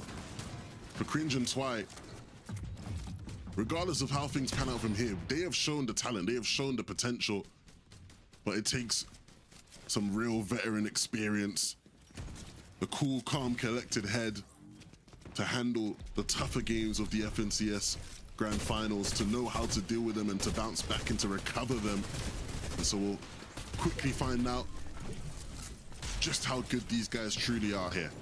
I don't even want to look at the left side of the screen. Just knowing that it's Teeny one more time as a solo, and this is their backyard. Calamari Canyon, you would expect that Shark and Teeny might be faring a bit better. But the way that these zones have been pulling, and yet still haunted by some of these early game transgressions, and Teeny will manage to try and pick up somewhat the Relude, I believe might have even been body loot off of Shark directly, but the fact of the matter is these two have really struggled to just be a duo in these endgame circumstances. We're seeing Shark go crazy at the start of it all, and then it sort of just fizzles out, and now Teeny in a really tough spot here, doing everything he can to try and buy himself a little bit more time, but this lobby is just not giving way. Yeah, look, everybody in this lobby is going to spend this evening and tomorrow morning preparing so much, VODing, watching back every game, figuring out where they can find an advantage to have a better day too. I don't think anybody needs to put in more time and more effort tonight than Teeny and Shark. The expectations were so high for them, and they just haven't been able to deliver. It's definitely just such a tough spot to be in, but Gonzo and iDrop just caught in the porta potty trap of doom here by Savage and Truly. They had it boxed up and ready. They set that trap. Don't know how long they sat there lying in wait, but their patience definitely paying off dividends, because they are well above on Surge. And with 4 eliminations to be included to the overall count here, Levin, just able to follow this next favorable zone pool. And are just continuing to stay ahead of the rest of the pack here.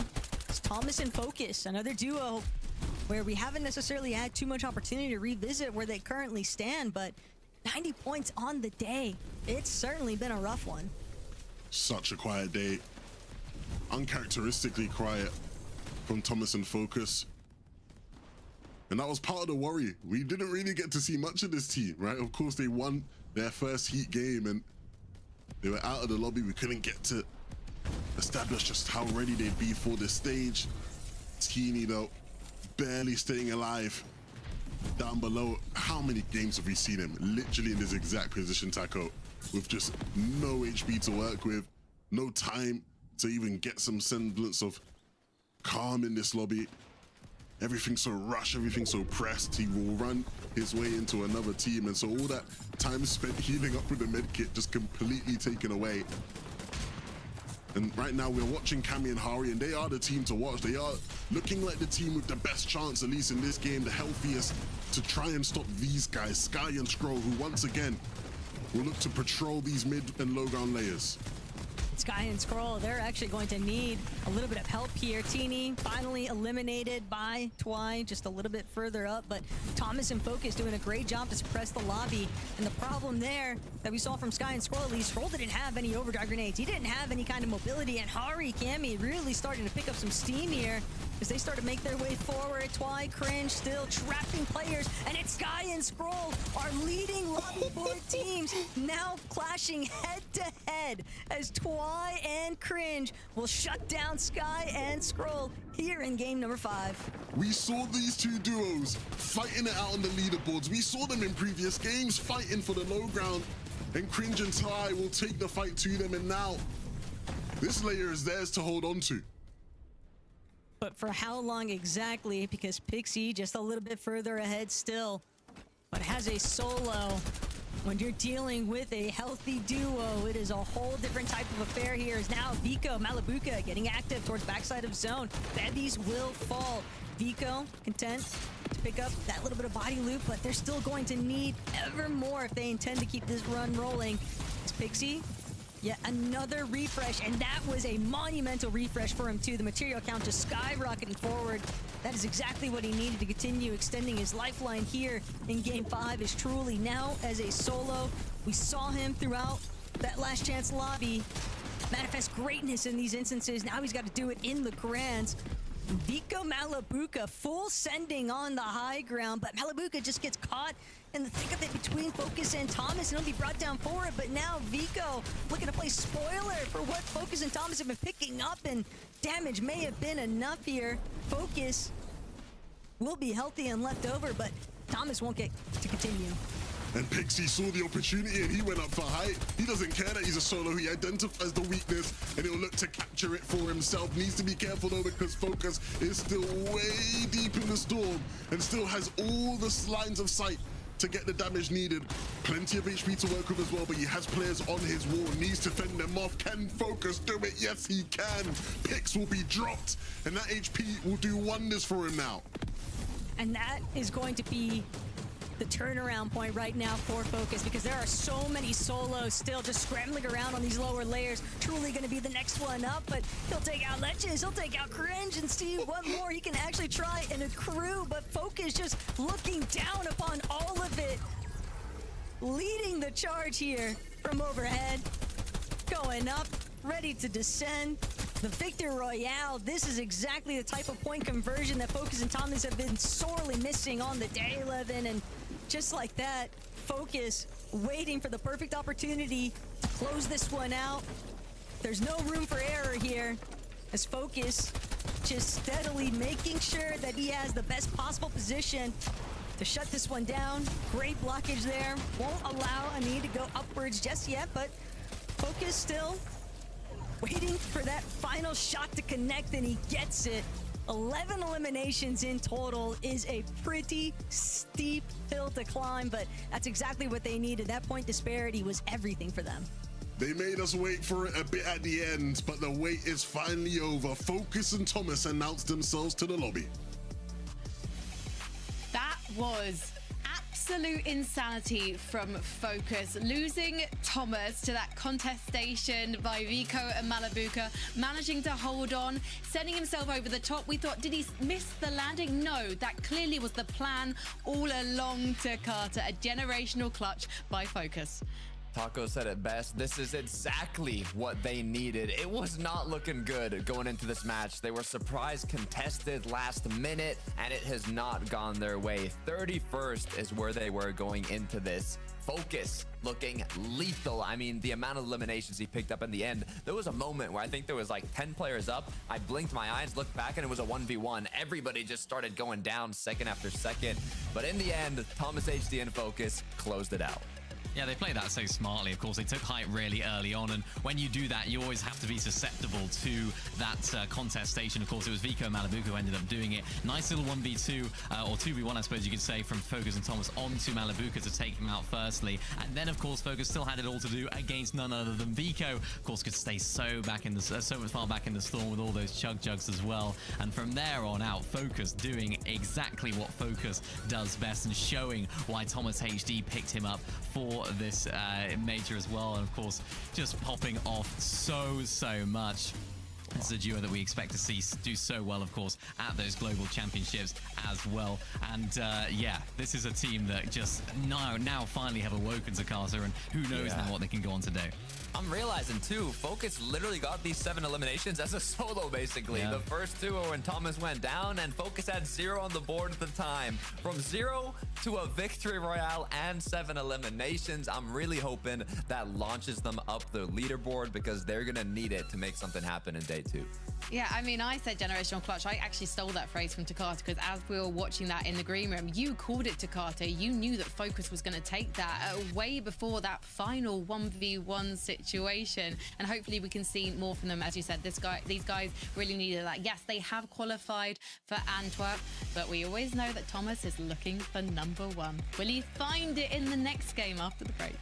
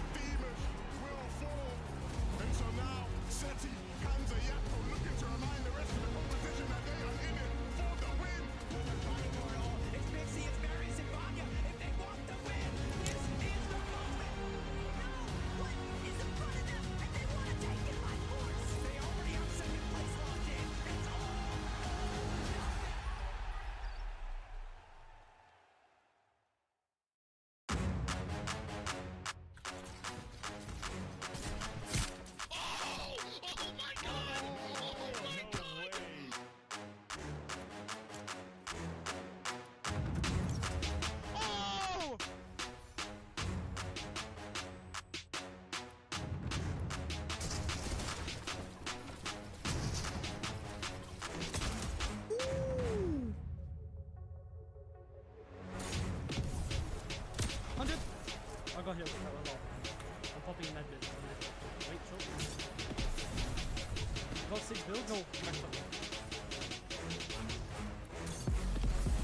Wait, if you're mid, wait. 100! 100! Oh my god! Oh my god! Oh my god!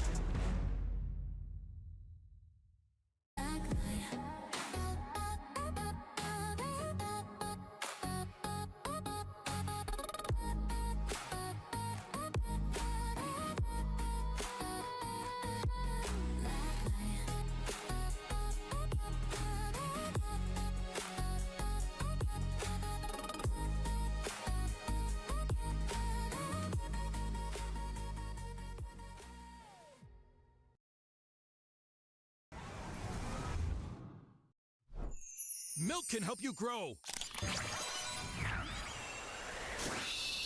Milk can't prevent your ride from blasting into space.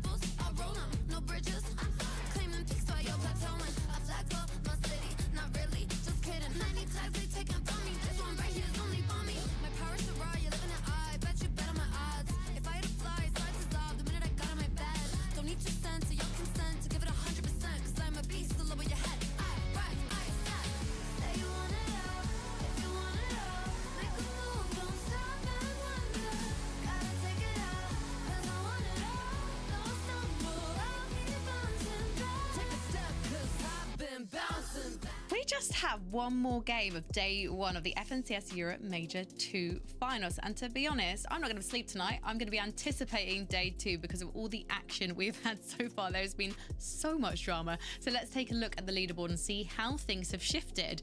Because Klaxon alert, Sky and Scroll had their worst game of the day so far, and it's allowed Cringe and Twy to take the top spot, Mini.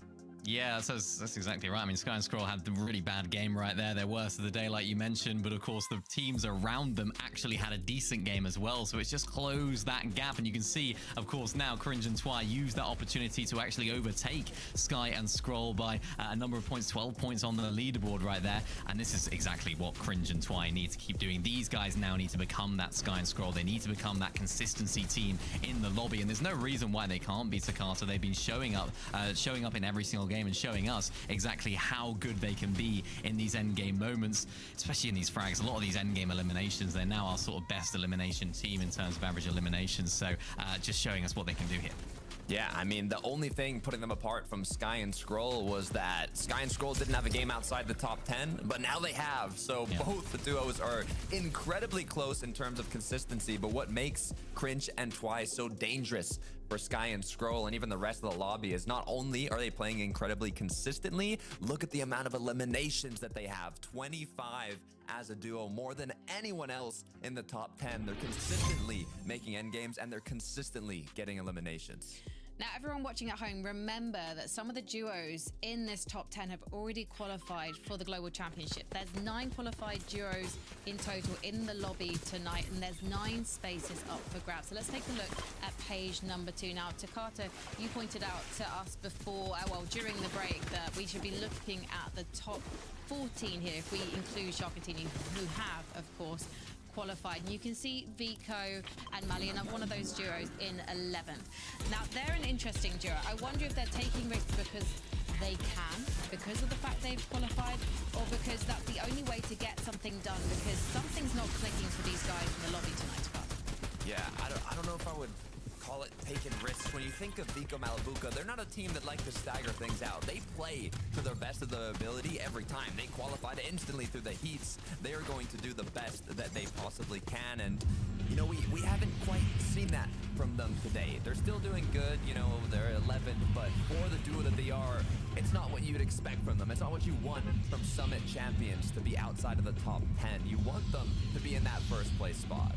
Yeah, and it kind of reminds me a lot of their last season performances coming into Grands. A lot of the times, and a lot of the times coming to the Summit as well, they were quite sort of prone to a lot of errors. They kept on making a lot of mistakes in a lot of these games. They kept making those big plays, and they just weren't necessarily paying off, and that was sort of the theme of their entire season, of course. Then, of course, when it comes to the Grand Finals that come to the Summit, those risks and those plays that they try and make do then come off, and it goes in their favor. But now you can see them again, almost going back to their own ways in a lot of ways. They haven't been able to build on that momentum that we saw from the Summit and Major 1 of last season. So it's really interesting to see actually that unfolding here. I would have expected a lot better from them. But again, what are they, 11th place right now? They're not completely out of it, which is They're not, definitely. We've got 7 more games to go. And we know from experience of watching these grand finals that everything can change on day 2, even without that 1.5x multiplier we used to have in these situations. Let's take another look at the leaderboard. Let's go to page 2. I want to see where Savage and Truly are, because memorably we saw them picking up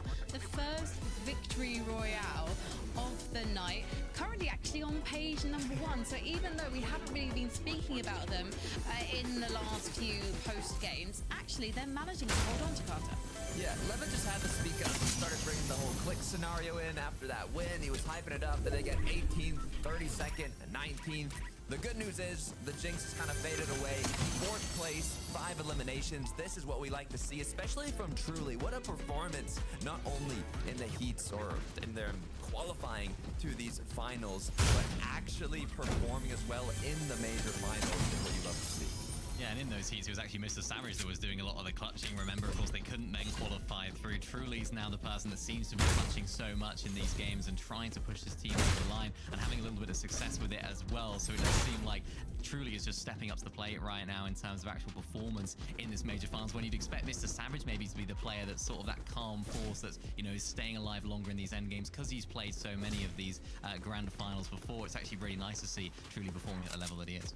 Yeah, I mean, we all want to see Savage and Truly make it to the Global Championships in Antwerp. The tickets have sold out so fast. There are going to be so many Savage fans in attendance, and we don't want to disappoint you. And let's face it, with the competition we're seeing tonight, we definitely won't. So let's head into our final game of day 1 for more action with Takata and Levin. Can't get too ahead of ourselves just yet, though, Frankie, because this is still just day one of the Major Grands competition. And you have to remember, yes, closing out the day with a strong performance, always an excellent feeling, Levin, but we've already been seeing some of the micro adjustments from so many of our teams in these off-spawn scenarios, and that's likely only going to keep going up as the tourney goes on. So many lessons learned. My apologies there. Look, I think when you look at the way the past 5 games have gone, it's clear what we have cooking up here in EU, and I think game number 6 will only be more of that. So let's jump right in.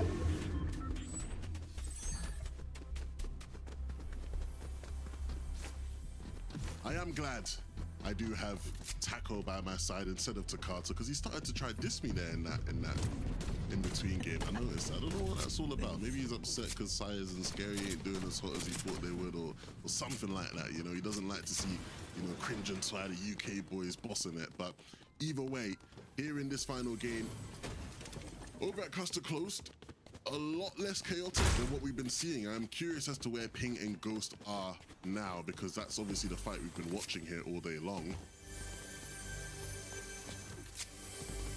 And look, part of me gets it, because first 5 lobbies, not the off-spawn outcome that you would want. Trying to see if they can shift course at the tail end of the day, but part of it's also, Levin, just a lot of these teams sort of reflecting on their current position on the leaderboard. And yes, there is a 2-day format, but even still, you're not the only duos looking to try and have that resurgence in points. And now we see problems building. Velo, Zynox getting active, and the likes. Hellfire, Wayfair, Donabluka, Latte landing just in a bit of a dispute for who's actually going to take it all home. And looks like Velo and Zynox have proper third-party intervention, because swooped in and stolen the spotlight. Look, if this new era of EU Fortnite just bossing, like, I'm here for it. I'm here for 2 more years if this is what we get to watch. Of course, you do have the Danes. You can never forget the Danes. They seem to just completely dominate EU. Forget the Danes. Yeah, no, they won't. But look, rightfully so. I think they ran the stat earlier about how, like, the past 3 FNCS wins in EU have had a Danish player. And, you know, at the rate Sky and Scroll are playing, it might be 4. So, you got to put some respect to the Danes. This Dane in particular, though, Thomas HD, is one who is still looking for more and more of that respect. Of course, it is the top starts of the day. They've been fighting against Kiwi and Rick, or Kiwski, sorry, and Rick all day long. And more often than not, they've come out on top of this fight, but it hasn't converted Taco into high-scoring games apart from that last one. And it's replicating that sort of magic from the last lobby that Thomas and Focus are going to be on the hunt for to close out game number 6 of day 1. 2 eliminations, though, already under the belt.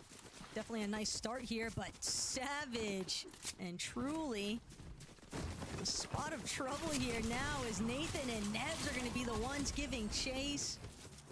And this could be such a bad shutdown. Just toying with Savage at the end of it all, playing with their food, but this is a very tough break right now for Savage and Truly, given the day that they had for things to sort of collapse at the final seconds. Fortunately, they do still have day 2, but they would definitely like to keep building up points from day 1. Yeah, this was one I was interested in as well. Obviously, we know Wi-Fi and Boris have been giving Chino and Pablo problems all day long. And this time around, that baby can do to mine. looks like the fight just outside of Sinister is where they will focus their attention. For now, Cringe and Twy will take Harley out. That is, again, significant. We're still here in day 1. But when you have our teams at the top of the leaderboard battling it out like this, that is not going to be favorable whatsoever. Hari, Cammy, not known for their mid-game fighting prowess. That is where Cringe and Twy have them beats, known for their endgame excellence. And Cringe and Twy not even trying to give them an opportunity to make it to endgame now. Look, there were rumors at the start of the day that Cammy and Hari were going to be potentially contested. That didn't actually come to fruition. Cammy and Hari have been able to sort of ride things out the way that they were anticipating. But Cringe and Twy forcing Bimbo and Radiant away from that off spawn super early on by just dominating the outcome there. Now have set themselves up to be in that kind of position where they can surprise Cammy and Hari, just catching them off guard like that, and it is going to cause so much delay now. We saw Cammy sort of tucked away hiding, and not only that, but you've got to recover your Surge, you've got to recover your duo, hope that you can make a reboot later on. You hope that Cringe and Twy decide to go elsewhere, but like, they got a taste of what it's like to be in first place, Levin, and it doesn't seem like they're opting to try and let go of that control with the end of the day results. Yeah, not at all. They're trying to create separation. They're trying to create a gap and put UK back on the map, of course. Our good friend Venno, who used to be the one responsible for all of our UK wins, has moved over to NA to conquer that region. And he's left a hole that Cringe and Twy will try and fill.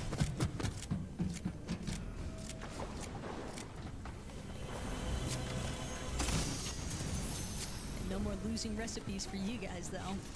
Just based off of what Cringe and Twy have been able to cook up on the day. iDrop and Gonzo, though, we've seen this duo have some trouble, but for the most part, they have definitely set themselves up into a decent point of contention. Granted, that first place site, 206 points there versus Cringe and Twy, leading with 324. It is quite the gap that has accrued between these teams in the top 5. Still, iDrop and Gonzo, the fact of the matter is, they've clearly got a decent amount of gas left in the tank, and they want to make sure that they don't hit the brakes too early. They want to try and close out with a solid day one, and part of it is lying in wait, but the longer they sit here, the easier it'll be for the third party to potentially shut them down after the fact. They do seem like they might get the surprise, though, on Twek and Mydro. It's Twy and Cringe. Like, they saw 4 elimination points each, and they're trying to get every single one of them that they can. I ain't complaining. What's up? Oh, guys, come on, chill out. No UK on UK violence, guys. Come on, let's come on, Pink and Harris, they need the points as well. The day's not been the strongest, so let's leave them be, please, friends. But the reality is, you kind of highlighted the way these guys have been playing. They're looking to desperately capitalize on any extra limb points they can, right? And so it's not common that we'll see them sort of leave people alone, but in this case, Pink and Harris having the high ground will give them control of the pace of this one. The pace of this one is changing, though, because iDrop and Gonzo are looking to take the fight to Twek now.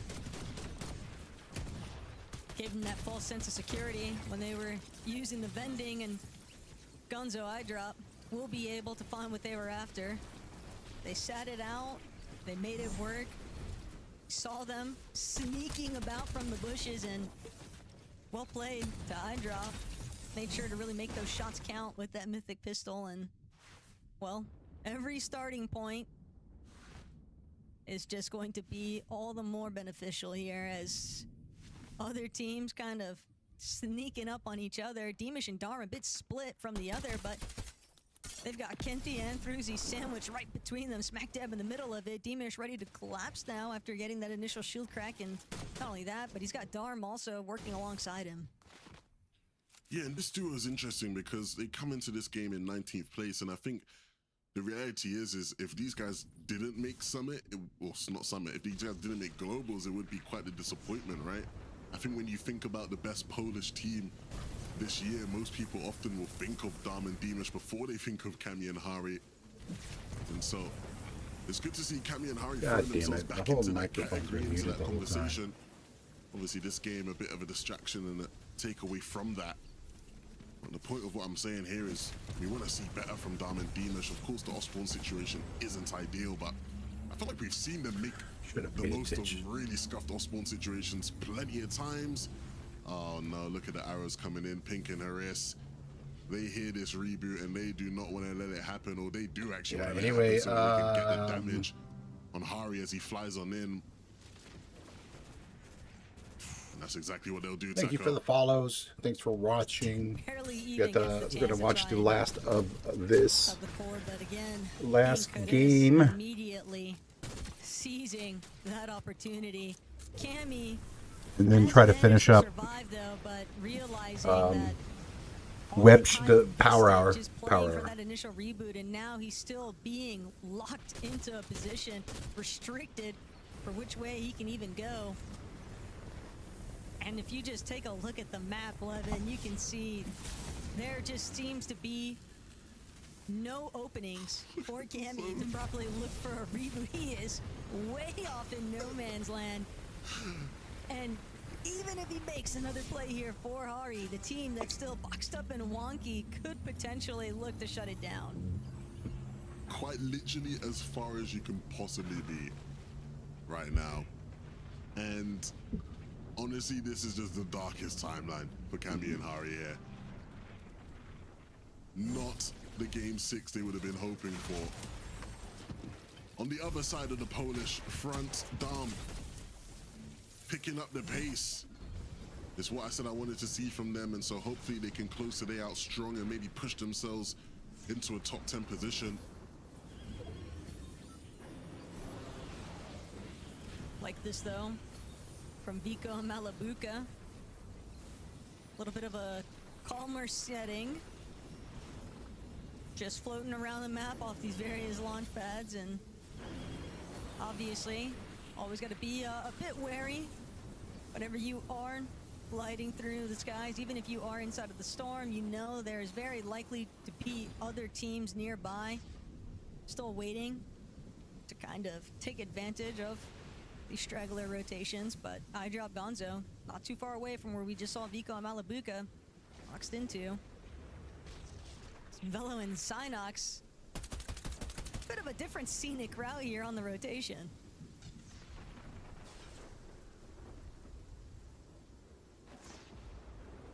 I mean, we've seen people making these rotations.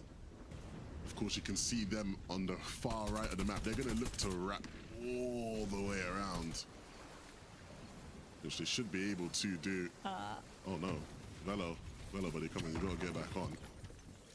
We ain't got much time to waste here, buddy. I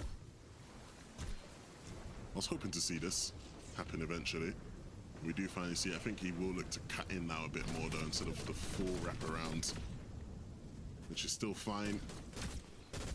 What do we have here? A bit of revenge at play maybe for Cammy, trying to get some damage onto Cringe and Twy. Not uber successful though, and so again his journey on to the safe zone will continue. Unsure if it was fully intentional. I know we're about to tap into seeing some eliminations here out of Malabuka. First one onto Maldives, second with Lyrics. So definitely always nice to have those additional points here between the two. But going back to the conversation about Cammy and Hardy, the fact that it was Cringe and Twy, Levin, they likely saw Cammy and realized that with Hari in the elimination feed, getting knocked and eliminated by Pink and Hariz, they probably got a good indication of where Cammy was at. And I'm almost wondering if they opted to rotate and sit inside of Wonky because they knew he wouldn't have many other options other than to go as far fringe of the map as possible to try and make another reboot play happen. But if that was the original intention there, well played to those two. They've certainly done just about everything right other than closing out this game with the top 3 placement to ensure that they'll at least be leading the day before the end of this first 6 games. Sky and Scroll, this is their chance to try and catch up and finish the day in first. Cringe and Twy have been so impressive. The Sky and Scroll, we know what their level is, we know what their ceiling is. I think the question for Cringe and Twy is still a question mark. Swizzy, Pixie slowed down a bit. Oh, Cammy officially out of this one, and so that will be the end of the road for Cammy and Hari.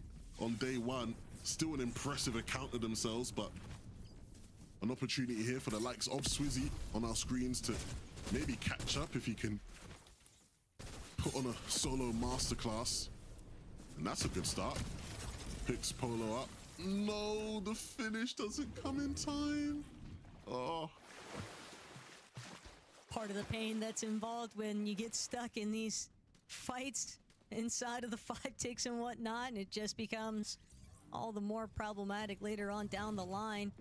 But we are seeing the lobby thin out at a relatively rapid rate here in comparison to these first 5 games of the day, 11. Sfiden also all by himself, not a whole lot of material to work with either. He'll definitely be in dire need of a refresh as this lobby draws on, but Sky and Scroll seeming to be in one of the better positions. Haven't yet spotted out where Cringe and Twy are as counterparts, but part of the problem might also be what was taking place with them off screen. Cringe and Twy. That early little spat against the likes of Ari and Cammy, surprisingly enough, not actually doing them any favors in the long run. They just get caught out. I'm so glad we brought up the leaderboard here, because I was just going to say, is anybody in the top 5 other than Sky and Scroll up anymore? I mean, we've seen all the big hitters go down now. The next closest team is iDrop and Gonzo, who are still 100 points away. This is a real opportunity now for Sky and Scroll here to end the day sitting comfortably in first place, and for iDrop and Gonzo to make up for some of those games lost. I think also for iDrop, it could be a very big starting point, because you have to think about his reputation also when it comes to grand finals lobbies. Oftentimes people kind of brush it off as, well, it's just not going to net him the strong placement finish that you would expect. Doesn't matter what the Divisional Cup finals or any of that looks like throughout any given chapter.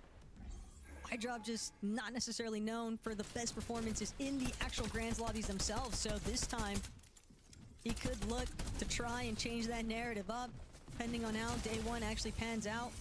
And Gonzo certainly seeming to do some pretty big favors here. 5 eliminations already, 4 of them being on iDrop, so very evident that these two have been getting rather active off of those initial eliminations on Twek and Midro earlier on, but they're not the only ones looking about. Vico and Malibuco also setting themselves up nicely here as iDrop finds yet another pickoff. He's just gonna wait. I was just so far away from where he was at, Divish, I believe, and sure enough, we'll be able to close it out. They are 5-5-5 pretty much heading into these next couple of moments. Yeah, what a performance from iDrop today, man. I mean, you look at the journey he's been on, all the blame. Wanted to see if this thing works. After the poor results of iDrop and Marius so far this year. And right now he is putting on a very respectable performance. But it's about the consistency. It's about replicating this again tomorrow and closing out today in a strong fashion. The rotation will begin. Gonzo will have to pause for a moment. Nebs and Nathan will oversee the lobby from above.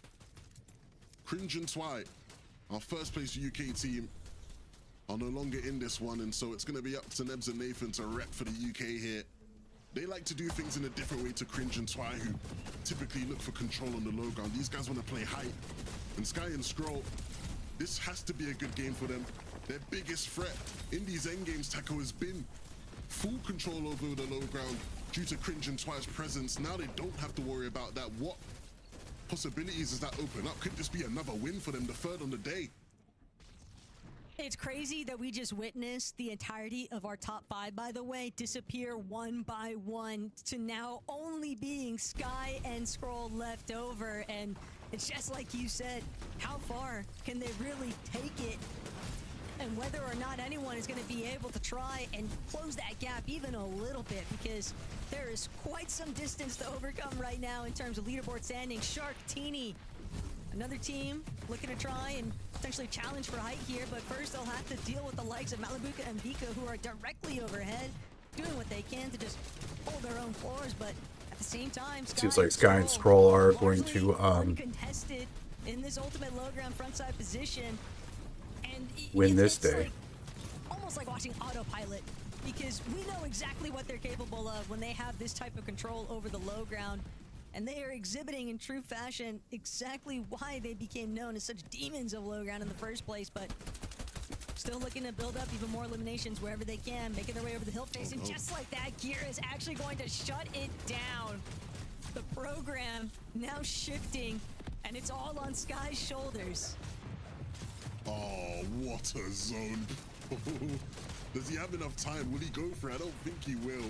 I thought he had pulled back fully, but no, it goes towards the east, and so no time here for the res, but enough time to still keep some control here in the lobby. And we know what Sky's capable of in a clutch. Nathan and Nebs will get chopped, and it looks like Shark and Teeny are finally trying to take a win, claim some space in this lobby, and make the comeback attempt happen. The cone will completely block Nathan off, and that gives Teeny full control of height.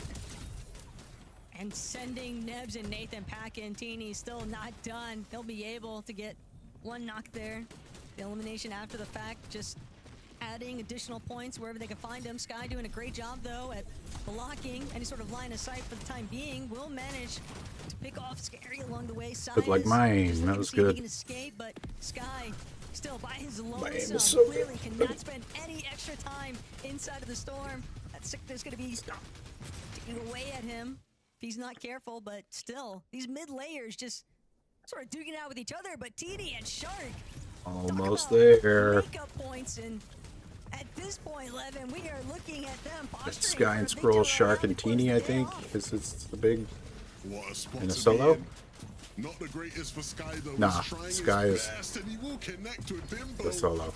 The siphon will come through, and that was all it will hold. Second place, though, Shark yo. and Teeny will quickly wipe the rest of the lobby out. They end the day with a dub, and a much needed one if they have any chance of a comeback in day 2. Look, we just don't worry about the first 5 games that took place here for Shark and Teeny, because ultimately they found their victory royale. So Desk, let's hear it. Thank you very Gonna much piss to me off if Taco they don't do and the, Levin for that fantastic cast and just fantastic commentary. Leaderboard right all away. Day. Just come on. And what a result for Let me Shark move on and with my Tinny. day. In my word, did they need it to Carter, because it's been a difficult day so far. The first game that they made it into top 10 was that, and they won it. I'm hoping. I know a lot of people are hoping the same thing, and it's a crazy day 2. Normally you'd think it's Swizzy Pixie that have that big day 2, but maybe this weekend, Mini, it's gonna be Shark. That kind of looks like a Well, yeah, Sprite. you know what you just said there, just made me a little bit scared for all the other teams in the lobby. It's the first time they made it into the top 10, and it's the first time they've won, of course. Is this now the beginning of their run, finally, for Shark and Teeny? Have they finally awoken? It's taken them almost every single game today we'll be to able to hear actually it. do Here, it, of let's, course, finally doing it in the very last one. And yeah, these guys have showed us in that game what is lurking, what is lying under, what's been covered up throughout the entire day. We've just talked about it. Check throughout the day. leaderboard, They have guys. the ability, they have the capability to Watching do it earned- in these end games. They just earned haven't you a yet done drop. so. Now they've made it to one. Hopefully they can bounce back tomorrow as well. I hate to be a party pooper as well, but 2 outside of rewards. Sky and Scroll, the rest of the top 5, they didn't even make it to the end game. So I want to celebrate Shark and Teeny literally being on top, on the high ground, and managing to take that victory royale. But to Carter, I don't feel like they're fully out of the woods yet. Did I get him? Definitely not. Should be able to level it up and master it if you want to.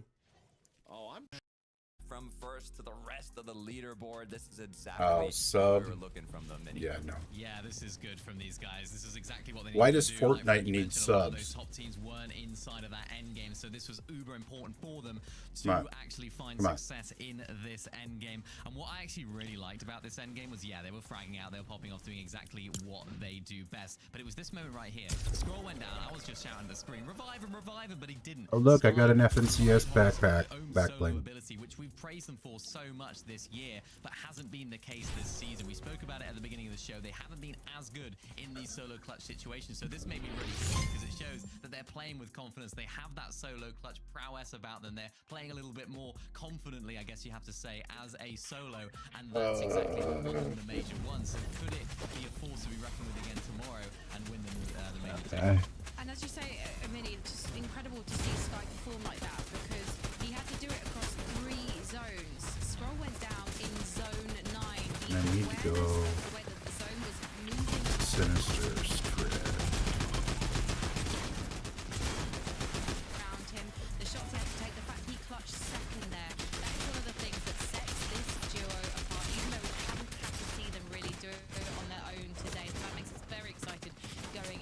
I am not good with those web shooters, yo. Like, Cringe and Twy, I mean, what a I need more practice, performance from them. And moving into the second page. Now, tomorrow we'll talk a bit more about the cutoff in terms of the duos that have already qualified. We're probably looking right now at, I believe, probably the top 14, because Science and Scary, they're one of our qualified duos. Frosty and that's why I got a cube spray. But they've been fairly consistent. Pixon from fuck, this is gonna take forever. with a shot. But one of the duos that have qualified is Dom and Demas. And it seems like they're Probably should have went somewhere else. Yeah, we actually haven't spoken too much about this duo. They started off, I want to say, incredibly strong, but since then it has not been looking good.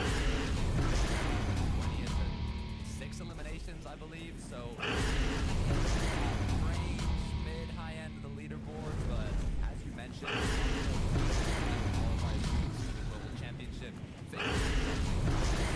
Focus, who are already there as well. So closer and closer outside of that top 10 of what you guys. So we'll see if that changes throughout the day tomorrow. Well, there are going to be some duos definitely to make changes. I'm sure Shark and Teeny will be taking a look at their games from today and trying to action plan for tomorrow.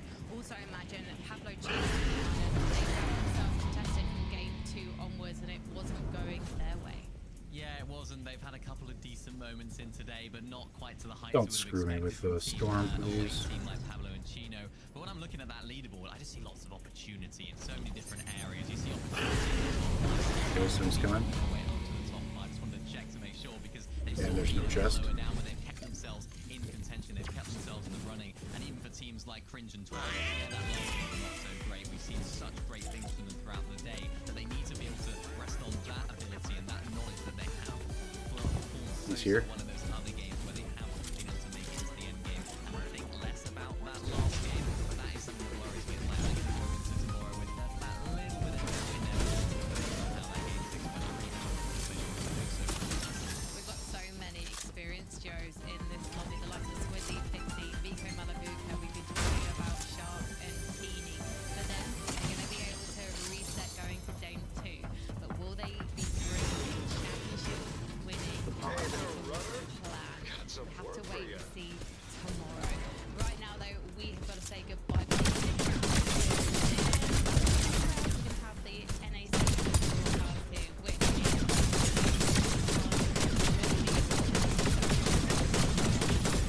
Yeah, what is up with my aim?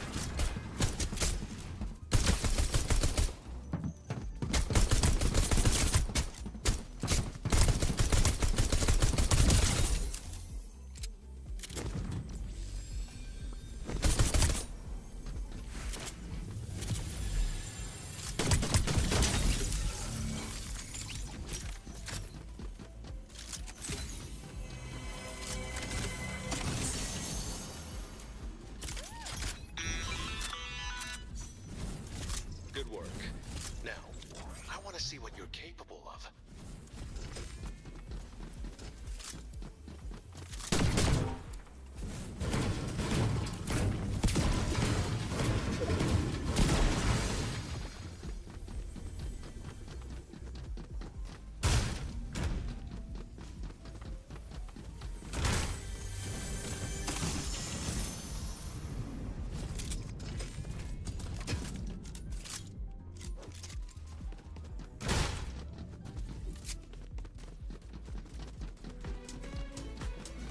Go.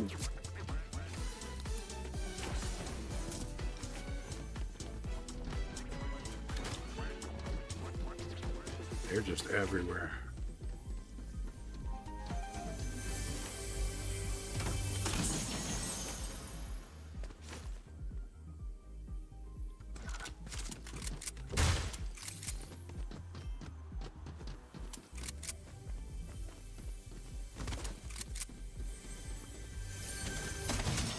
What is that? What is that? That.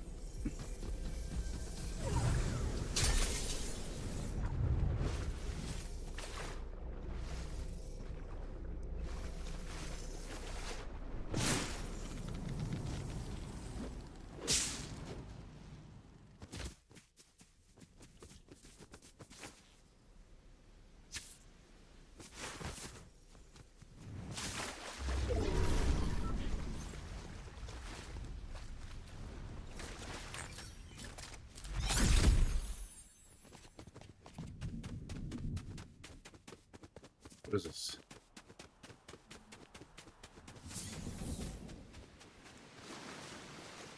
The fuck is that?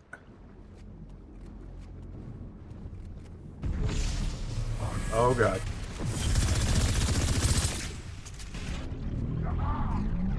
I don't have enough ammo for this shit.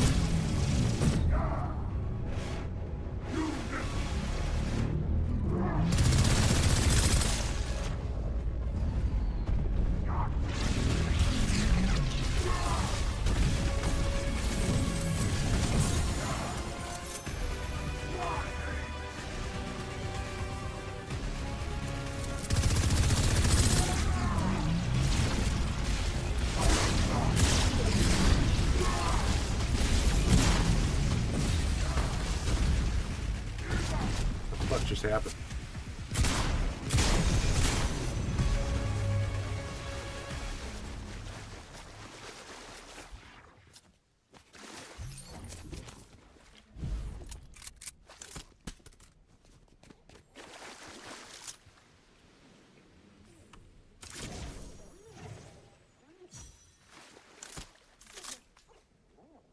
Folks, chaos rifle? Nah.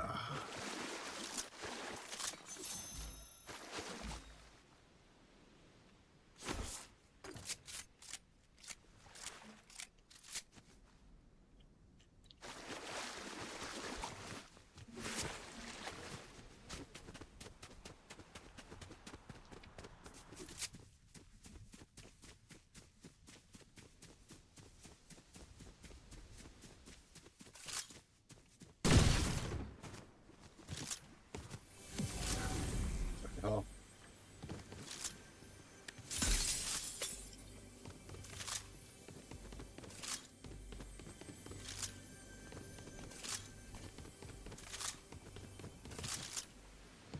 What is that? What the?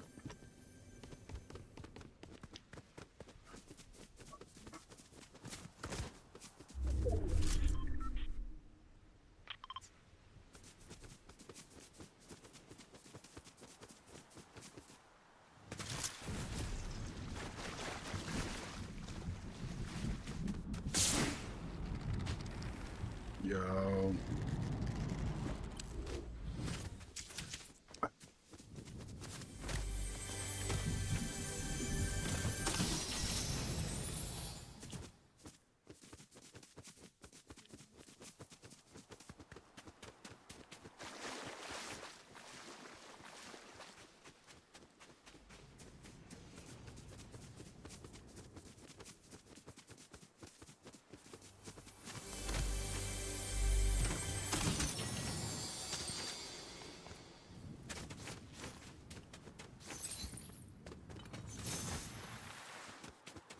Where did I see that spread chest?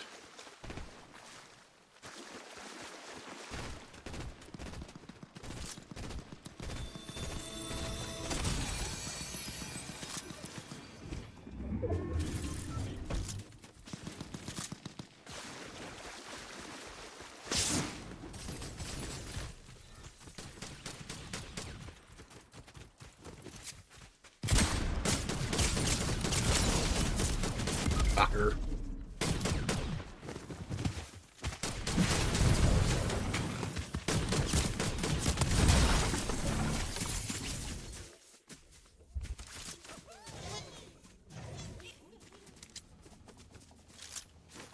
Did I already have that?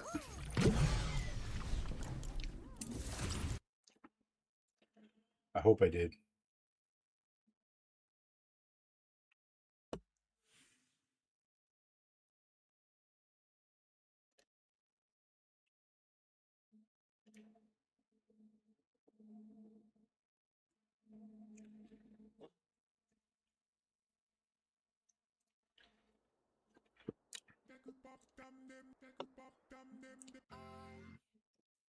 Was the knight in shining armor in your movie? Would put on someone and love the aftertaste now. I'm a ghost that called your name right through it.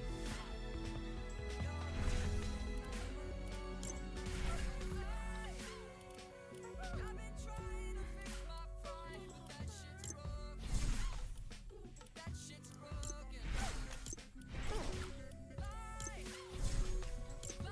I don't think I did have it.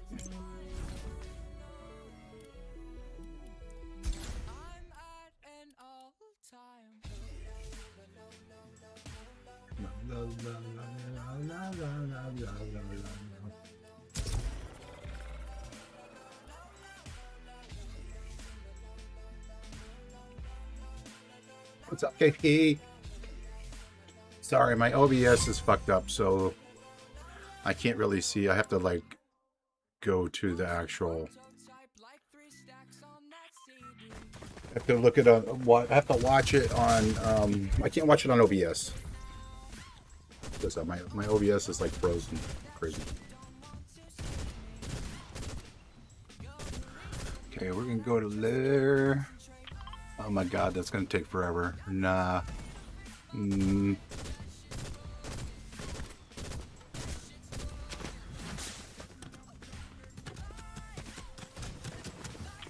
Let's go straight to Sinister. I've been playing like shit today. I did get one win, by the way, today. My first battle bus.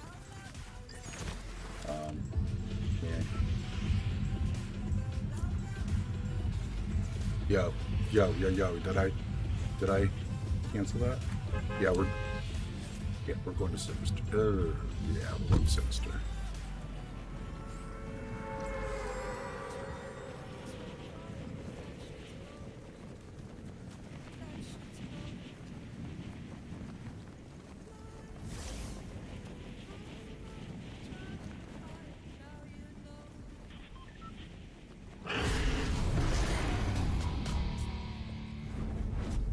What are those red things behind me?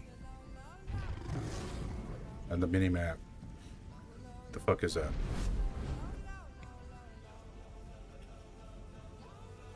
Shit. Okay.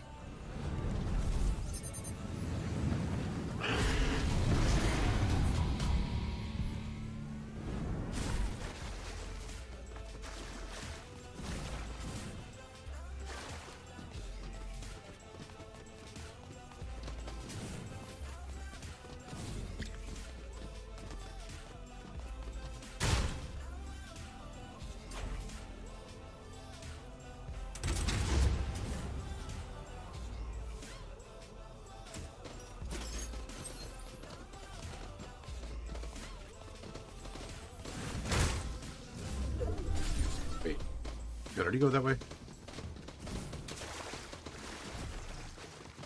Need a chest. Damn it. These guys sound close.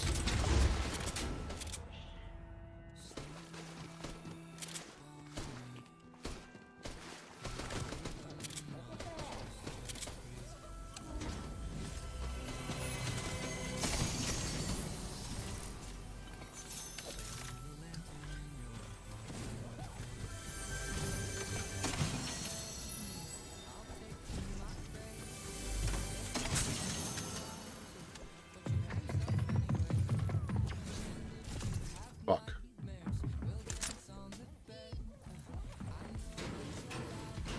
That's gotta be a bot.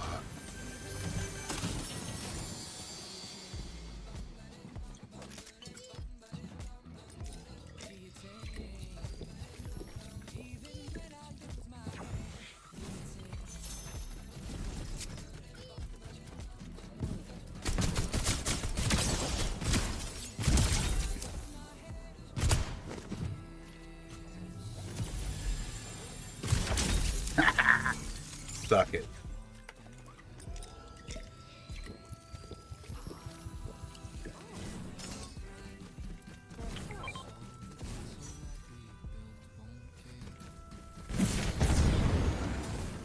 Yeah, where's that at? It's right above me.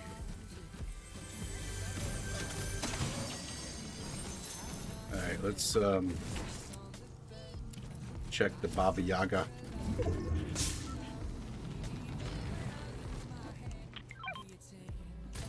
He's there. Uh-oh.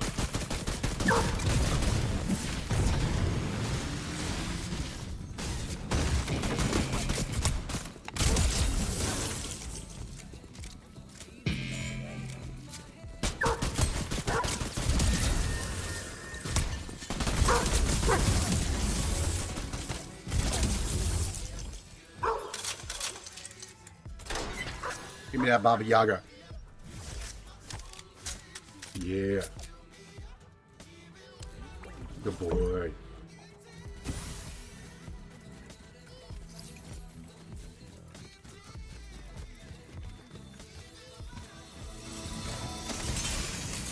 What? What? Where'd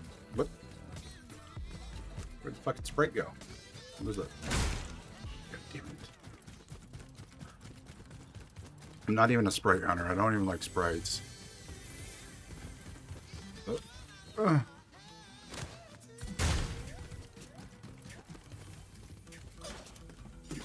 This had to be a bot, right?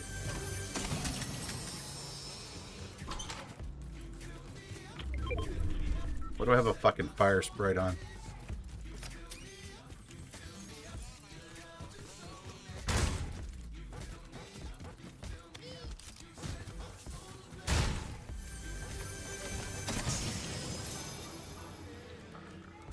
Two movements, no heal. I need a chug jug.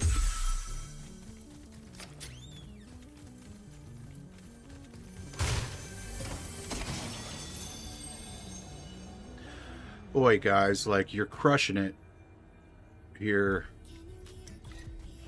with... Good work. Now, let's see what that baby can do to my... all the fucking sprites that are fucking stupid.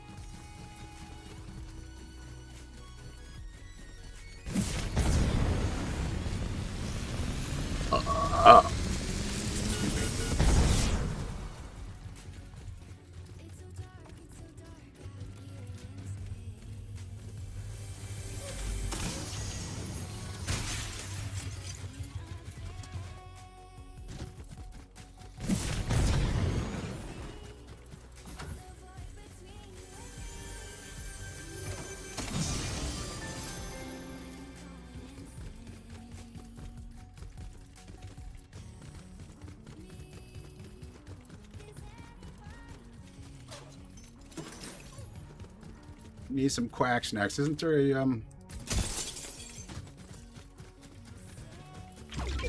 what's the bending around here?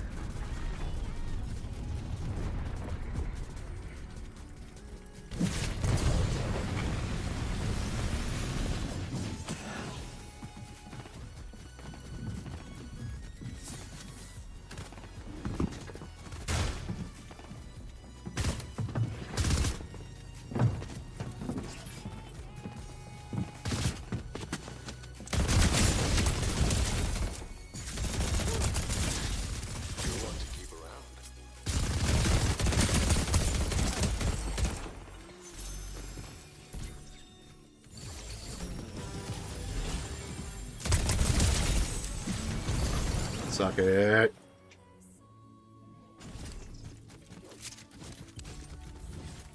Wow, I am low as shit. Okay, did I never make it to that vending?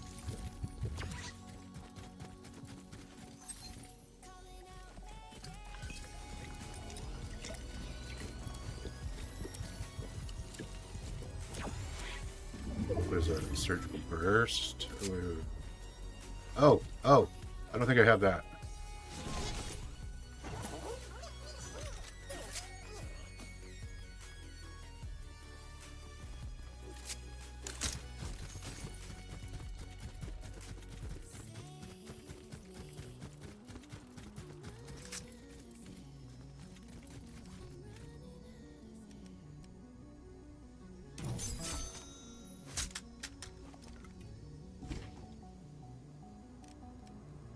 Ah, shit, those are expensive.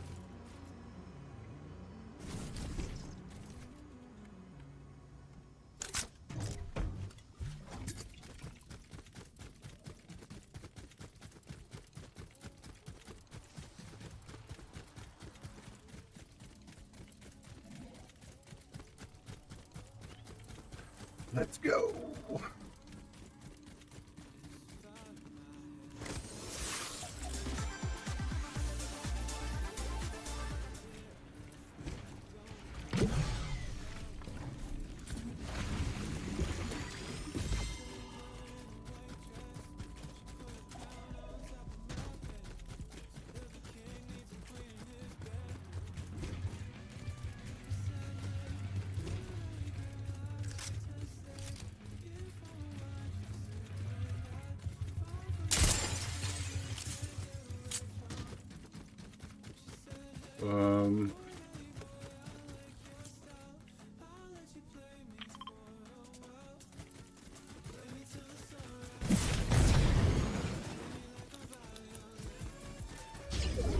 Damn it.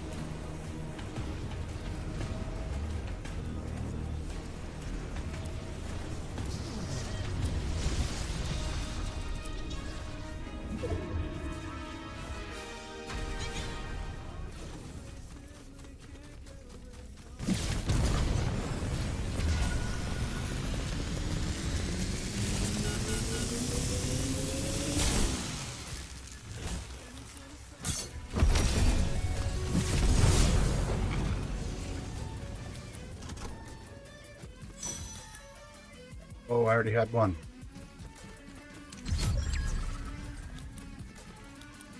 Where's this rare shit, man?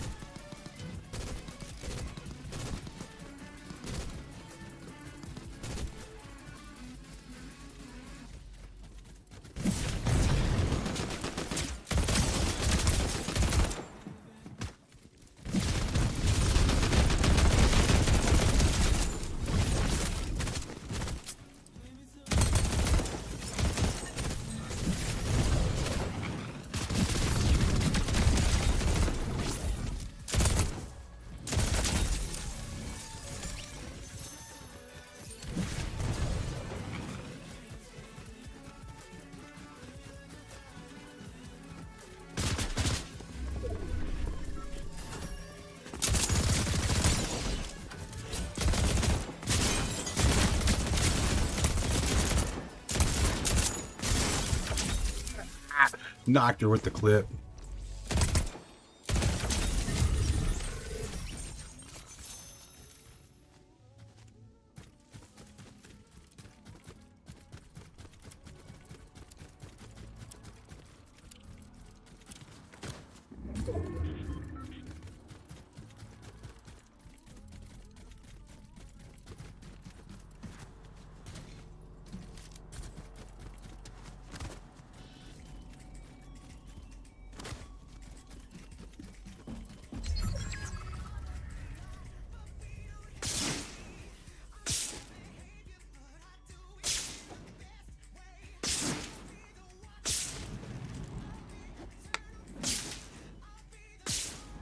Suck with these.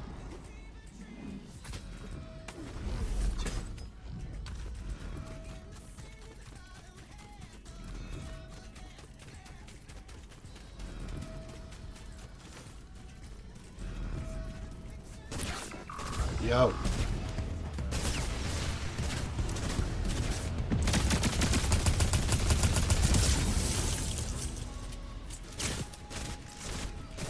Why didn't I get the gun?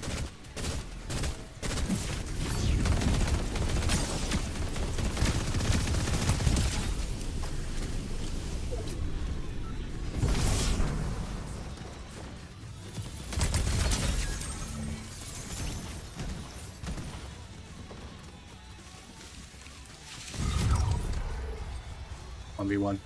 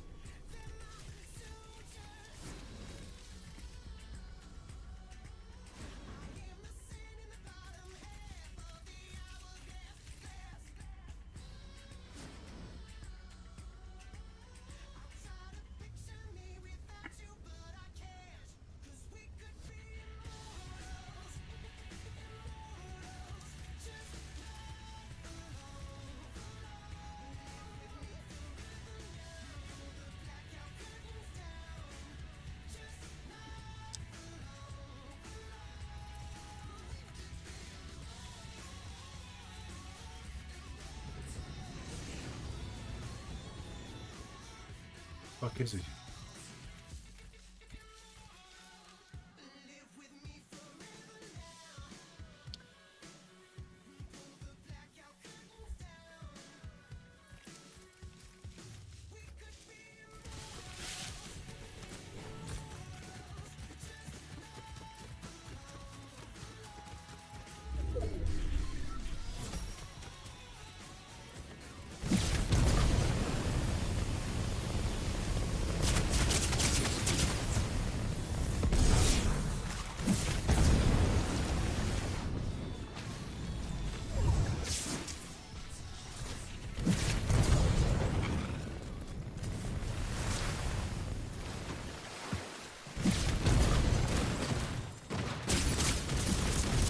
Damn it!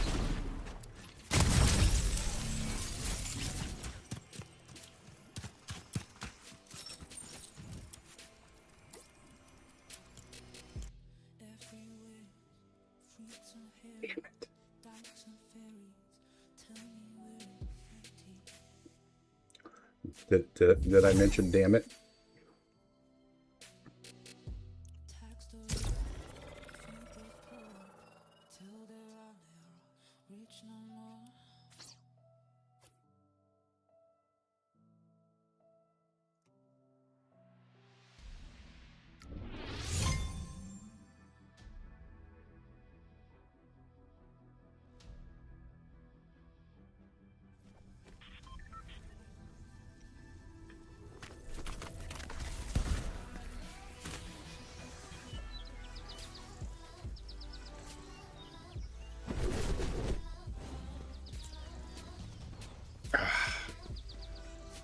They're killing me with these, man.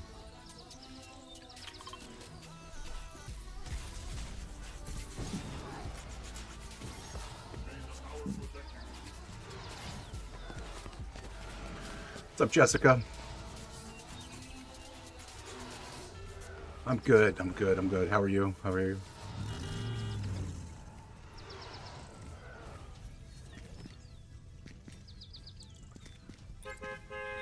Kind of looking for, you know, more sprites. There hasn't. Oh, well, look at you with that. Huh? Huh? What is that?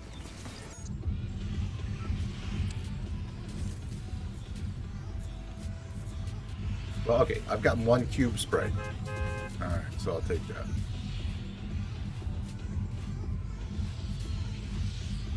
But if there's supposed to be more cube sprites, like, every time they do this, the first time, they just don't exist. They're just not.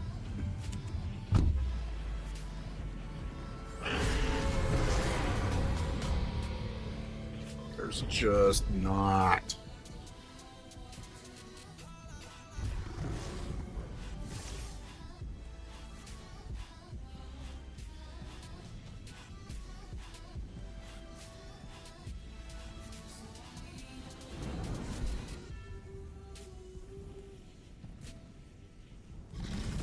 That's okay.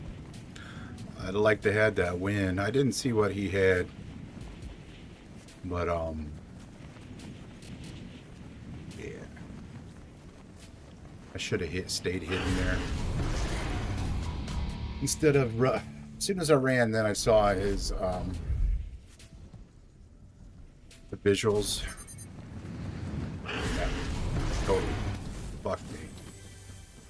Damn it.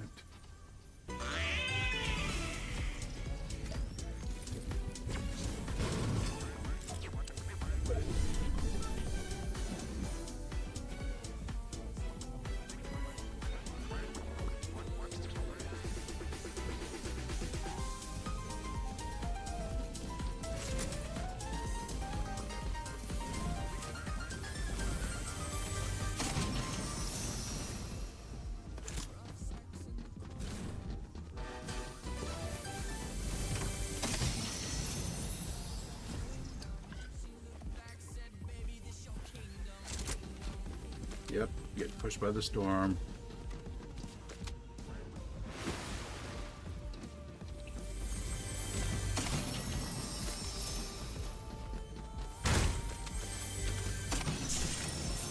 About some of them sweet, sweet web shooters, you know?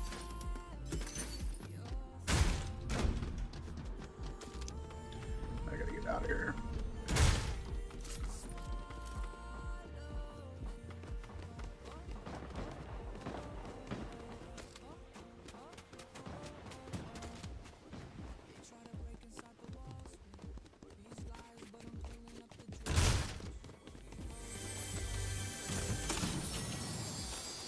There's the web shooters.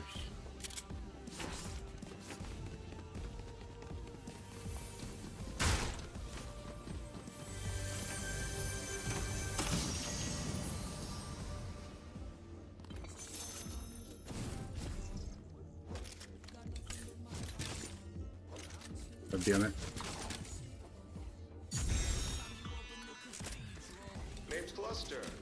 I have a proposition for you. Bet you do. Freak.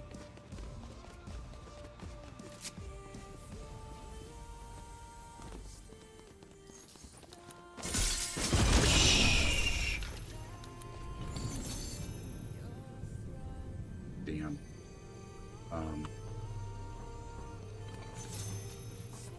Why can't I pick that up? Oh.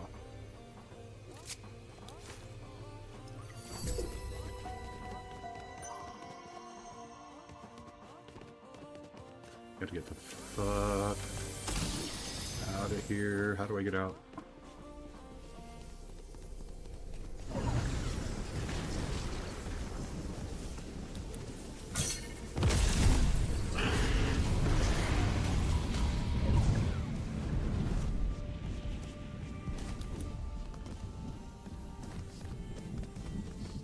What is this?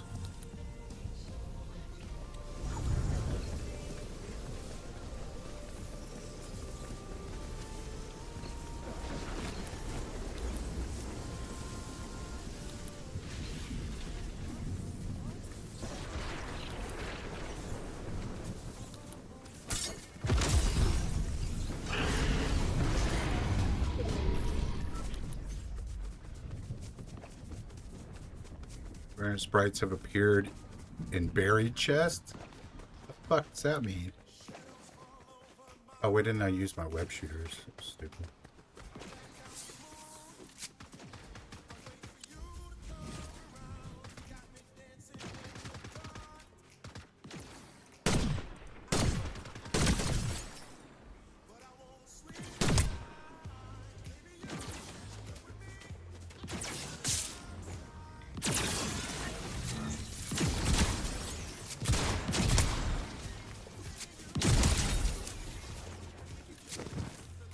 You're gonna make it. You're gonna make it, dude. You're gonna make it. I think you're gonna make it. Are you okay? Yeah. Nope.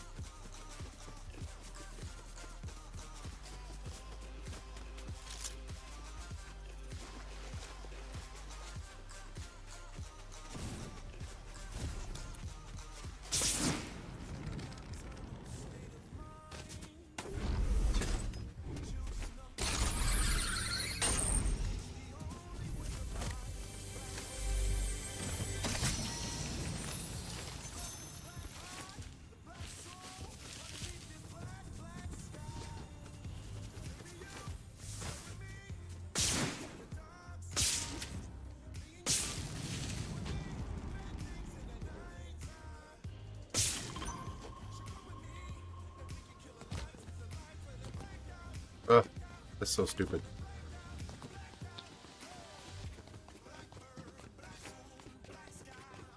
Okay, nothing here.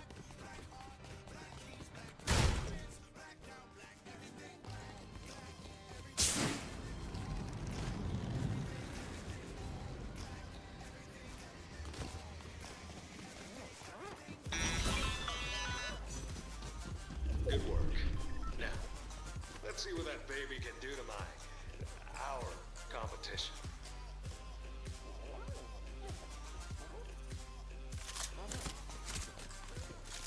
Okay, that sucks.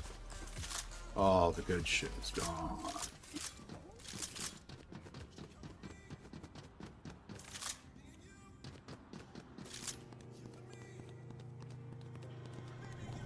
Probably should have kept that vault key.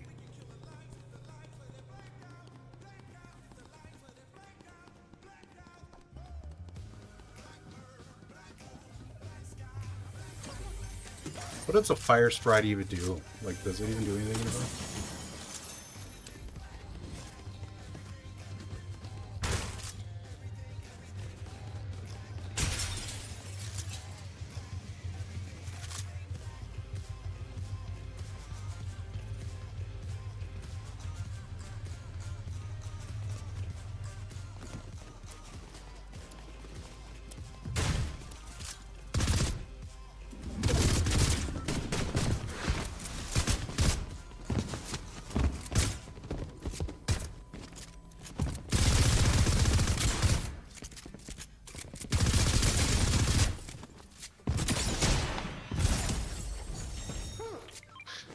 You're one to keep around.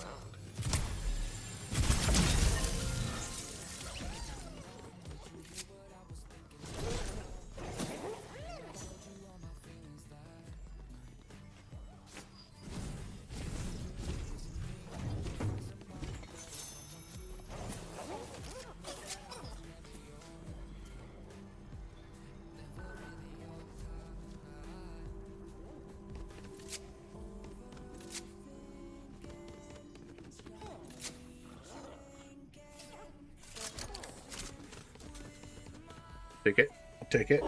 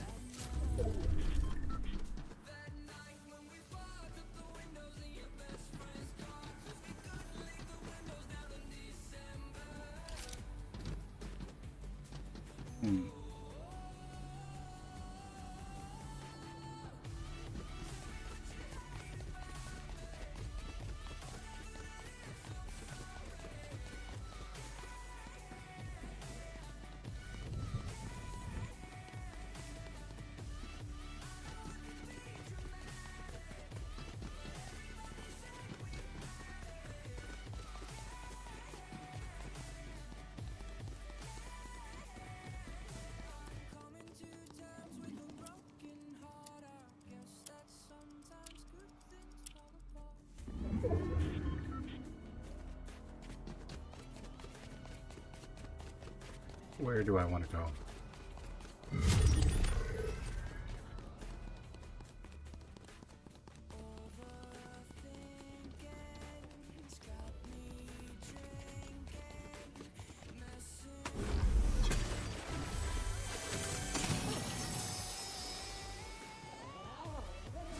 Do I have that? This is what I hate. Like, why can't it just...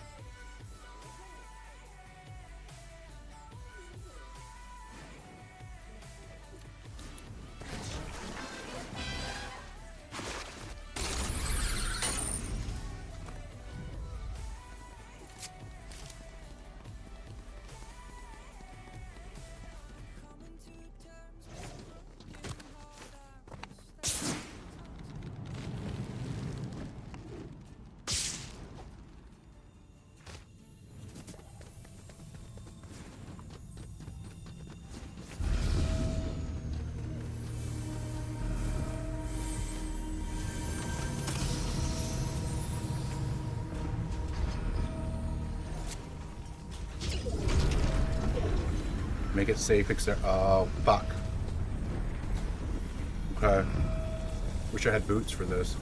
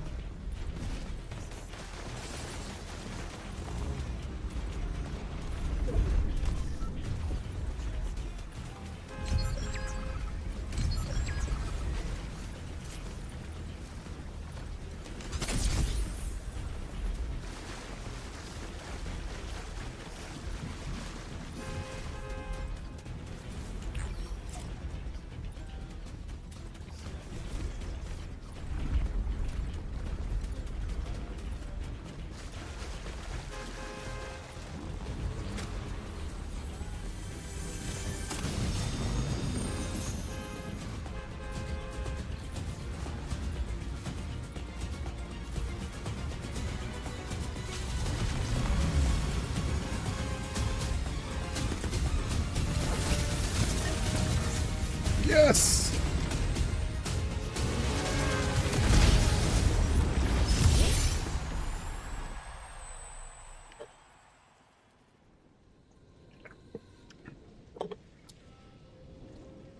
That was cool. He did shoot me. And I didn't shoot him.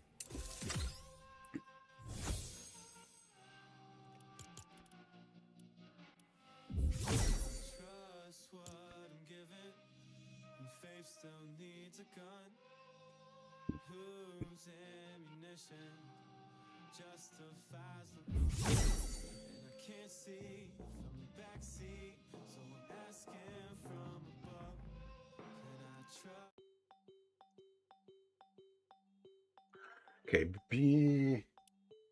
still got 45 minutes. I'll be right back.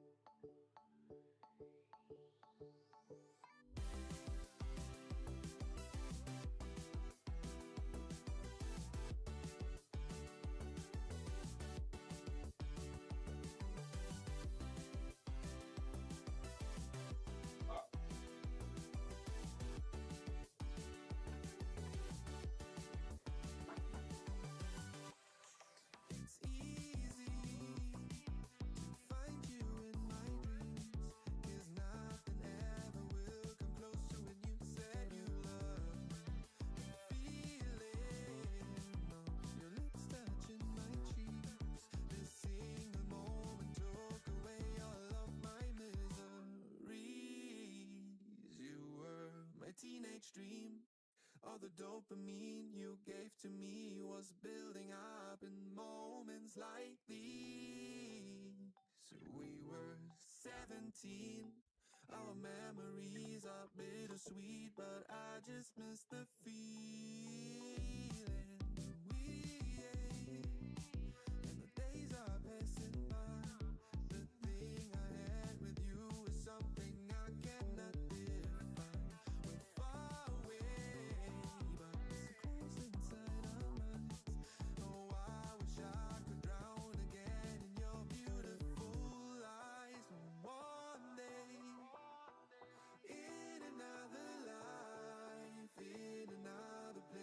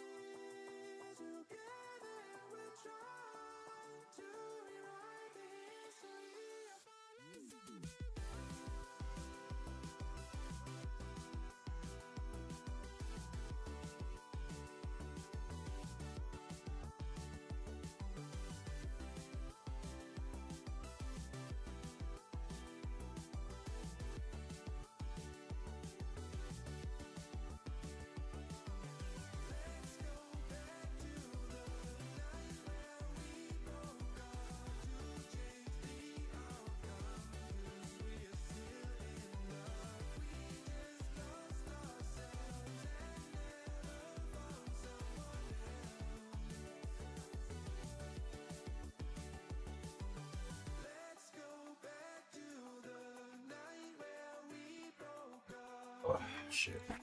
Okay. Where'd my glowy crown thing go?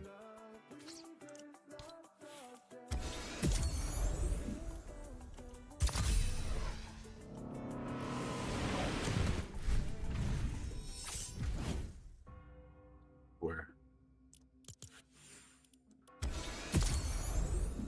Let's see.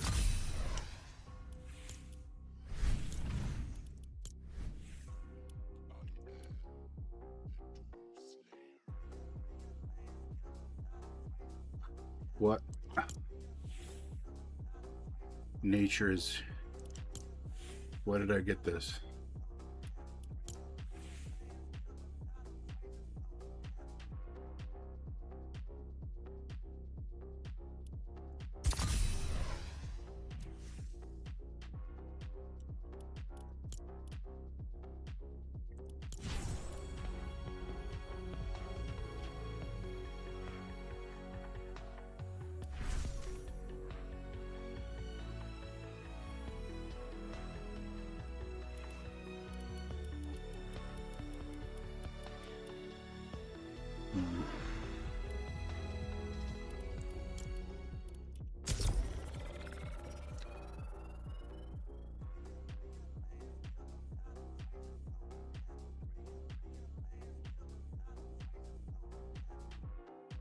Always right about 15 seconds when I get a cue. Well, I wonder what that means. I suck.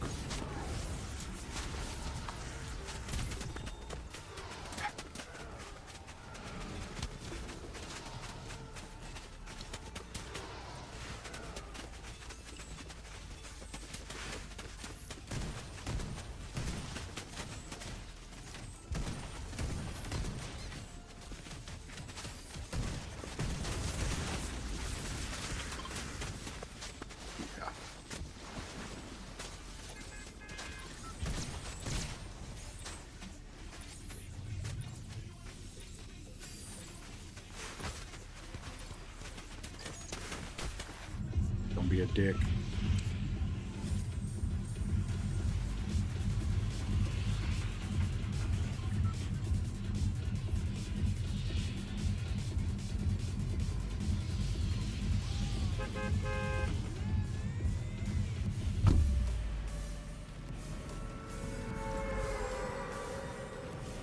Self revives are so fucking pointless. Okay, like, they've worked before, but not much. I think this is uncontested. That'd be crazy.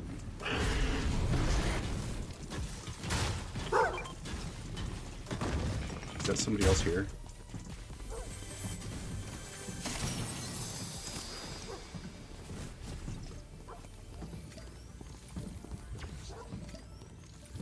Yep.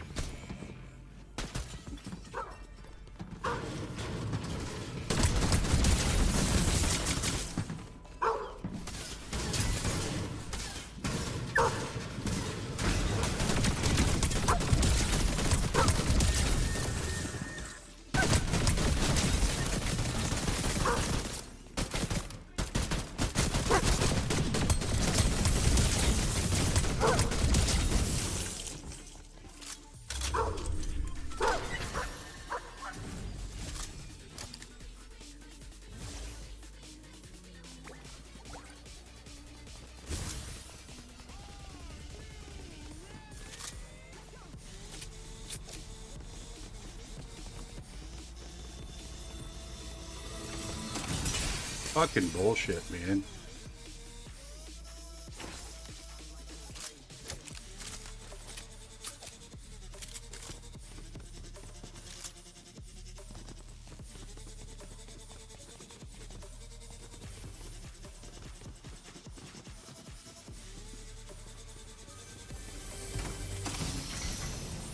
You know what?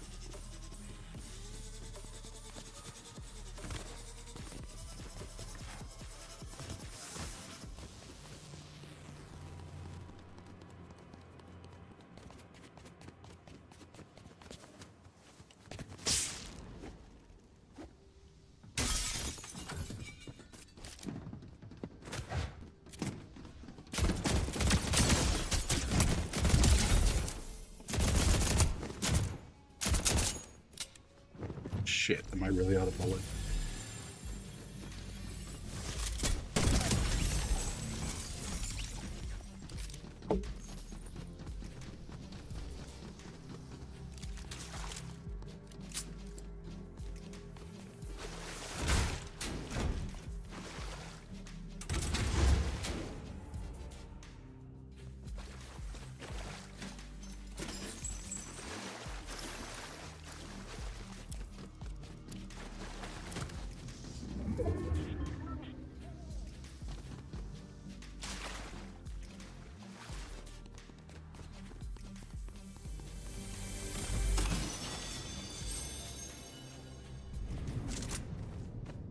Oh, yeah.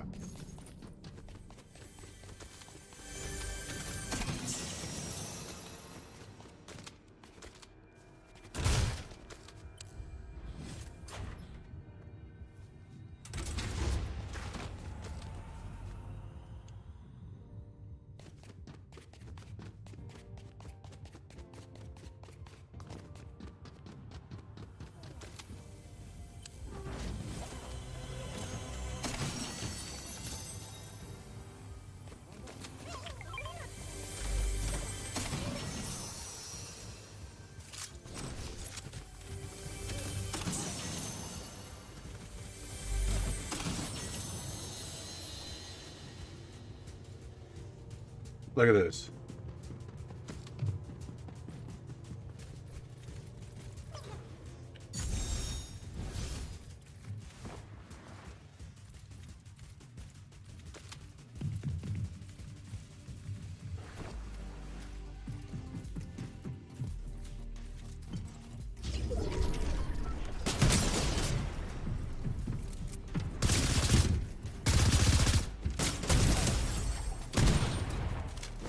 Come here, you little cinnamon motherfucker.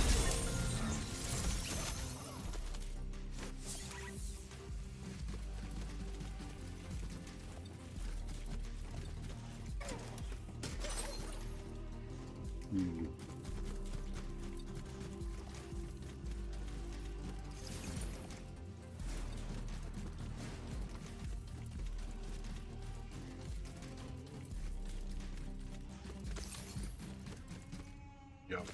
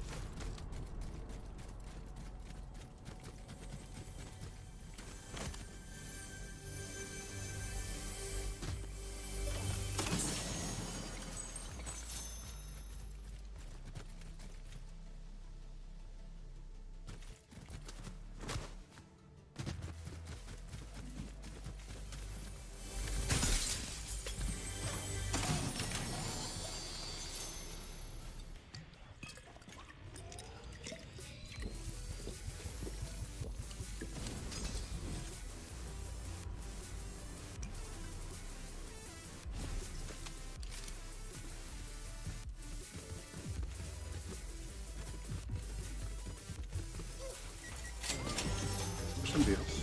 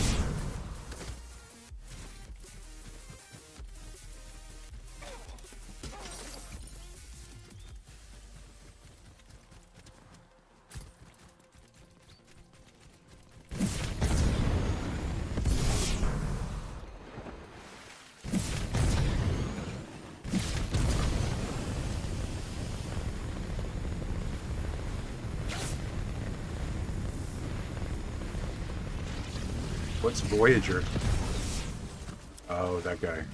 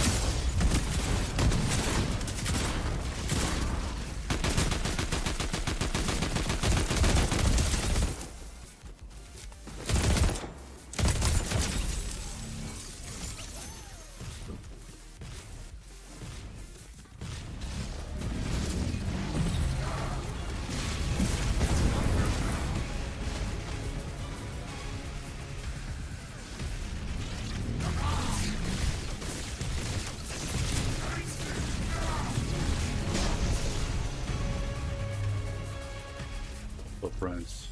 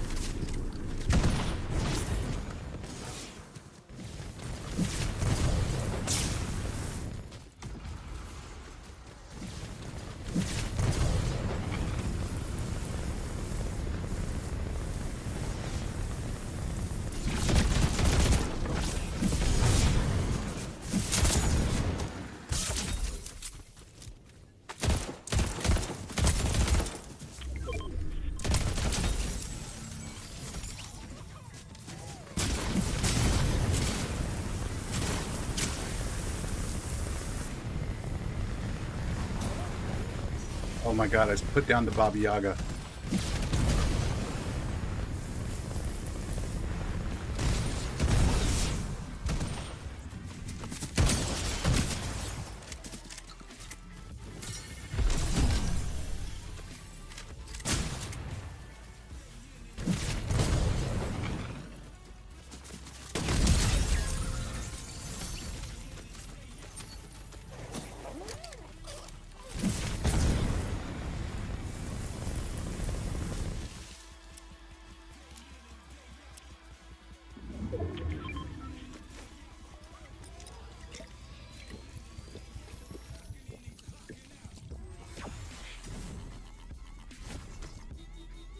Sorry, the lance head.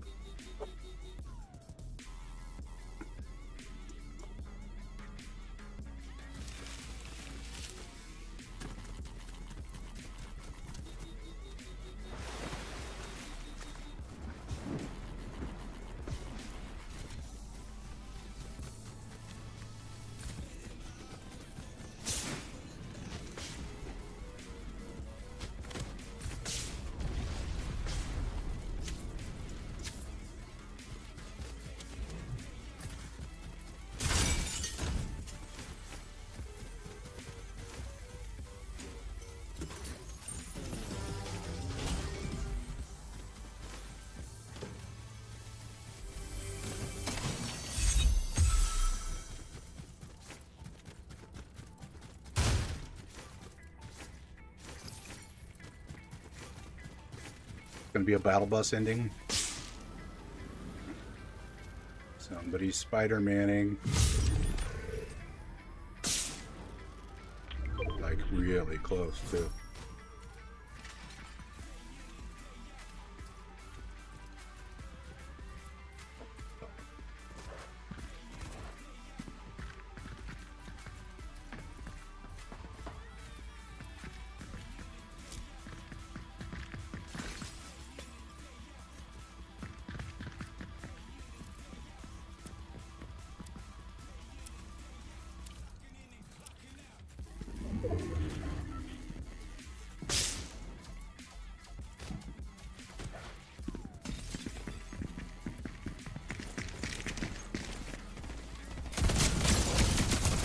No way.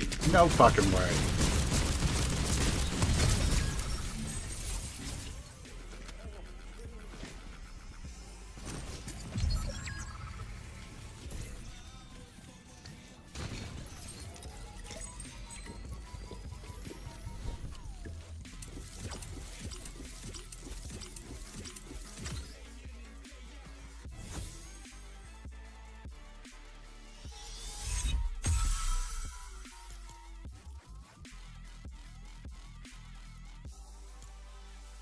All right, we probably got time for like one more.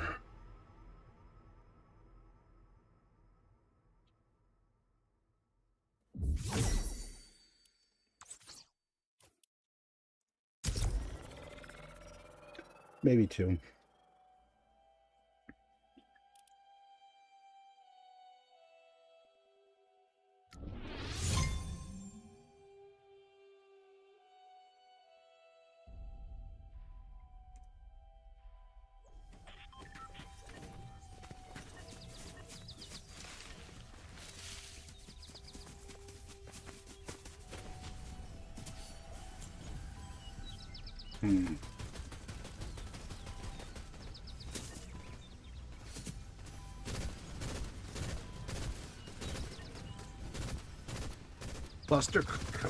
Cluster and Lifty have been blue a few though.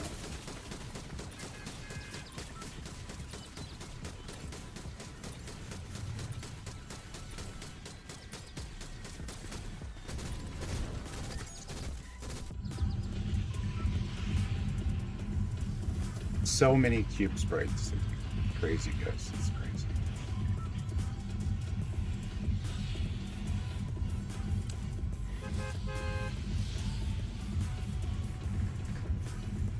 This is really going to be kind of a bad idea, I think. I mean, I like the route that it takes me. As far as like the rotate, because usually I can rotate over to Sinister.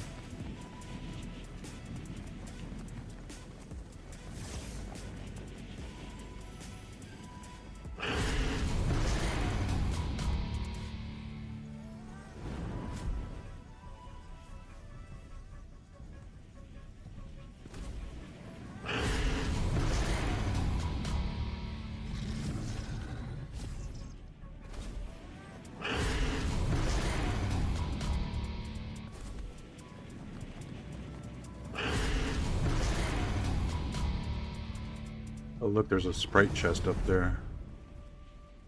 Maybe.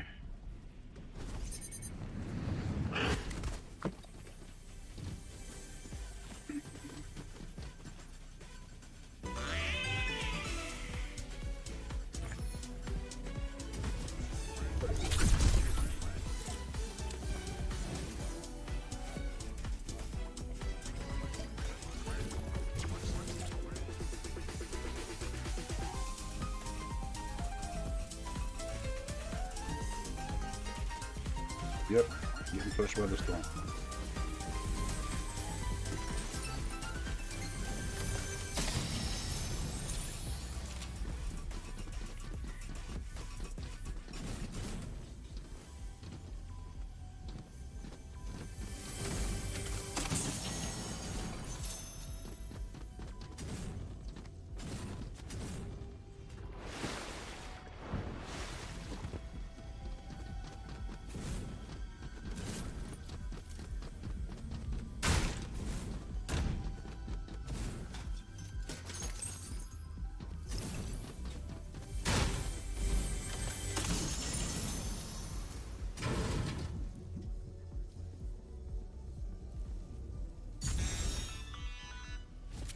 Hey there, runner. Got some work for ya.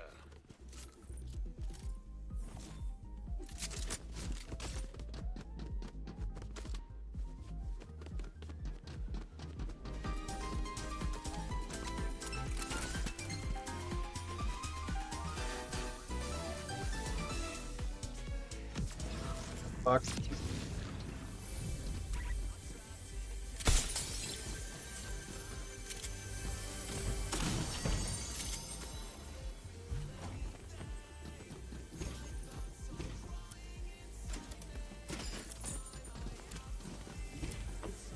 Let me out.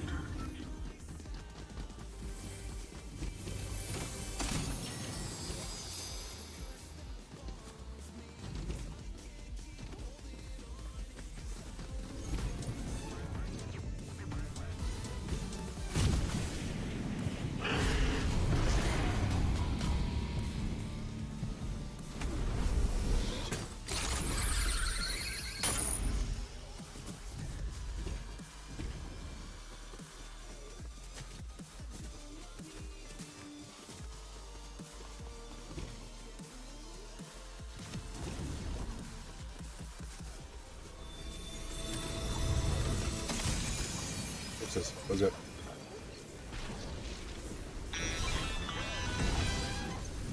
Good work. Now, let's see what that baby can do to our competition.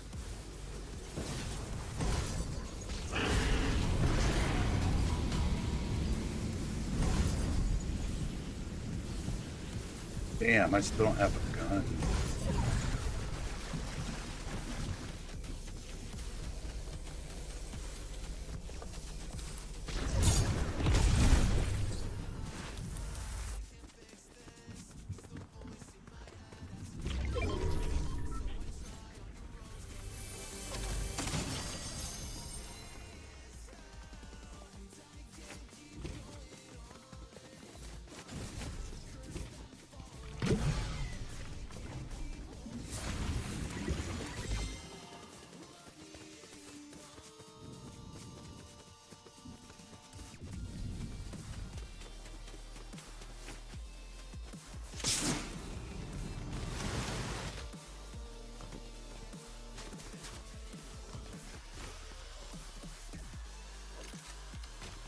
Maven.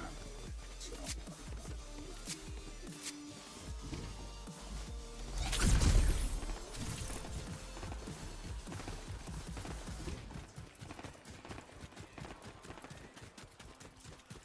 Shit.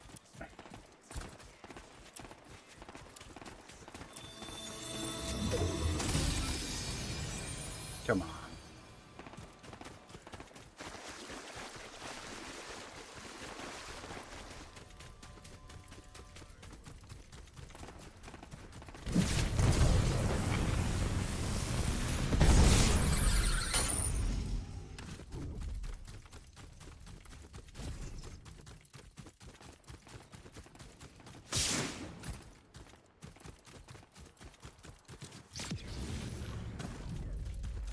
Shit.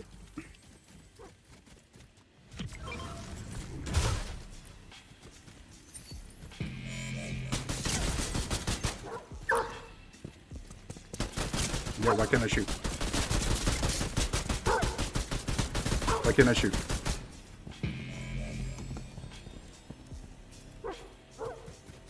I can't shoot. I can't shoot.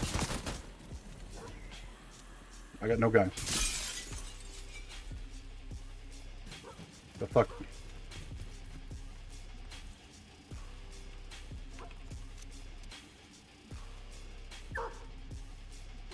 Oh my god.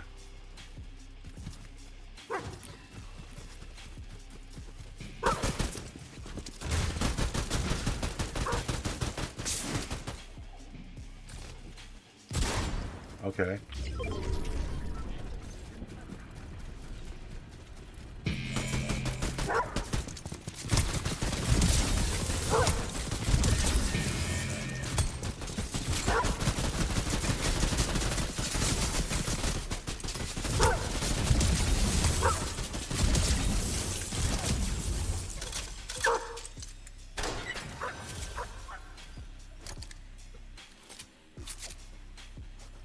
Come here, girl. Who's a good puppy?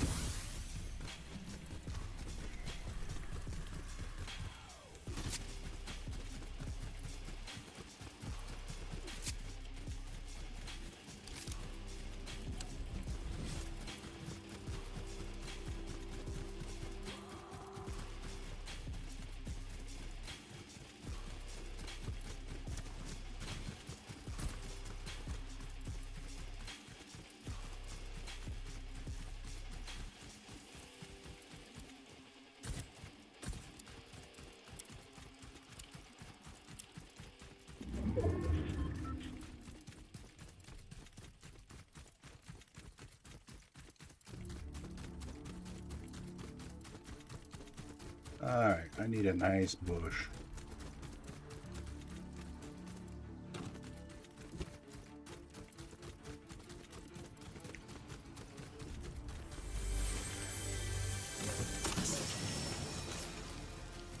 I have no kills.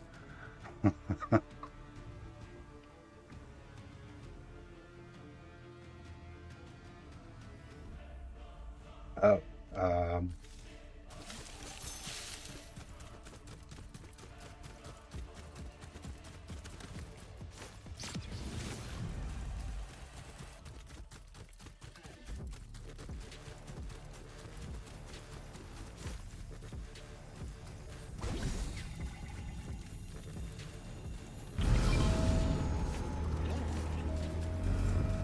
Guess we'll see if I have this.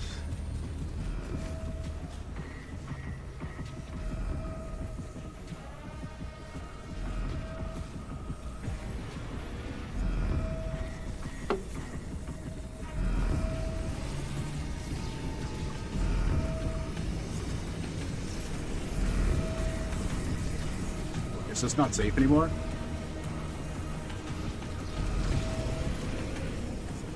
Yeah, it is.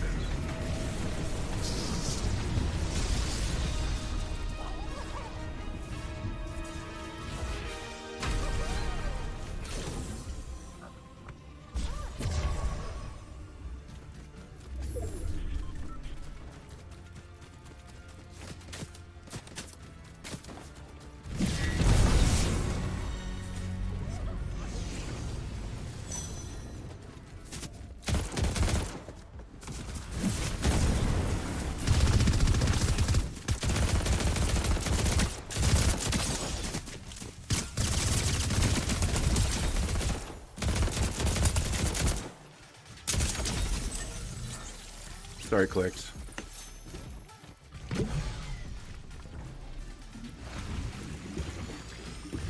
Just gonna take this whole fucking chug.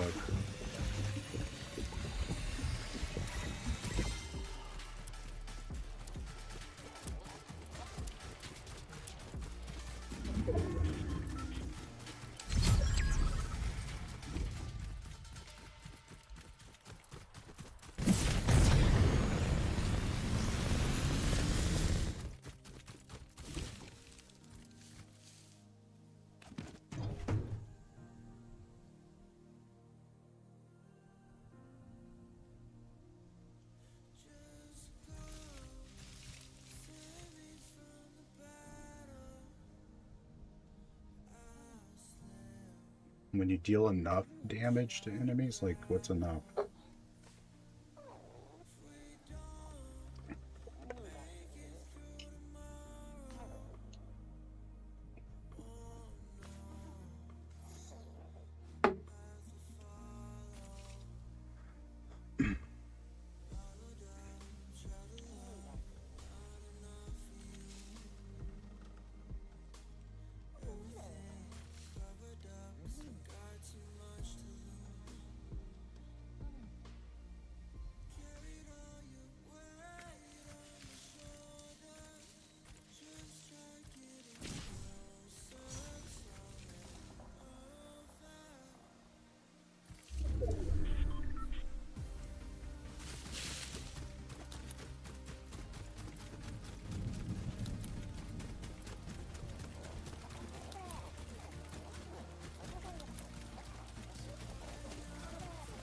Yo, you little sumbitch.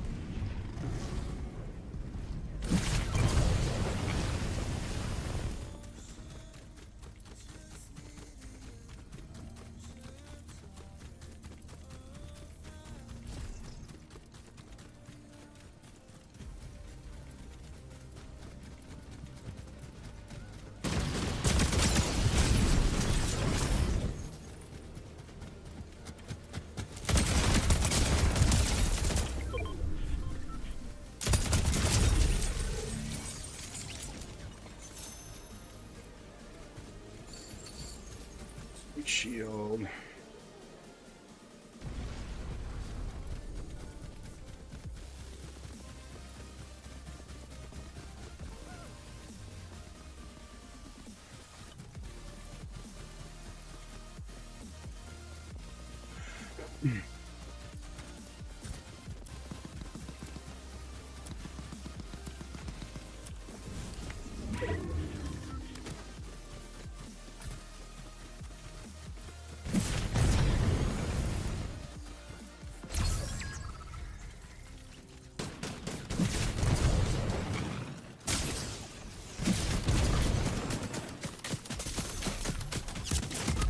Jesus Christ.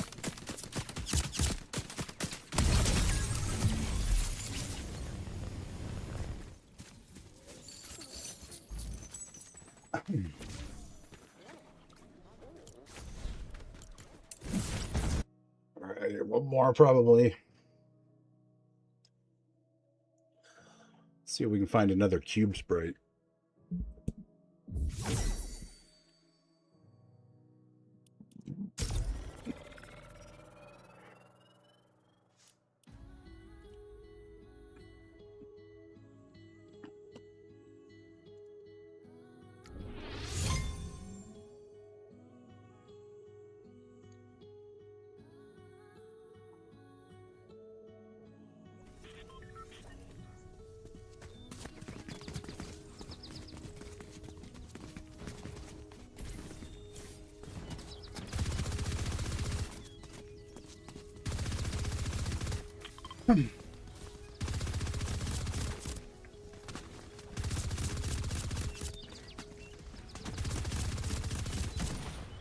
It's cute.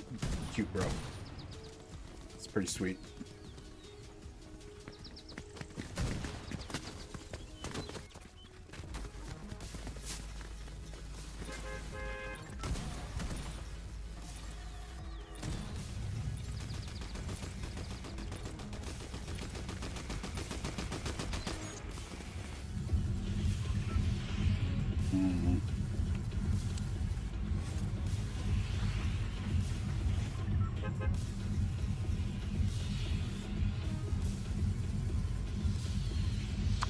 I don't know. Maybe I don't like this place.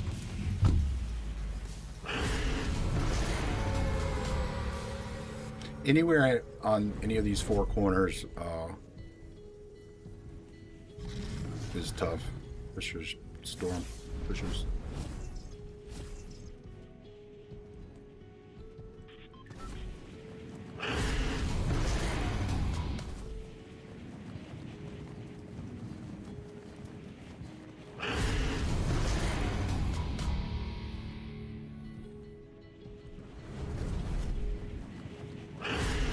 Like, is there anything else that's different on the map besides this, like where this boat ends up? So I've just kind of been following it, honestly.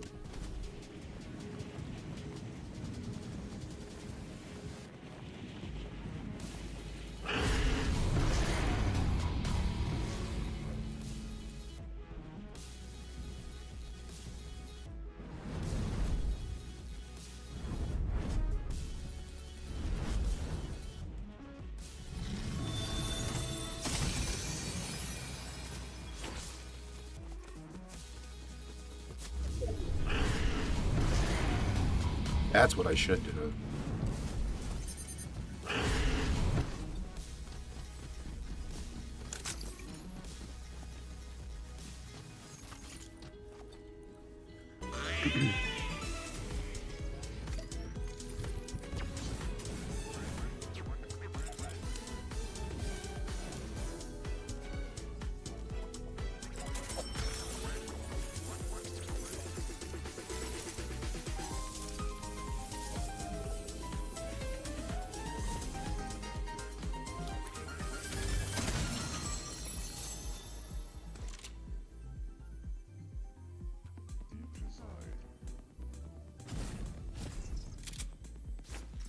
The fuck?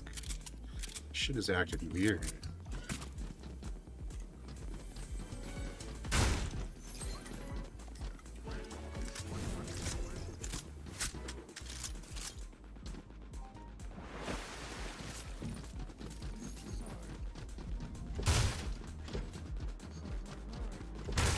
What?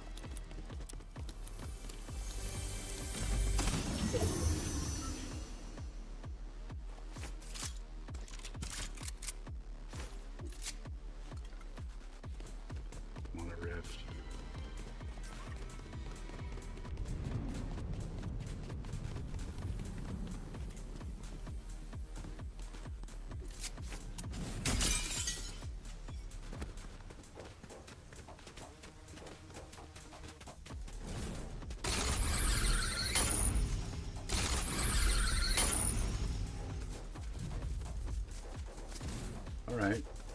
Yeah, I like that.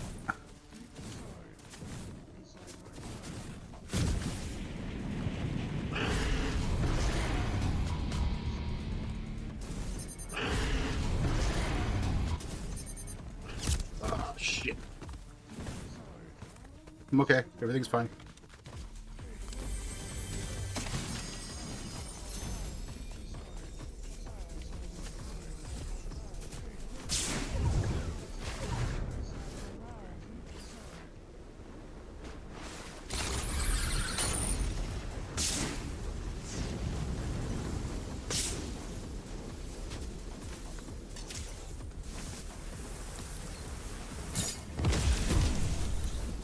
Such a waste.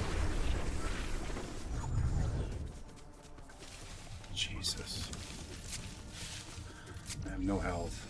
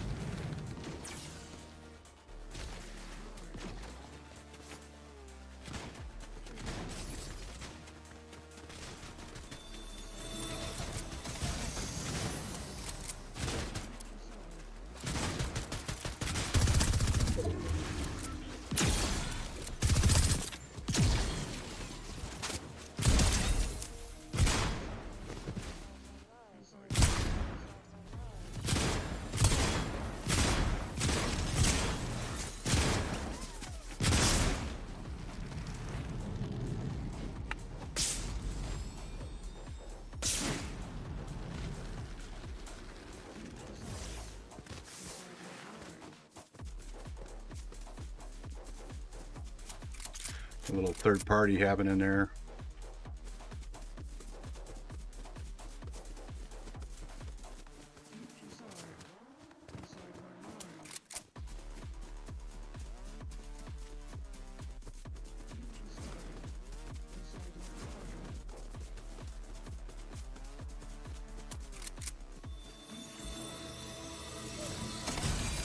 Yo, I have hit 3 chests on this run and have gotten dick squat.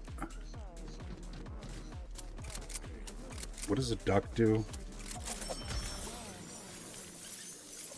I thought it healed you.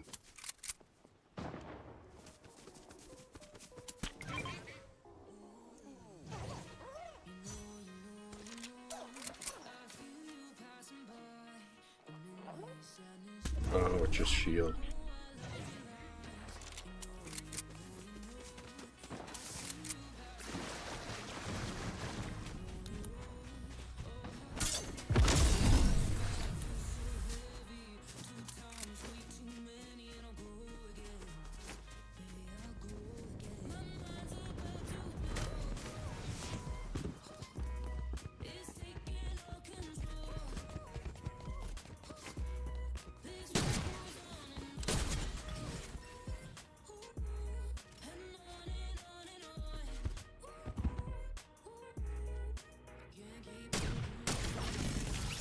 What the fuck was that?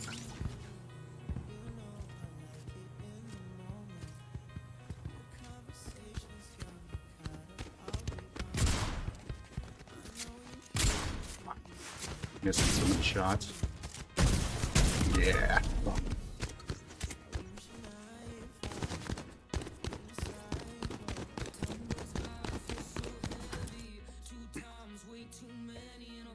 Fuck that guy. And that's it. All right, guys. Let's I think that's gonna do it for tonight. Thanks for hanging out. Peace out. I'll be back tomorrow for FNCS. Europe.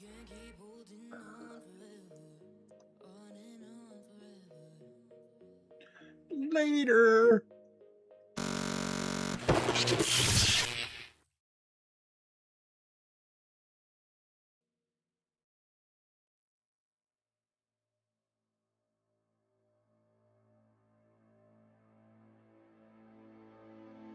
Rushed into you with my blinders on, yeah. I was waiting for your call for far too long. Let you be the muse for one last song.